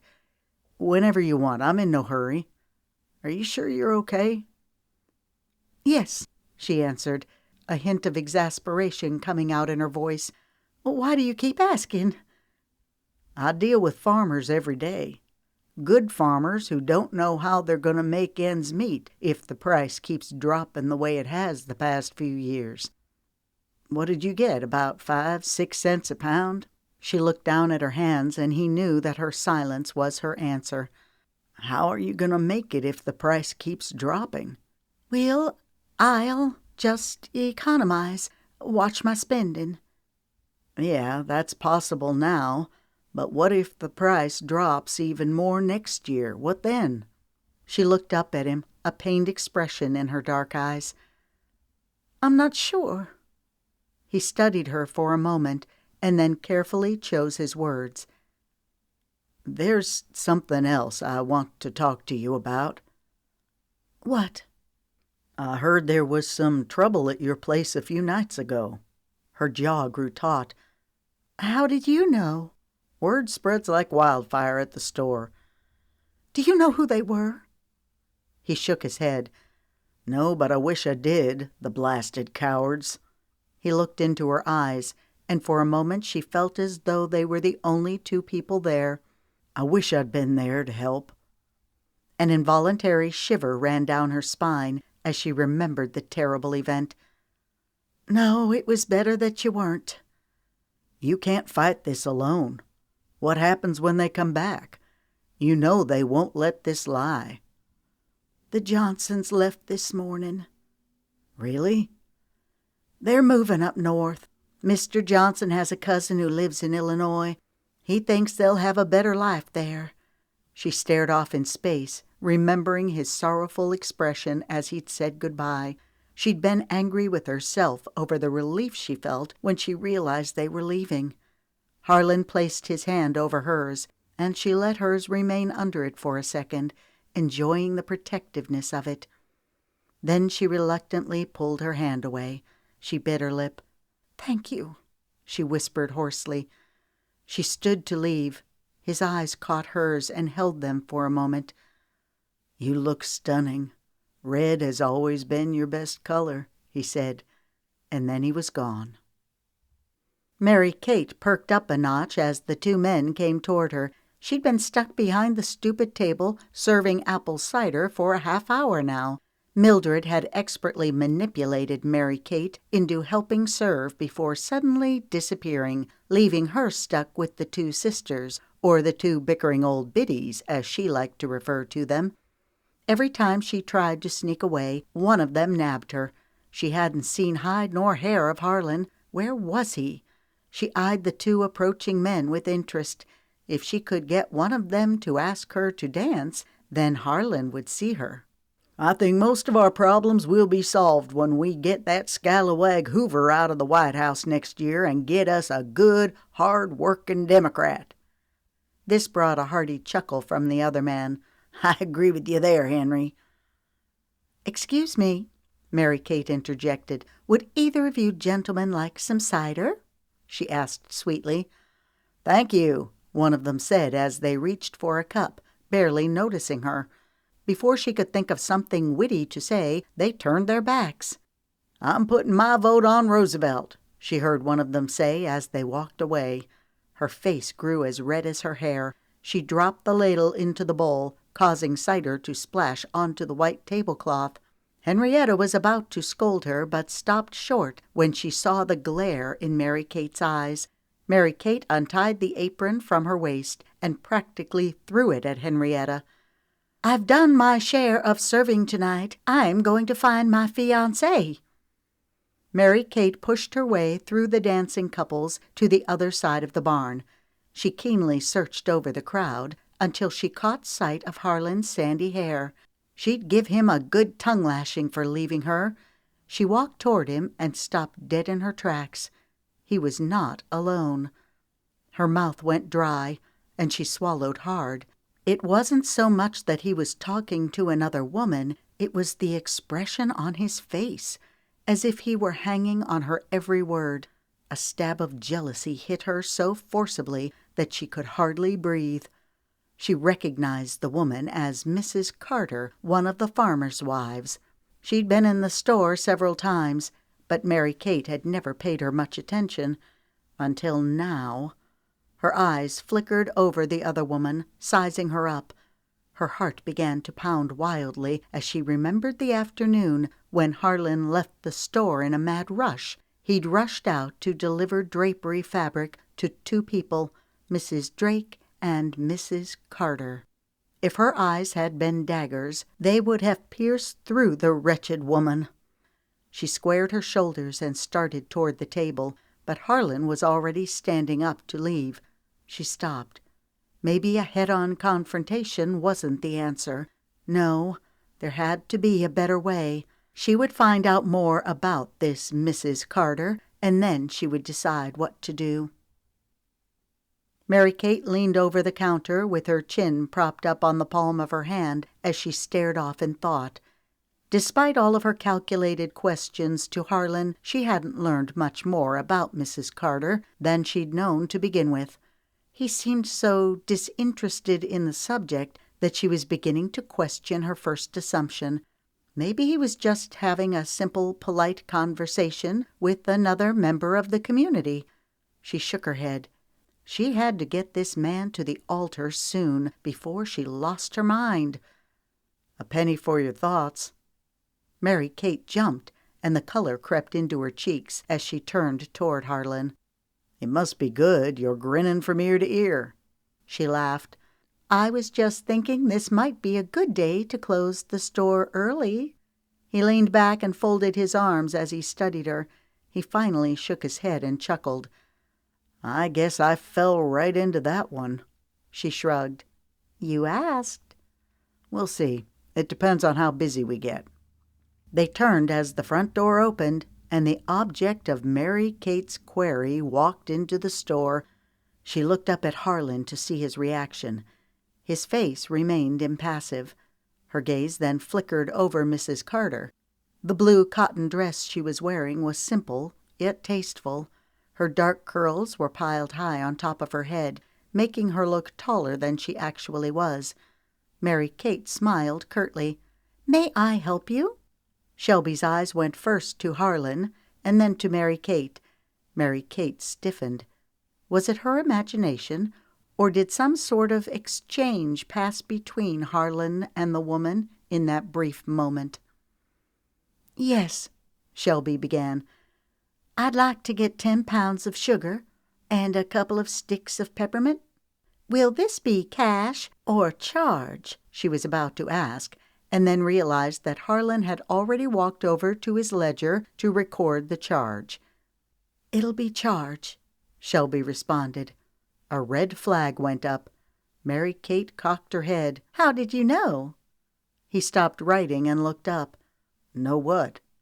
"That she would charge it."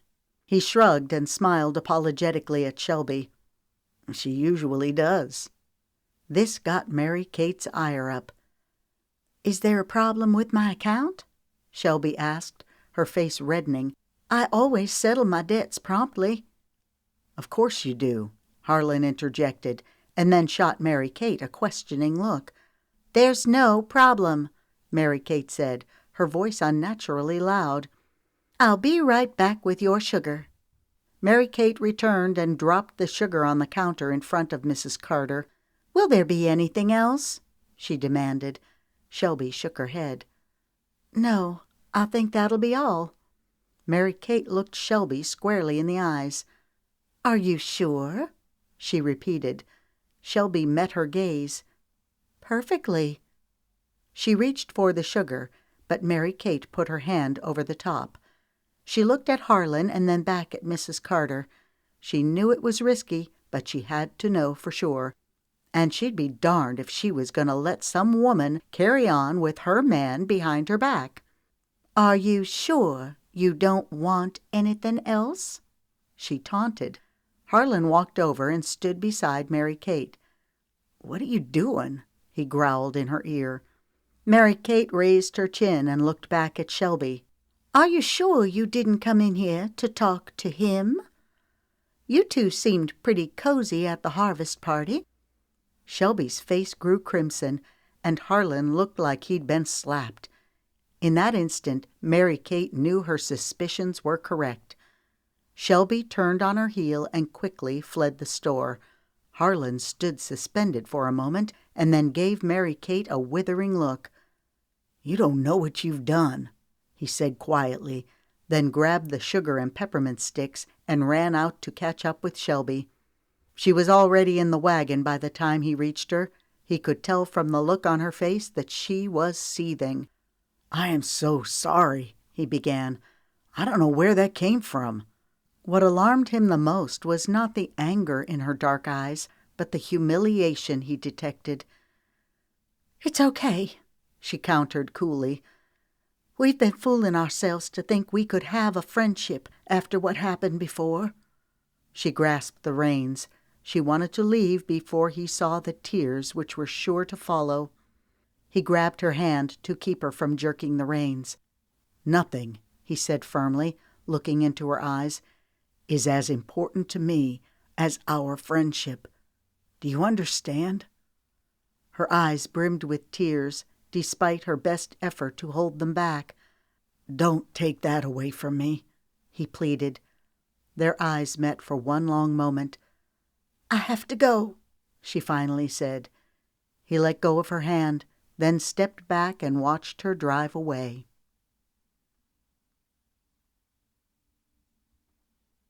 Chapter 35.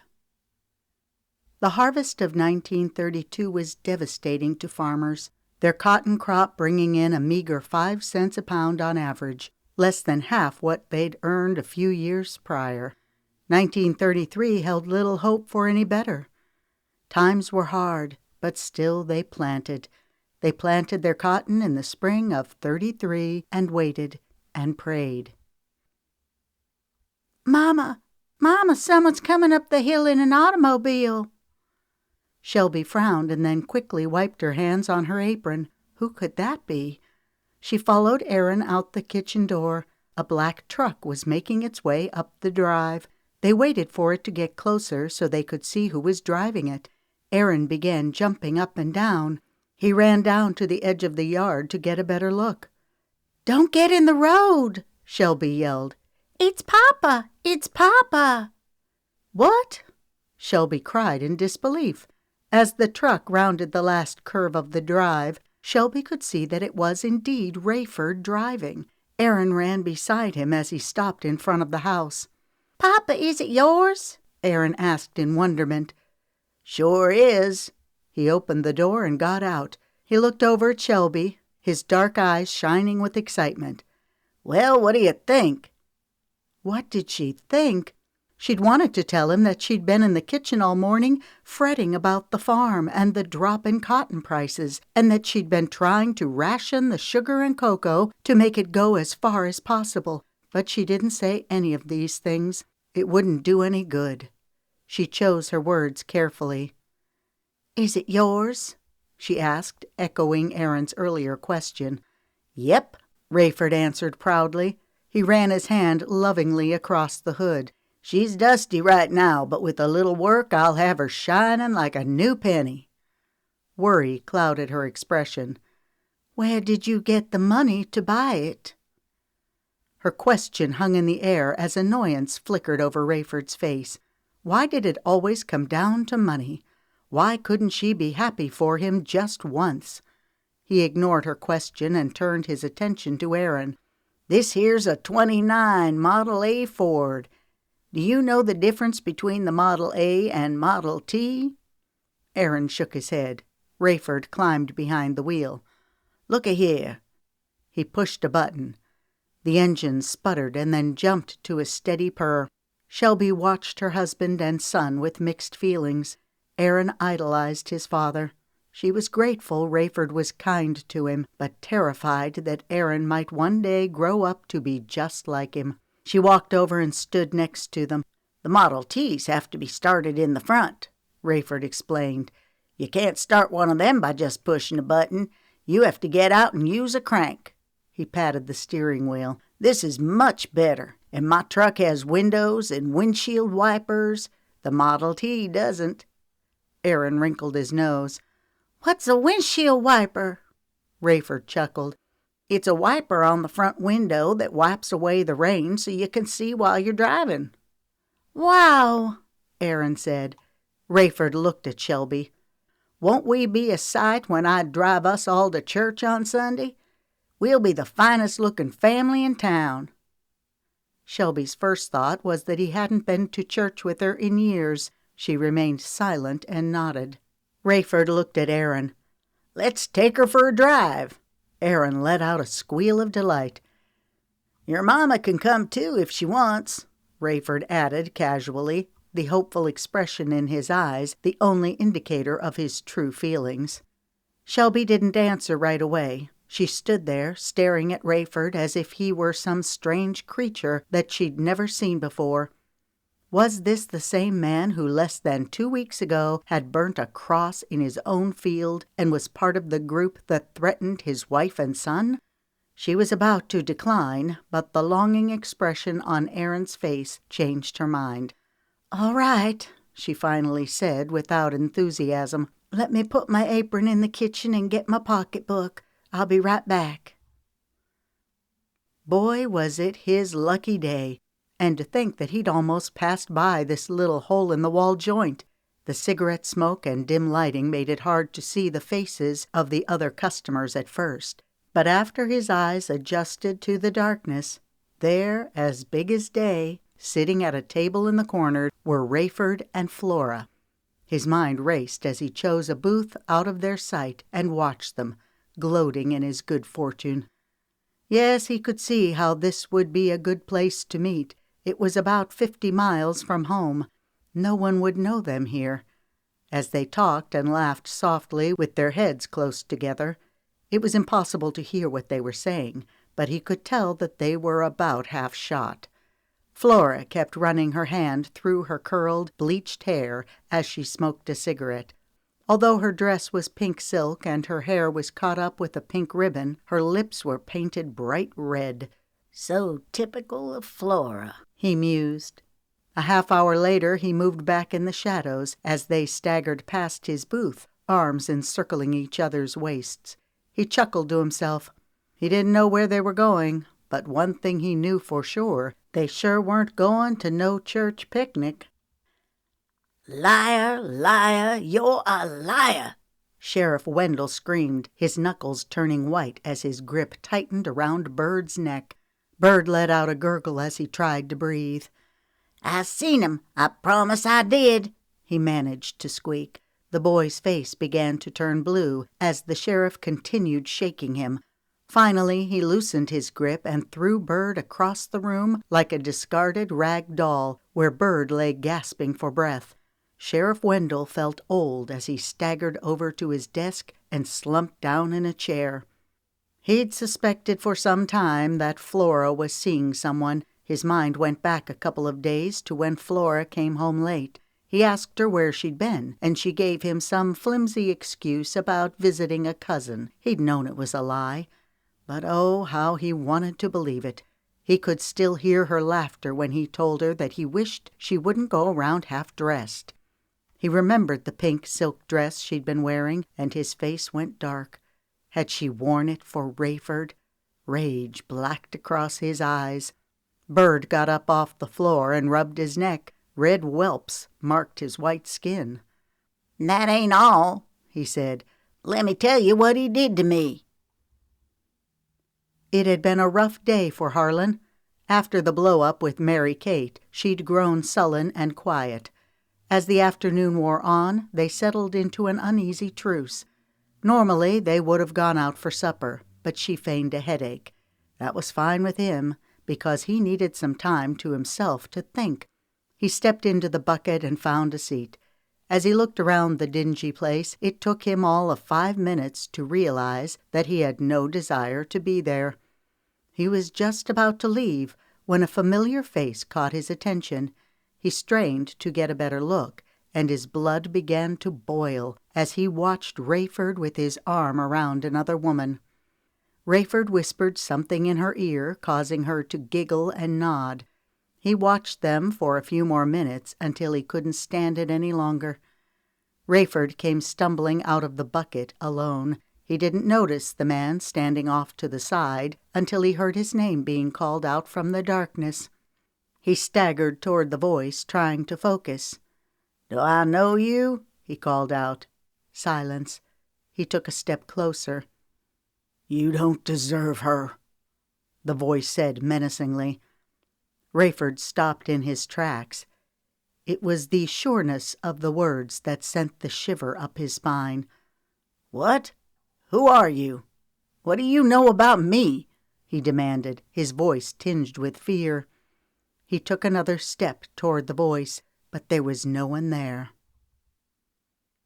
Rayford nearly jumped out of his skin when the sheriff slammed the envelope down on the table.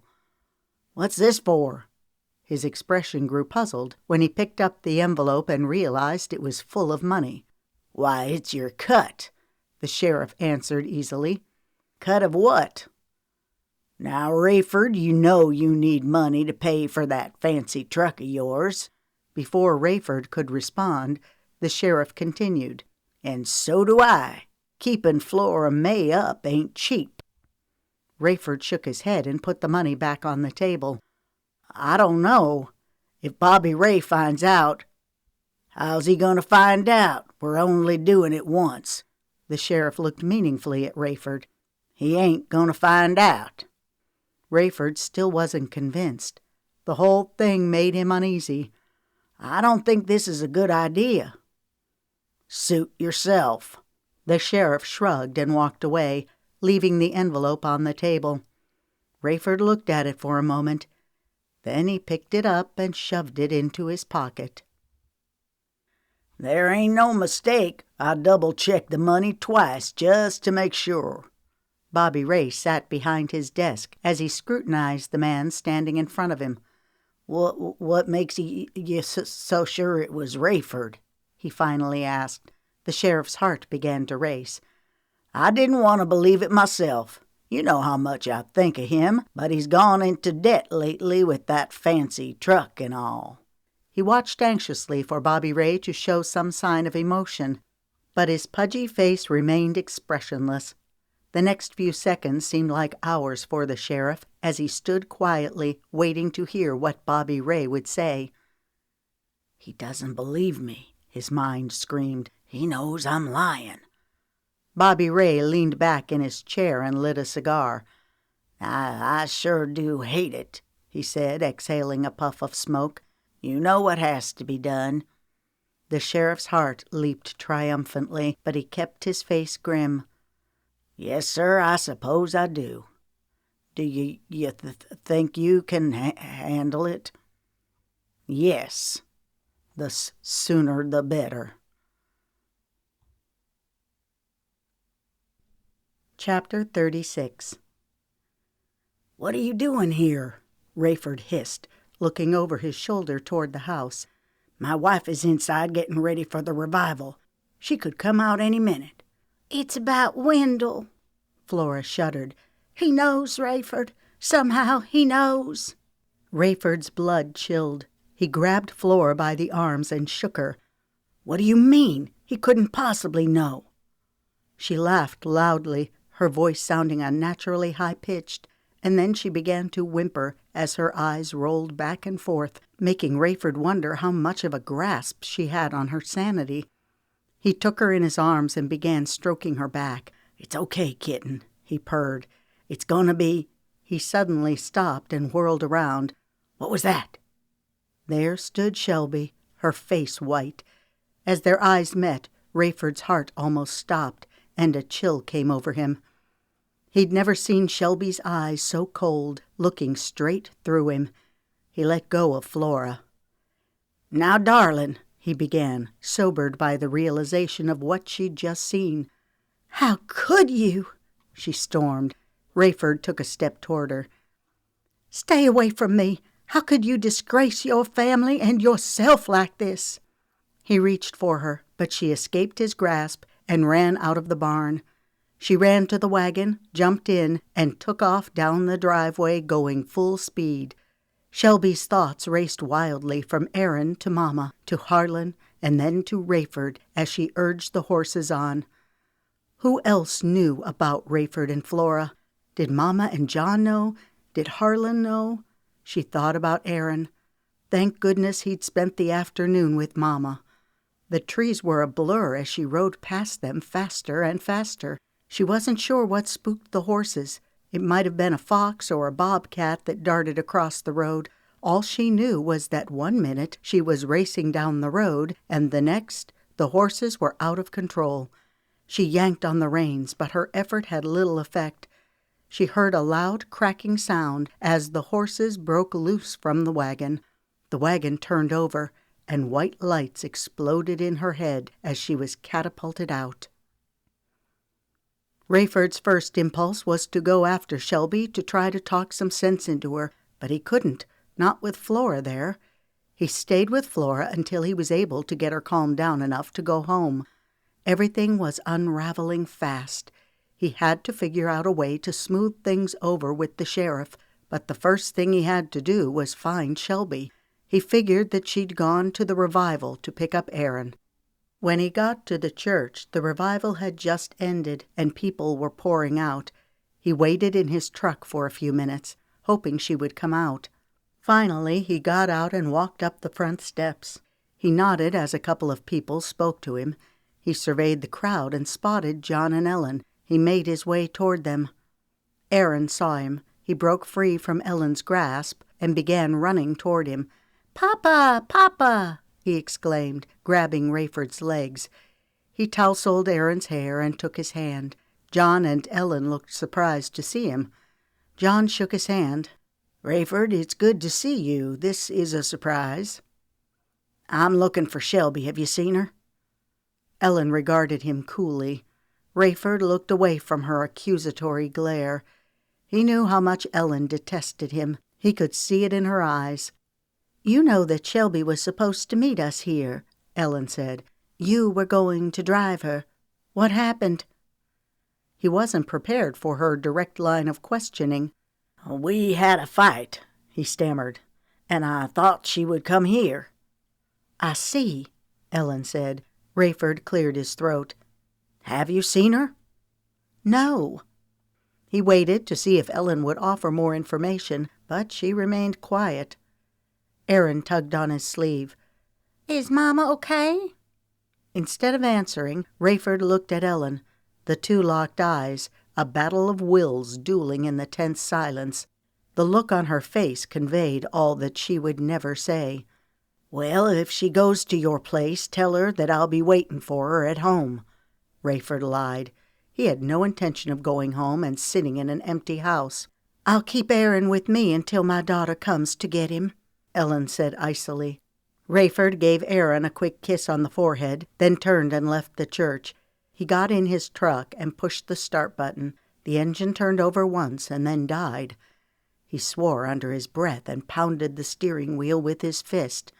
He tried pushing the button again, but nothing happened. He shook his head in frustration and stared off into the distance as he tried to figure out what to do. "Why me?" he wondered.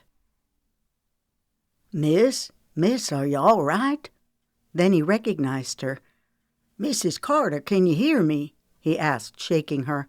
The words floated into Shelby's consciousness, and her eyelids fluttered. She shook her head in bewilderment. You took quite a spill, the voice continued.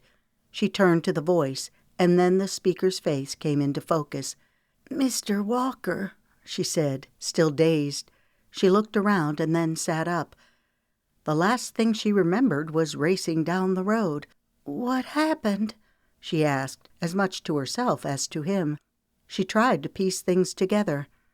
I can't say for sure, but it looks to me like the axle broke. I found your horses about a mile or so up the road.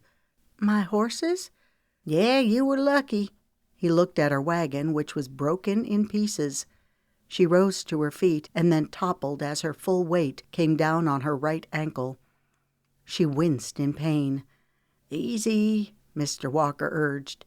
He reached down and examined her ankle. It's not broken, just sprained, but you'll need to stay off it for a while. Shelby nodded. Thanks for your help. I'm just glad I saw the horses. That's what made me come looking for you. He motioned at the sky. It's getting dark. Let's get you home. Relief washed over Shelby when they got up the drive, and she saw that Rayford's truck was gone. She knew she would have to face him sooner or later, but she couldn't handle it tonight. Hugh Walker helped her inside, where he carefully placed her on the couch and then propped up her foot. Can I get you a drink of water? She smiled politely. No, thank you, I'm fine. He hadn't inquired on the whereabout of her husband or Aaron, and she was grateful, although she guessed that he was probably wondering where they were. I'm going to get Doc Larson and your mother. The doc can tend to that ankle of yours. No, Shelby countered. He looked puzzled. They're probably still at the revival, she said in the way of an explanation, and I don't want them to worry. She smiled thinly to reassure him. I'll be fine. He looked doubtful. I can't leave you here like this by yourself. He turned to go. You rest, and I'll get Doc Larson. Panic seized her. She couldn't face the humiliation of having to answer their questions. She needed time to compose herself first. If you really want to be of help, you can go and get Mr. Rhodes. Harlan Rhodes, who runs the general store? Hugh's eyes widened in surprise, and Shelby realized how ridiculous her request must sound. She didn't know why she asked such a thing. She'd said it without thinking, and the words had left her mouth before she could take them back. All right, she heard him say. You rest. I'll go and get Harlan. She leaned her head back and closed her eyes. Harlan would know what to do. Mary Kate hadn't wanted to get sick, but it sure had been nice having Harlan's full attention the past few days. He offered to come over to her place and make supper for her tonight. She chuckled as she watched him bungle his way around the kitchen. She knew what a sacrifice this was for him, since cooking was not his favorite thing to do. "Are you sure you don't need any help?" she called out playfully. "No, I can handle it," came the reply. She smiled. The knock at the door put a damper on her mood. She didn't want any interruption to spoil the evening. "I get it," Harlan yelled. "Hugh, what brings you into town?" Harlan asked. "I tried to find you at your house," he said uneasily, looking at Mary Kate. "When you weren't there, I came here. What's going on?" "It's Mrs. Carter." Harlan's voice became anxious. "What happened?" "She's had an accident." Harlan's heart dropped as the color drained from his face. "The axle on her wagon broke. She's okay, just a little banged up and has a sprained ankle, but she's asking for you." As Harlan closed the door behind Hugh, he turned and realized that he'd forgotten Mary Kate was there. Her expression said it all. As they looked across the room at each other, they both knew that it was over. He stood frozen. She spoke first. Mary Kate jumped to her feet. "To think of all the time I've wasted waiting around on you." Her voice grew louder and her nostrils began to flare. And all this time you've been pining away for some married woman who has a child." Harlan took a deep breath. "Would you please try to calm down?" Mary Kate was anything but calm as she paced back and forth across the floor, with her hands planted firmly on her hips and her red hair flying wildly as she turned sharply to change directions. She suddenly stopped and planted her feet as she faced him. "I've been a fool," she said, shaking her head. Tears were welling in her eyes, and she angrily wiped them away. "I thought you wanted to move here so we could start fresh." A tickle began to form in her raw throat, and she fought off the urge to cough. She cleared her throat instead. "Now I know that you just wanted to be next to her." She sniffed and let out a harsh laugh. Her thick hair slung around as she threw back her head, giving Harlan the impression of a wild horse struggling to break free from the reins. He tried to concentrate on what she was saying. "I've put up with so much because of you." Her eyes widened into green saucers. "I even put up with the likes of Mildred Tucker and her little followers." "Mary Kate, I'm so sorry." "Don't even say it," she spat, throwing her hands in the air. She turned her back on him and began massaging her throbbing temples. Her chest felt cold and heavy. "Can we talk about this later? I don't have time for this right now." Her shoulders were quivering. He figured she was crying, but when she turned around to face him, her eyes were blazing. "You want to talk later? It's too late. You're a bigger fool than me, and so is she. I would have given anything, done anything to make you love me." She looked up at him, tears making a crooked path down her cheeks. "I would have given the world. But as it turns out, the only thing you've ever wanted is the one thing I'm not. Her." "This conversation is futile." Harlan felt as though the time were furiously ticking away. "When you calm down and I get back, we'll talk." This flew all over Mary Kate, and she clenched her fists and growled. "I will not calm down, and I will not wait. Harlan Rhodes, if you walk out that door, that's it. I will not be here when you get back." "That's enough," he countered sharply, his eyes narrowing. "No!" Her voice rose to a fevered pitch. "I've got something to say, and you're going to listen." She barely got the words out of her mouth before a spasm of coughs caused her to double over. "You're not well. You need to sit down." She shook her head in a refusal to sit. He'd hurt her, and now she wanted to hurt him. She smirked. "Do you really think she's going to leave her husband for you?" Harlan's face turned a deep shade of red, and his jaw tightened. "I said that's enough." The words dripped off her lips like syrupy venom as she put on an exaggerated southern drawl. "She'll stay married to that spineless weasel while she strings you along. You'll never know how she really feels about you, because she's too much of a lady to ever let her true feelings show." "You would do well to not talk about things you don't understand." "Oh, I understand all too well." Harlan ran a hand through his hair.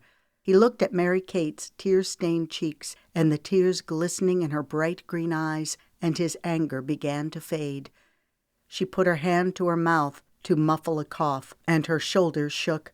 She looked so vulnerable and fragile. He opened up his arms to her. "Come here." For a second she almost did go to him. It would have been so easy to pretend. She had lied to herself over and over, had convinced herself that anything would be enough. She straightened her shoulders and looked him in the eye. "You don't love me," she said hoarsely. "You pity me. I can't live my life on pity, and I'll not play second fiddle to anybody." "What are you saying?" "I'm saying that I'm leaving you. I'm leaving you, and I'm leaving the South. I'm going to go someplace where people say what they mean and mean what they say." "That's ridiculous. Where will you go?" She shrugged. "I'm not sure, but I'll figure it out when I get there." He couldn't believe what he was hearing. "So this is it? You're just gonna leave when you don't even know where you're going?" She smiled remorsefully. "Something like that." Harlan sought for the right words. Mary Kate was right. He didn't love her, not the way she loved him. He cared as much about her now as he ever had. But for Harlan, there would always be Shelby, and she needed him now. He had to get to her. His eyes met hers. "I never meant to hurt you."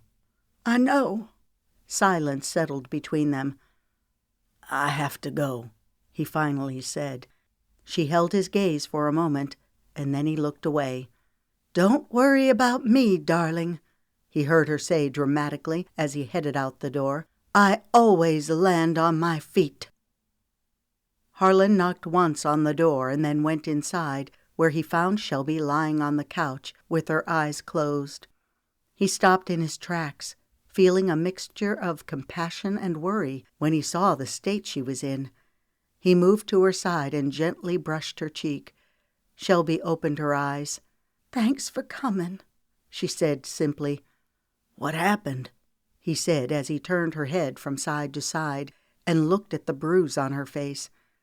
There were still blades of grass intertwined with the strands of her dark curls. "It's my fault," she stammered.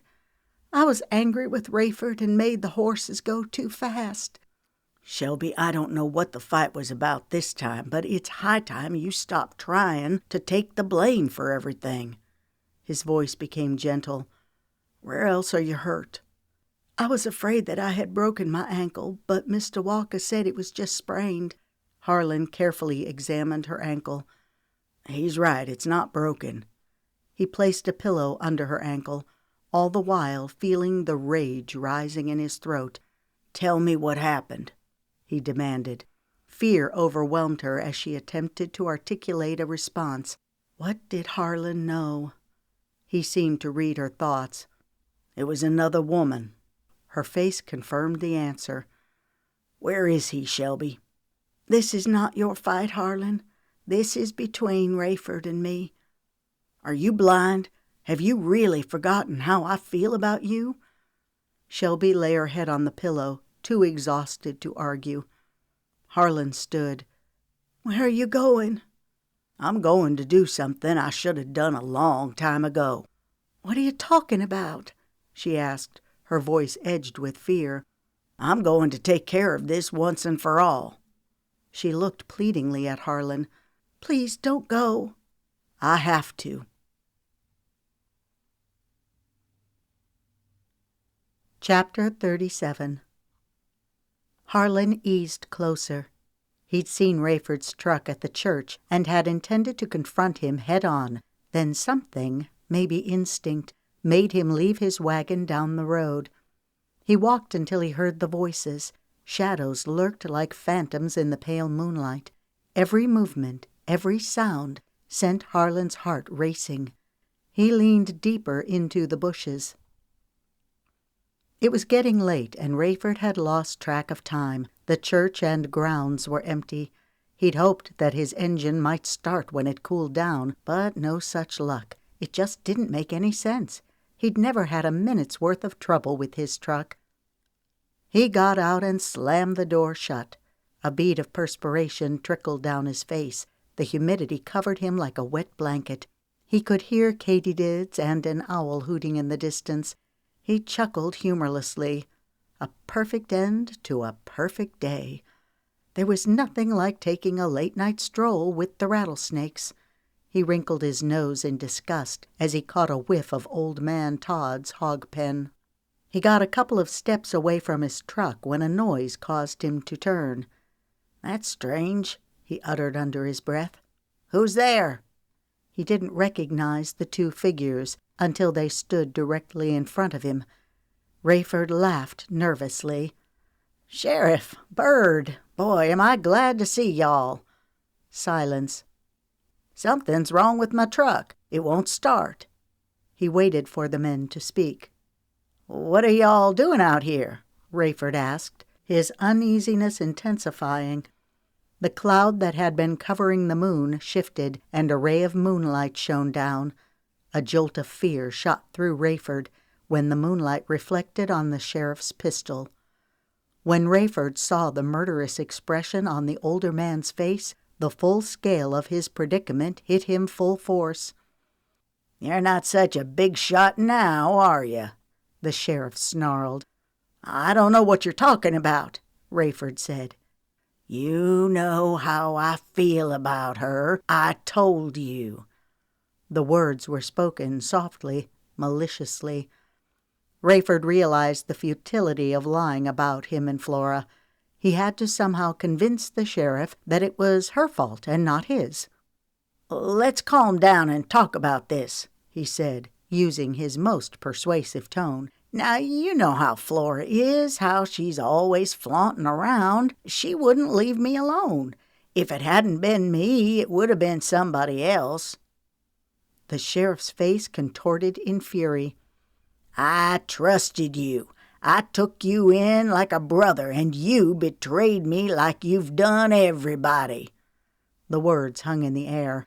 The sheriff handed the pistol to Bird. "Shoot him. You know you'll never get away with this," Rayford stated with more confidence than he felt. "What do you think Bobby Ray'll do when he finds out?" The sheriff smiled slyly. "I don't think that'll be a problem." He shook his head. "Bobby Ray was real disappointed when he found out you'd been on the take." Rayford's eyes narrowed. "I'm going to put a stop to this right now. You just wait till I tell Bobby Ray what really happened." "Go ahead, Bird," the sheriff barked. "Shoot him." Bird had been unusually quiet up until now. He took the gun from the sheriff and aimed it at Rayford. "Now, Bird," Rayford coaxed, "you don't want to do this." "Yes, I do," he cried as his hand began to tremble. "Do it now," ordered the sheriff. "You have more reason to kill him than anybody. Think about what he did to your pa." "What are you talking about?" Rayford said. Bird's hand began to shake uncontrollably, and he began sobbing. "Think about what he did that night at the bucket. You told me yourself about the poker game, how he cheated your pa out of his farm. He didn't show him any mercy, did he?" the sheriff taunted. Rayford's eyes widened and then filled with recognition as he remembered that cold winter evening. The old man's red-headed son had come into the bucket. He tried to get the old man to go home. "You're the boy that came in that night," he whispered hoarsely.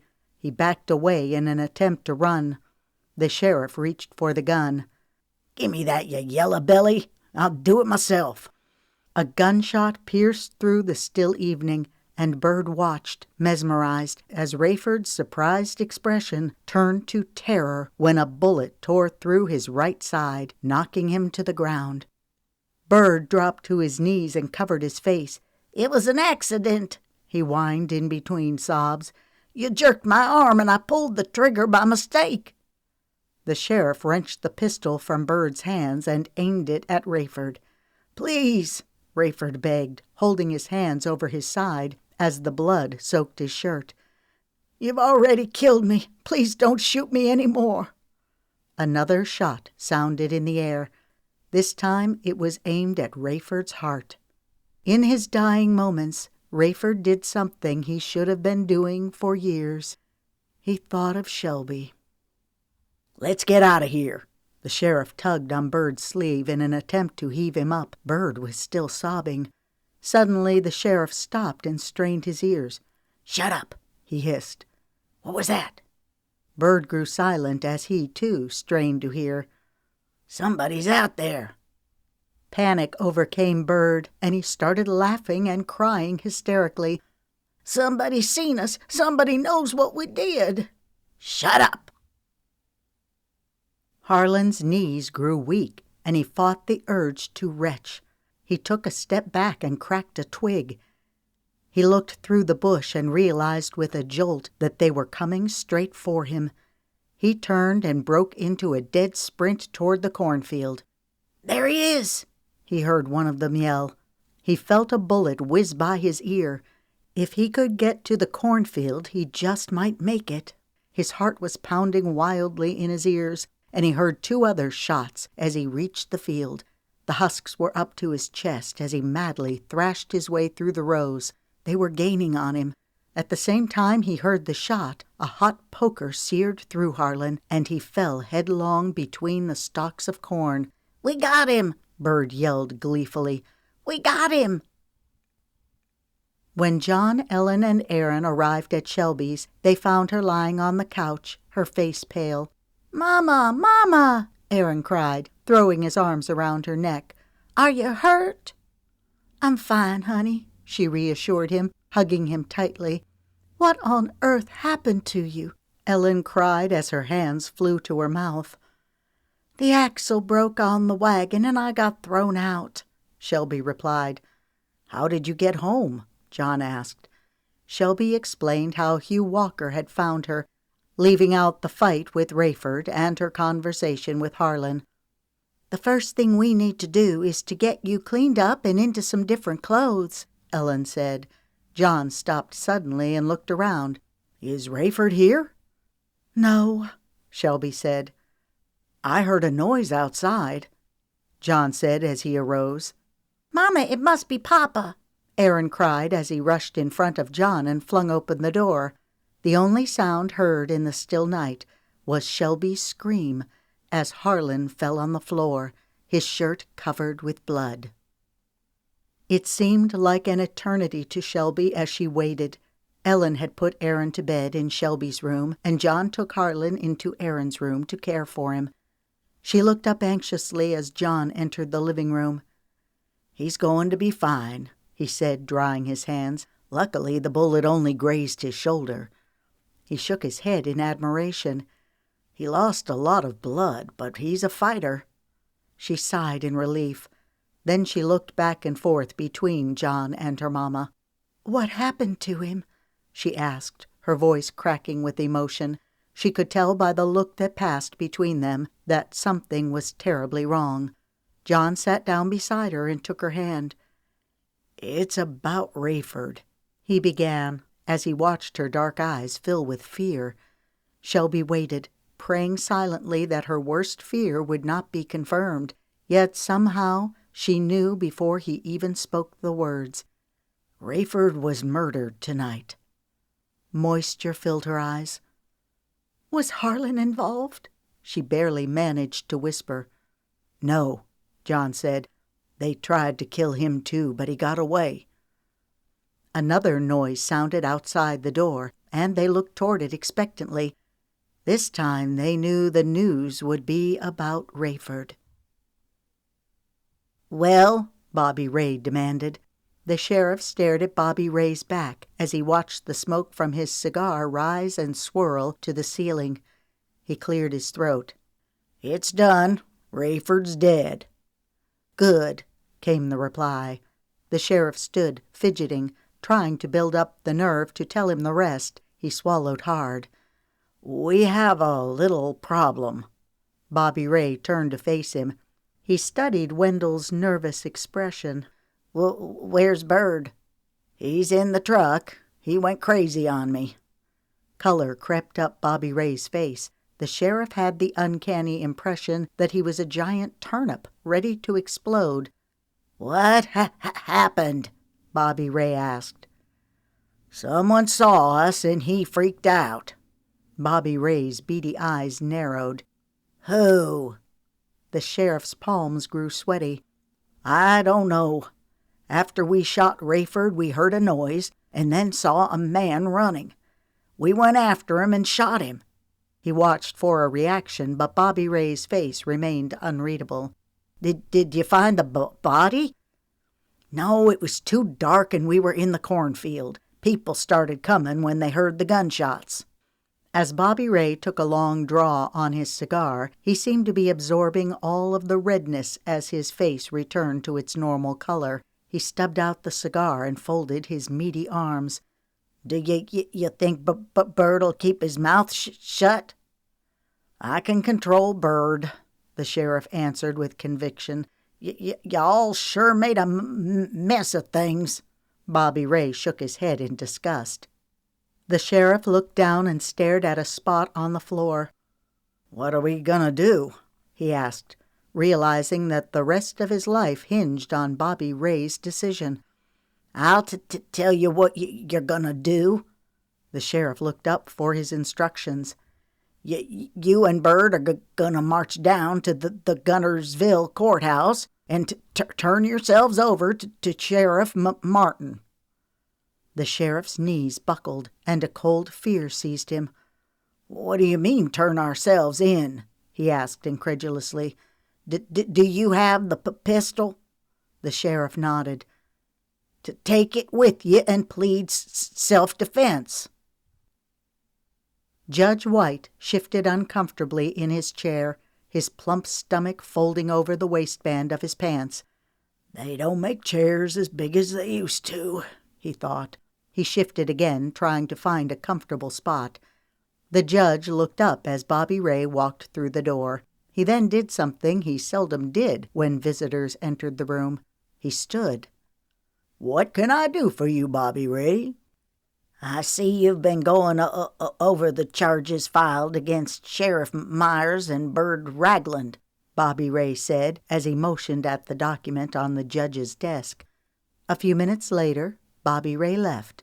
The judge leaned back in his chair and peered over his spectacles as he studied the document in front of him.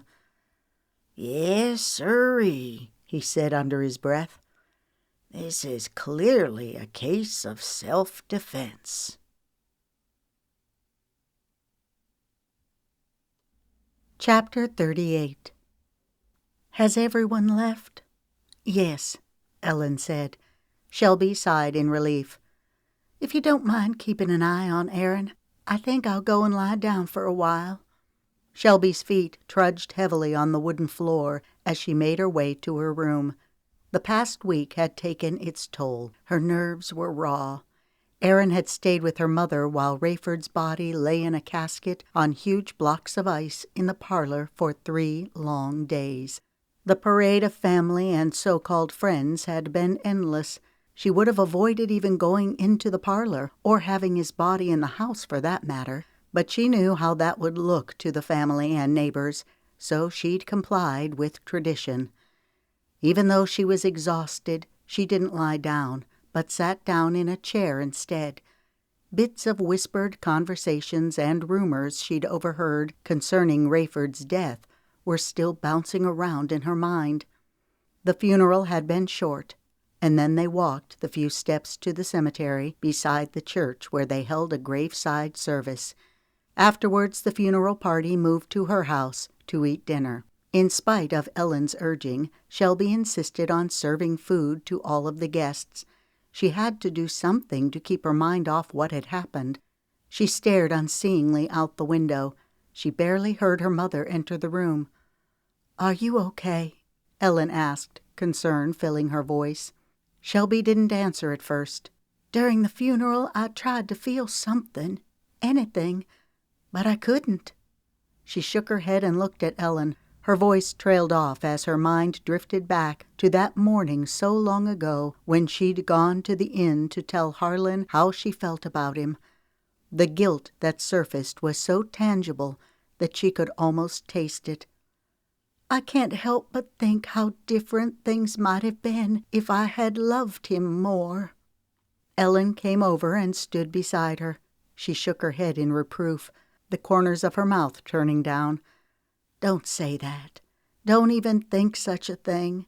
I don't know how you stood it as long as you did." Shelby looked up, the vehemence in her mother's voice taking her by surprise. "Were it not for Aaron, I couldn't have stood it. He loved Aaron." "All these years I've kept my mouth shut," Ellen continued, "watching you give your heart and soul to a man who trampled all over you. You tried every possible way to keep your marriage intact, always putting Rayford and Aaron before yourself. Well, I won't sit by quietly any more, and I'll not have you blaming yourself for his death. You know as well as I do that he had it coming to him.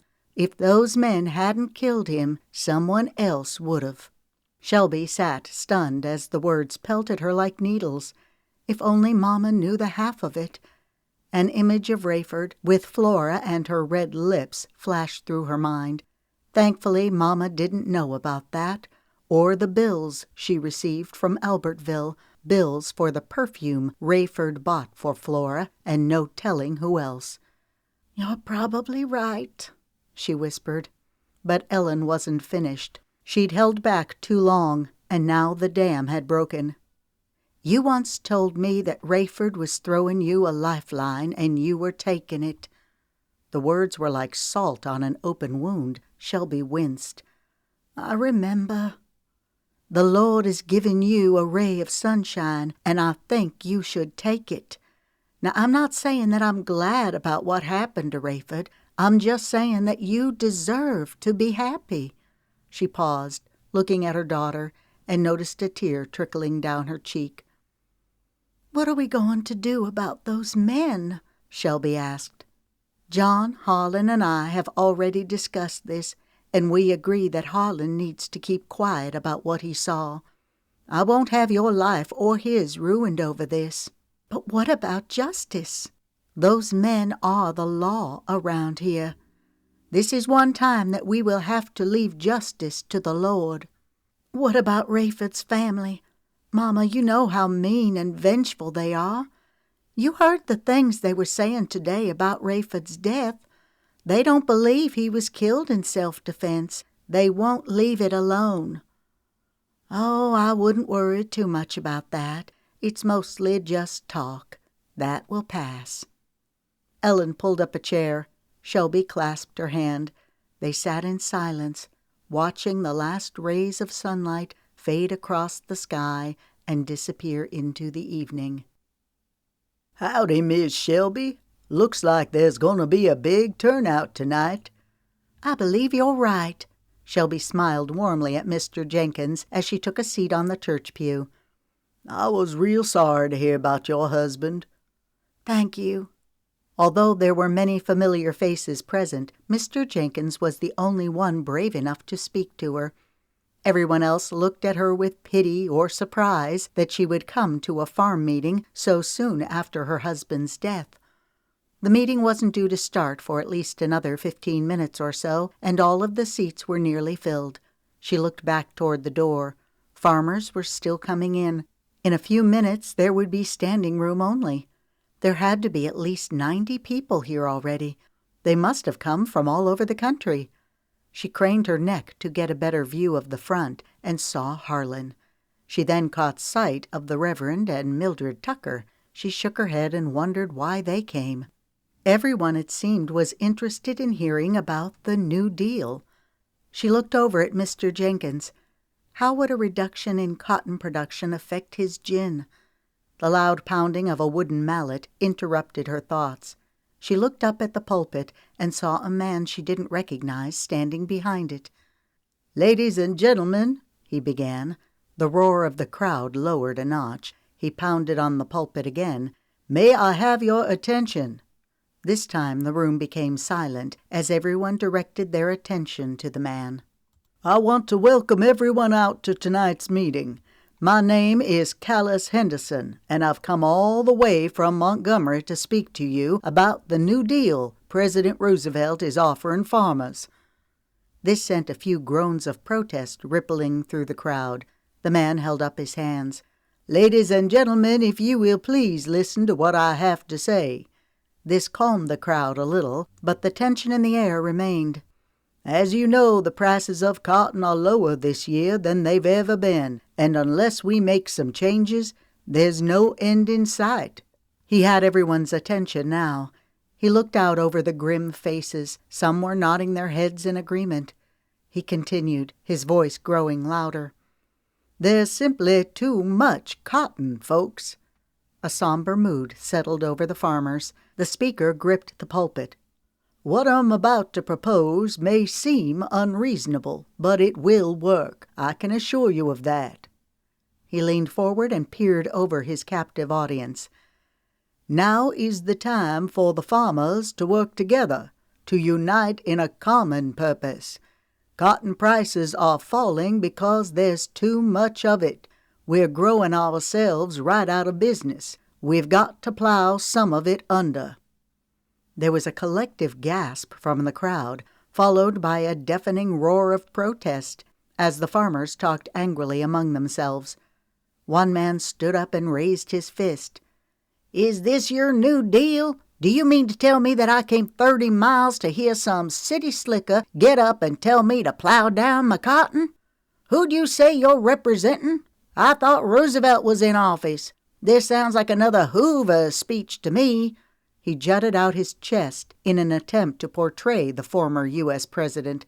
"Next, you'll be telling us that prosperity is just around the corner."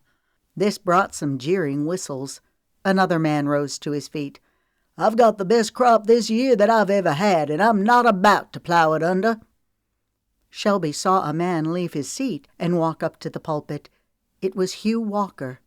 "Sit down," he commanded in a thunderous voice. "Let's at least hear what the man has to say." The speaker's face was cherry red. "Folks, please listen to what I have to say. The government is not expecting us to plow under our crops without any compensation. Not only will the price of cotton rise to 10 cents a pound, but they're also willing to pay us for every acre we plow under." A hush fell over the crowd. The speaker had their attention. Shades of lavender, blue, and pink filled the afternoon sky. Each purple cloud seemed to be poised on a fiery base. Harlan and Shelby walked side by side through the high stalks of cotton in companionable silence. The field was white, loaded with thick, puffy bolls of cotton as far as the eye could see. The crisp air felt good as Shelby breathed it in. "Have you ever seen anything so beautiful?" Harlan smiled down at her. "Just once," he replied. She acknowledged his compliment with a smile and then grew somber. "I never dreamed I'd see the day when I'd be plowing under perfectly good cotton." She shook her head. "Our way of life is changing." He sensed her sadness. "Yep, things are changing." She reached down and grabbed a handful of soil. Harlan could tell by the look in her eyes that she was thinking of another place and time. "My Uncle Joshua believed that the soil held some magical power, that he derived his strength from the rich, fertile earth." She opened her hand and let the dirt trickle through her fingers to the ground. "I think it's just the opposite. The soil receives its strength from us. We, through hard work and sheer determination, have willed it to produce." He stopped walking. A wave of tenderness flooded over Shelby when she saw him wince as he pulled something from his pocket. "Is your shoulder hurting?" "I'll be all right," he said. She gasped when she saw what he was holding in his hand. "I believe these belong to you." Her eyes brimmed with tears. "Oh, Harlan, the pearls!"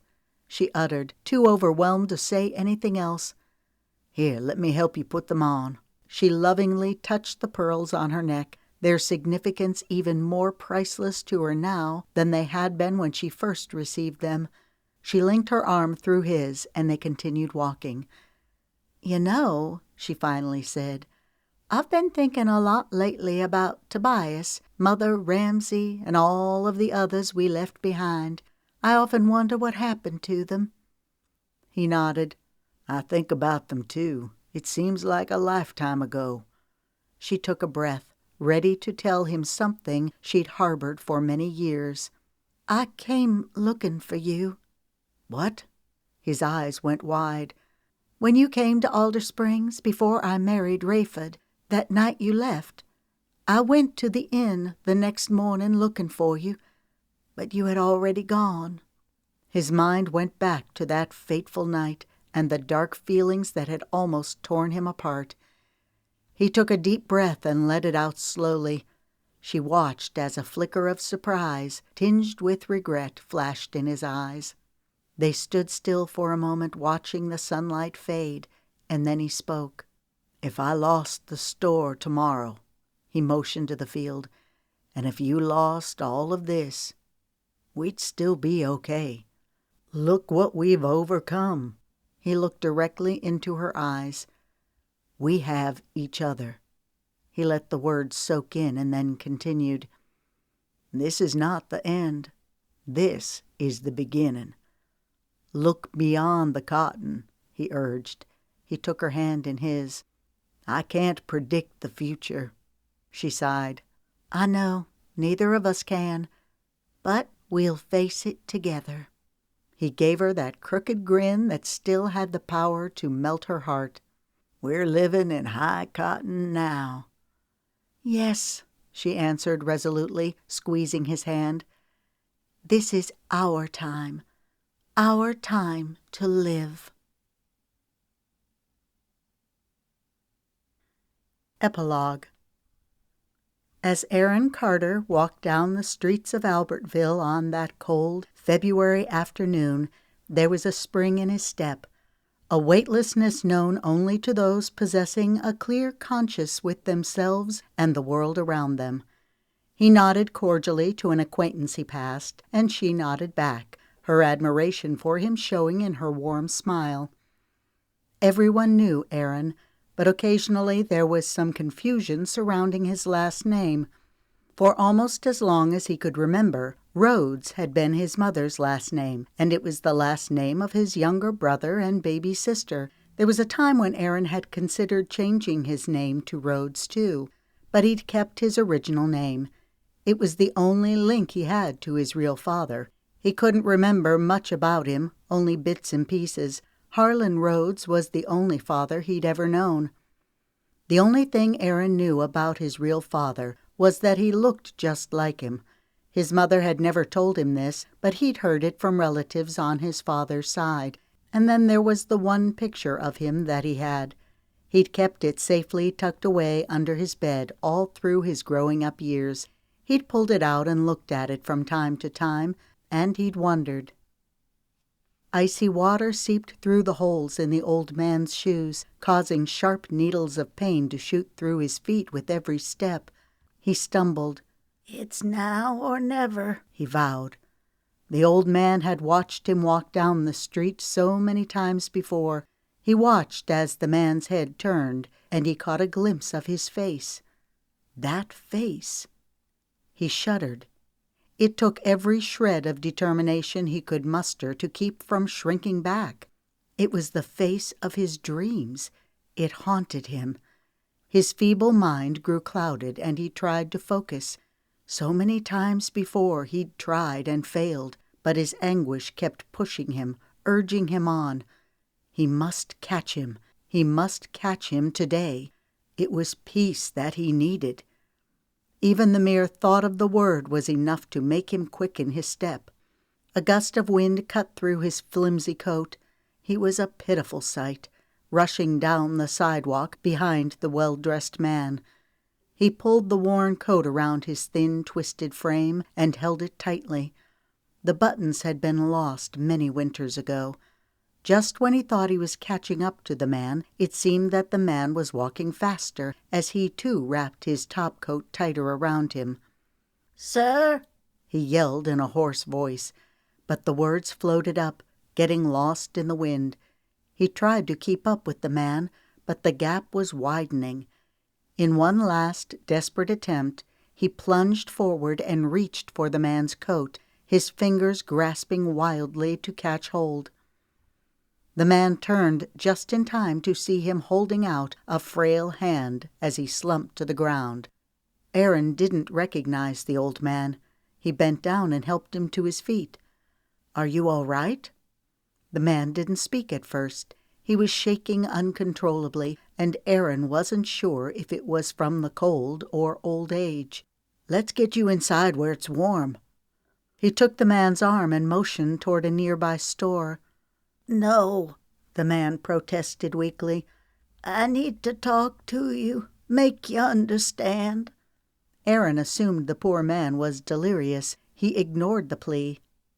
"Come on," he urged. "Let's go into the store." "No," came the sharp reply. "Rayford, I need to talk."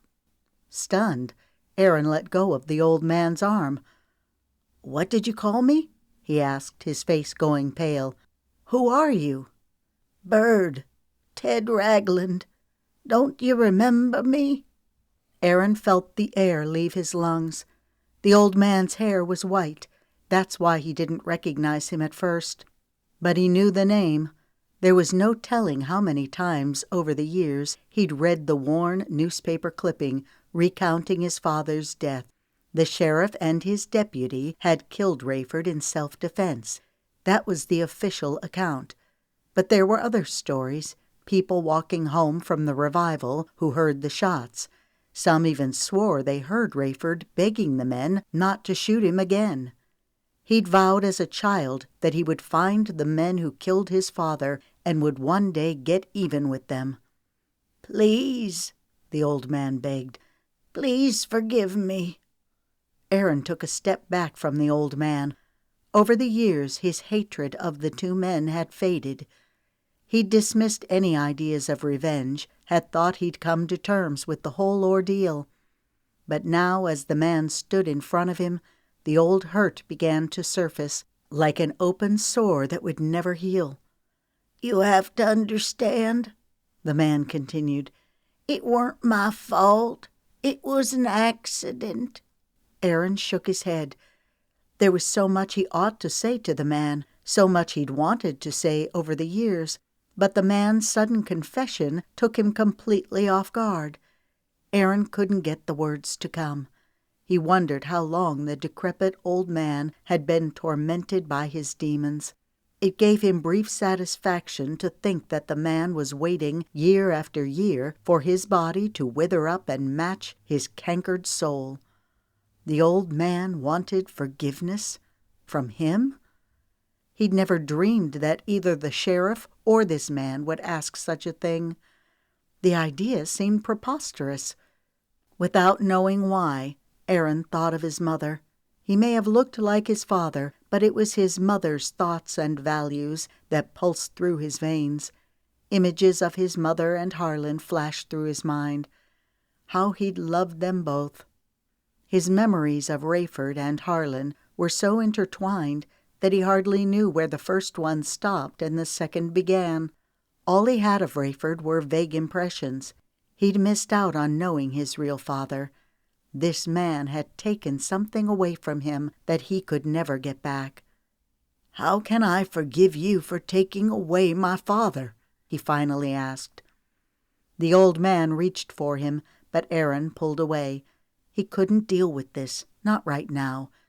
He turned his back on the stricken man and continued walking down the street. The walk to his car seemed long as he trudged through the half-melted snow, now brown and dirty. He rounded a corner and instinctively ducked his chin into his chest as a blast of wind cut him to the bone. He shivered. Time meshed together, and the past became the present as echoes from before reverberated around him. Even as Aaron wrestled with the question placed before him, he knew in his heart that he would ultimately forgive. For one small moment, the clouds parted, and a ray of sunlight broke through the dismal sky and beamed down. Heaven, it seemed, looked down from above and smiled at the prospect. Closing credits. This has been Livin' in High Cotton, written by Jennifer Youngblood and Sandra Poole, narrated by Lisa Valdini. Copyright 2014 by Jennifer Youngblood. Production copyright by Jennifer Youngblood.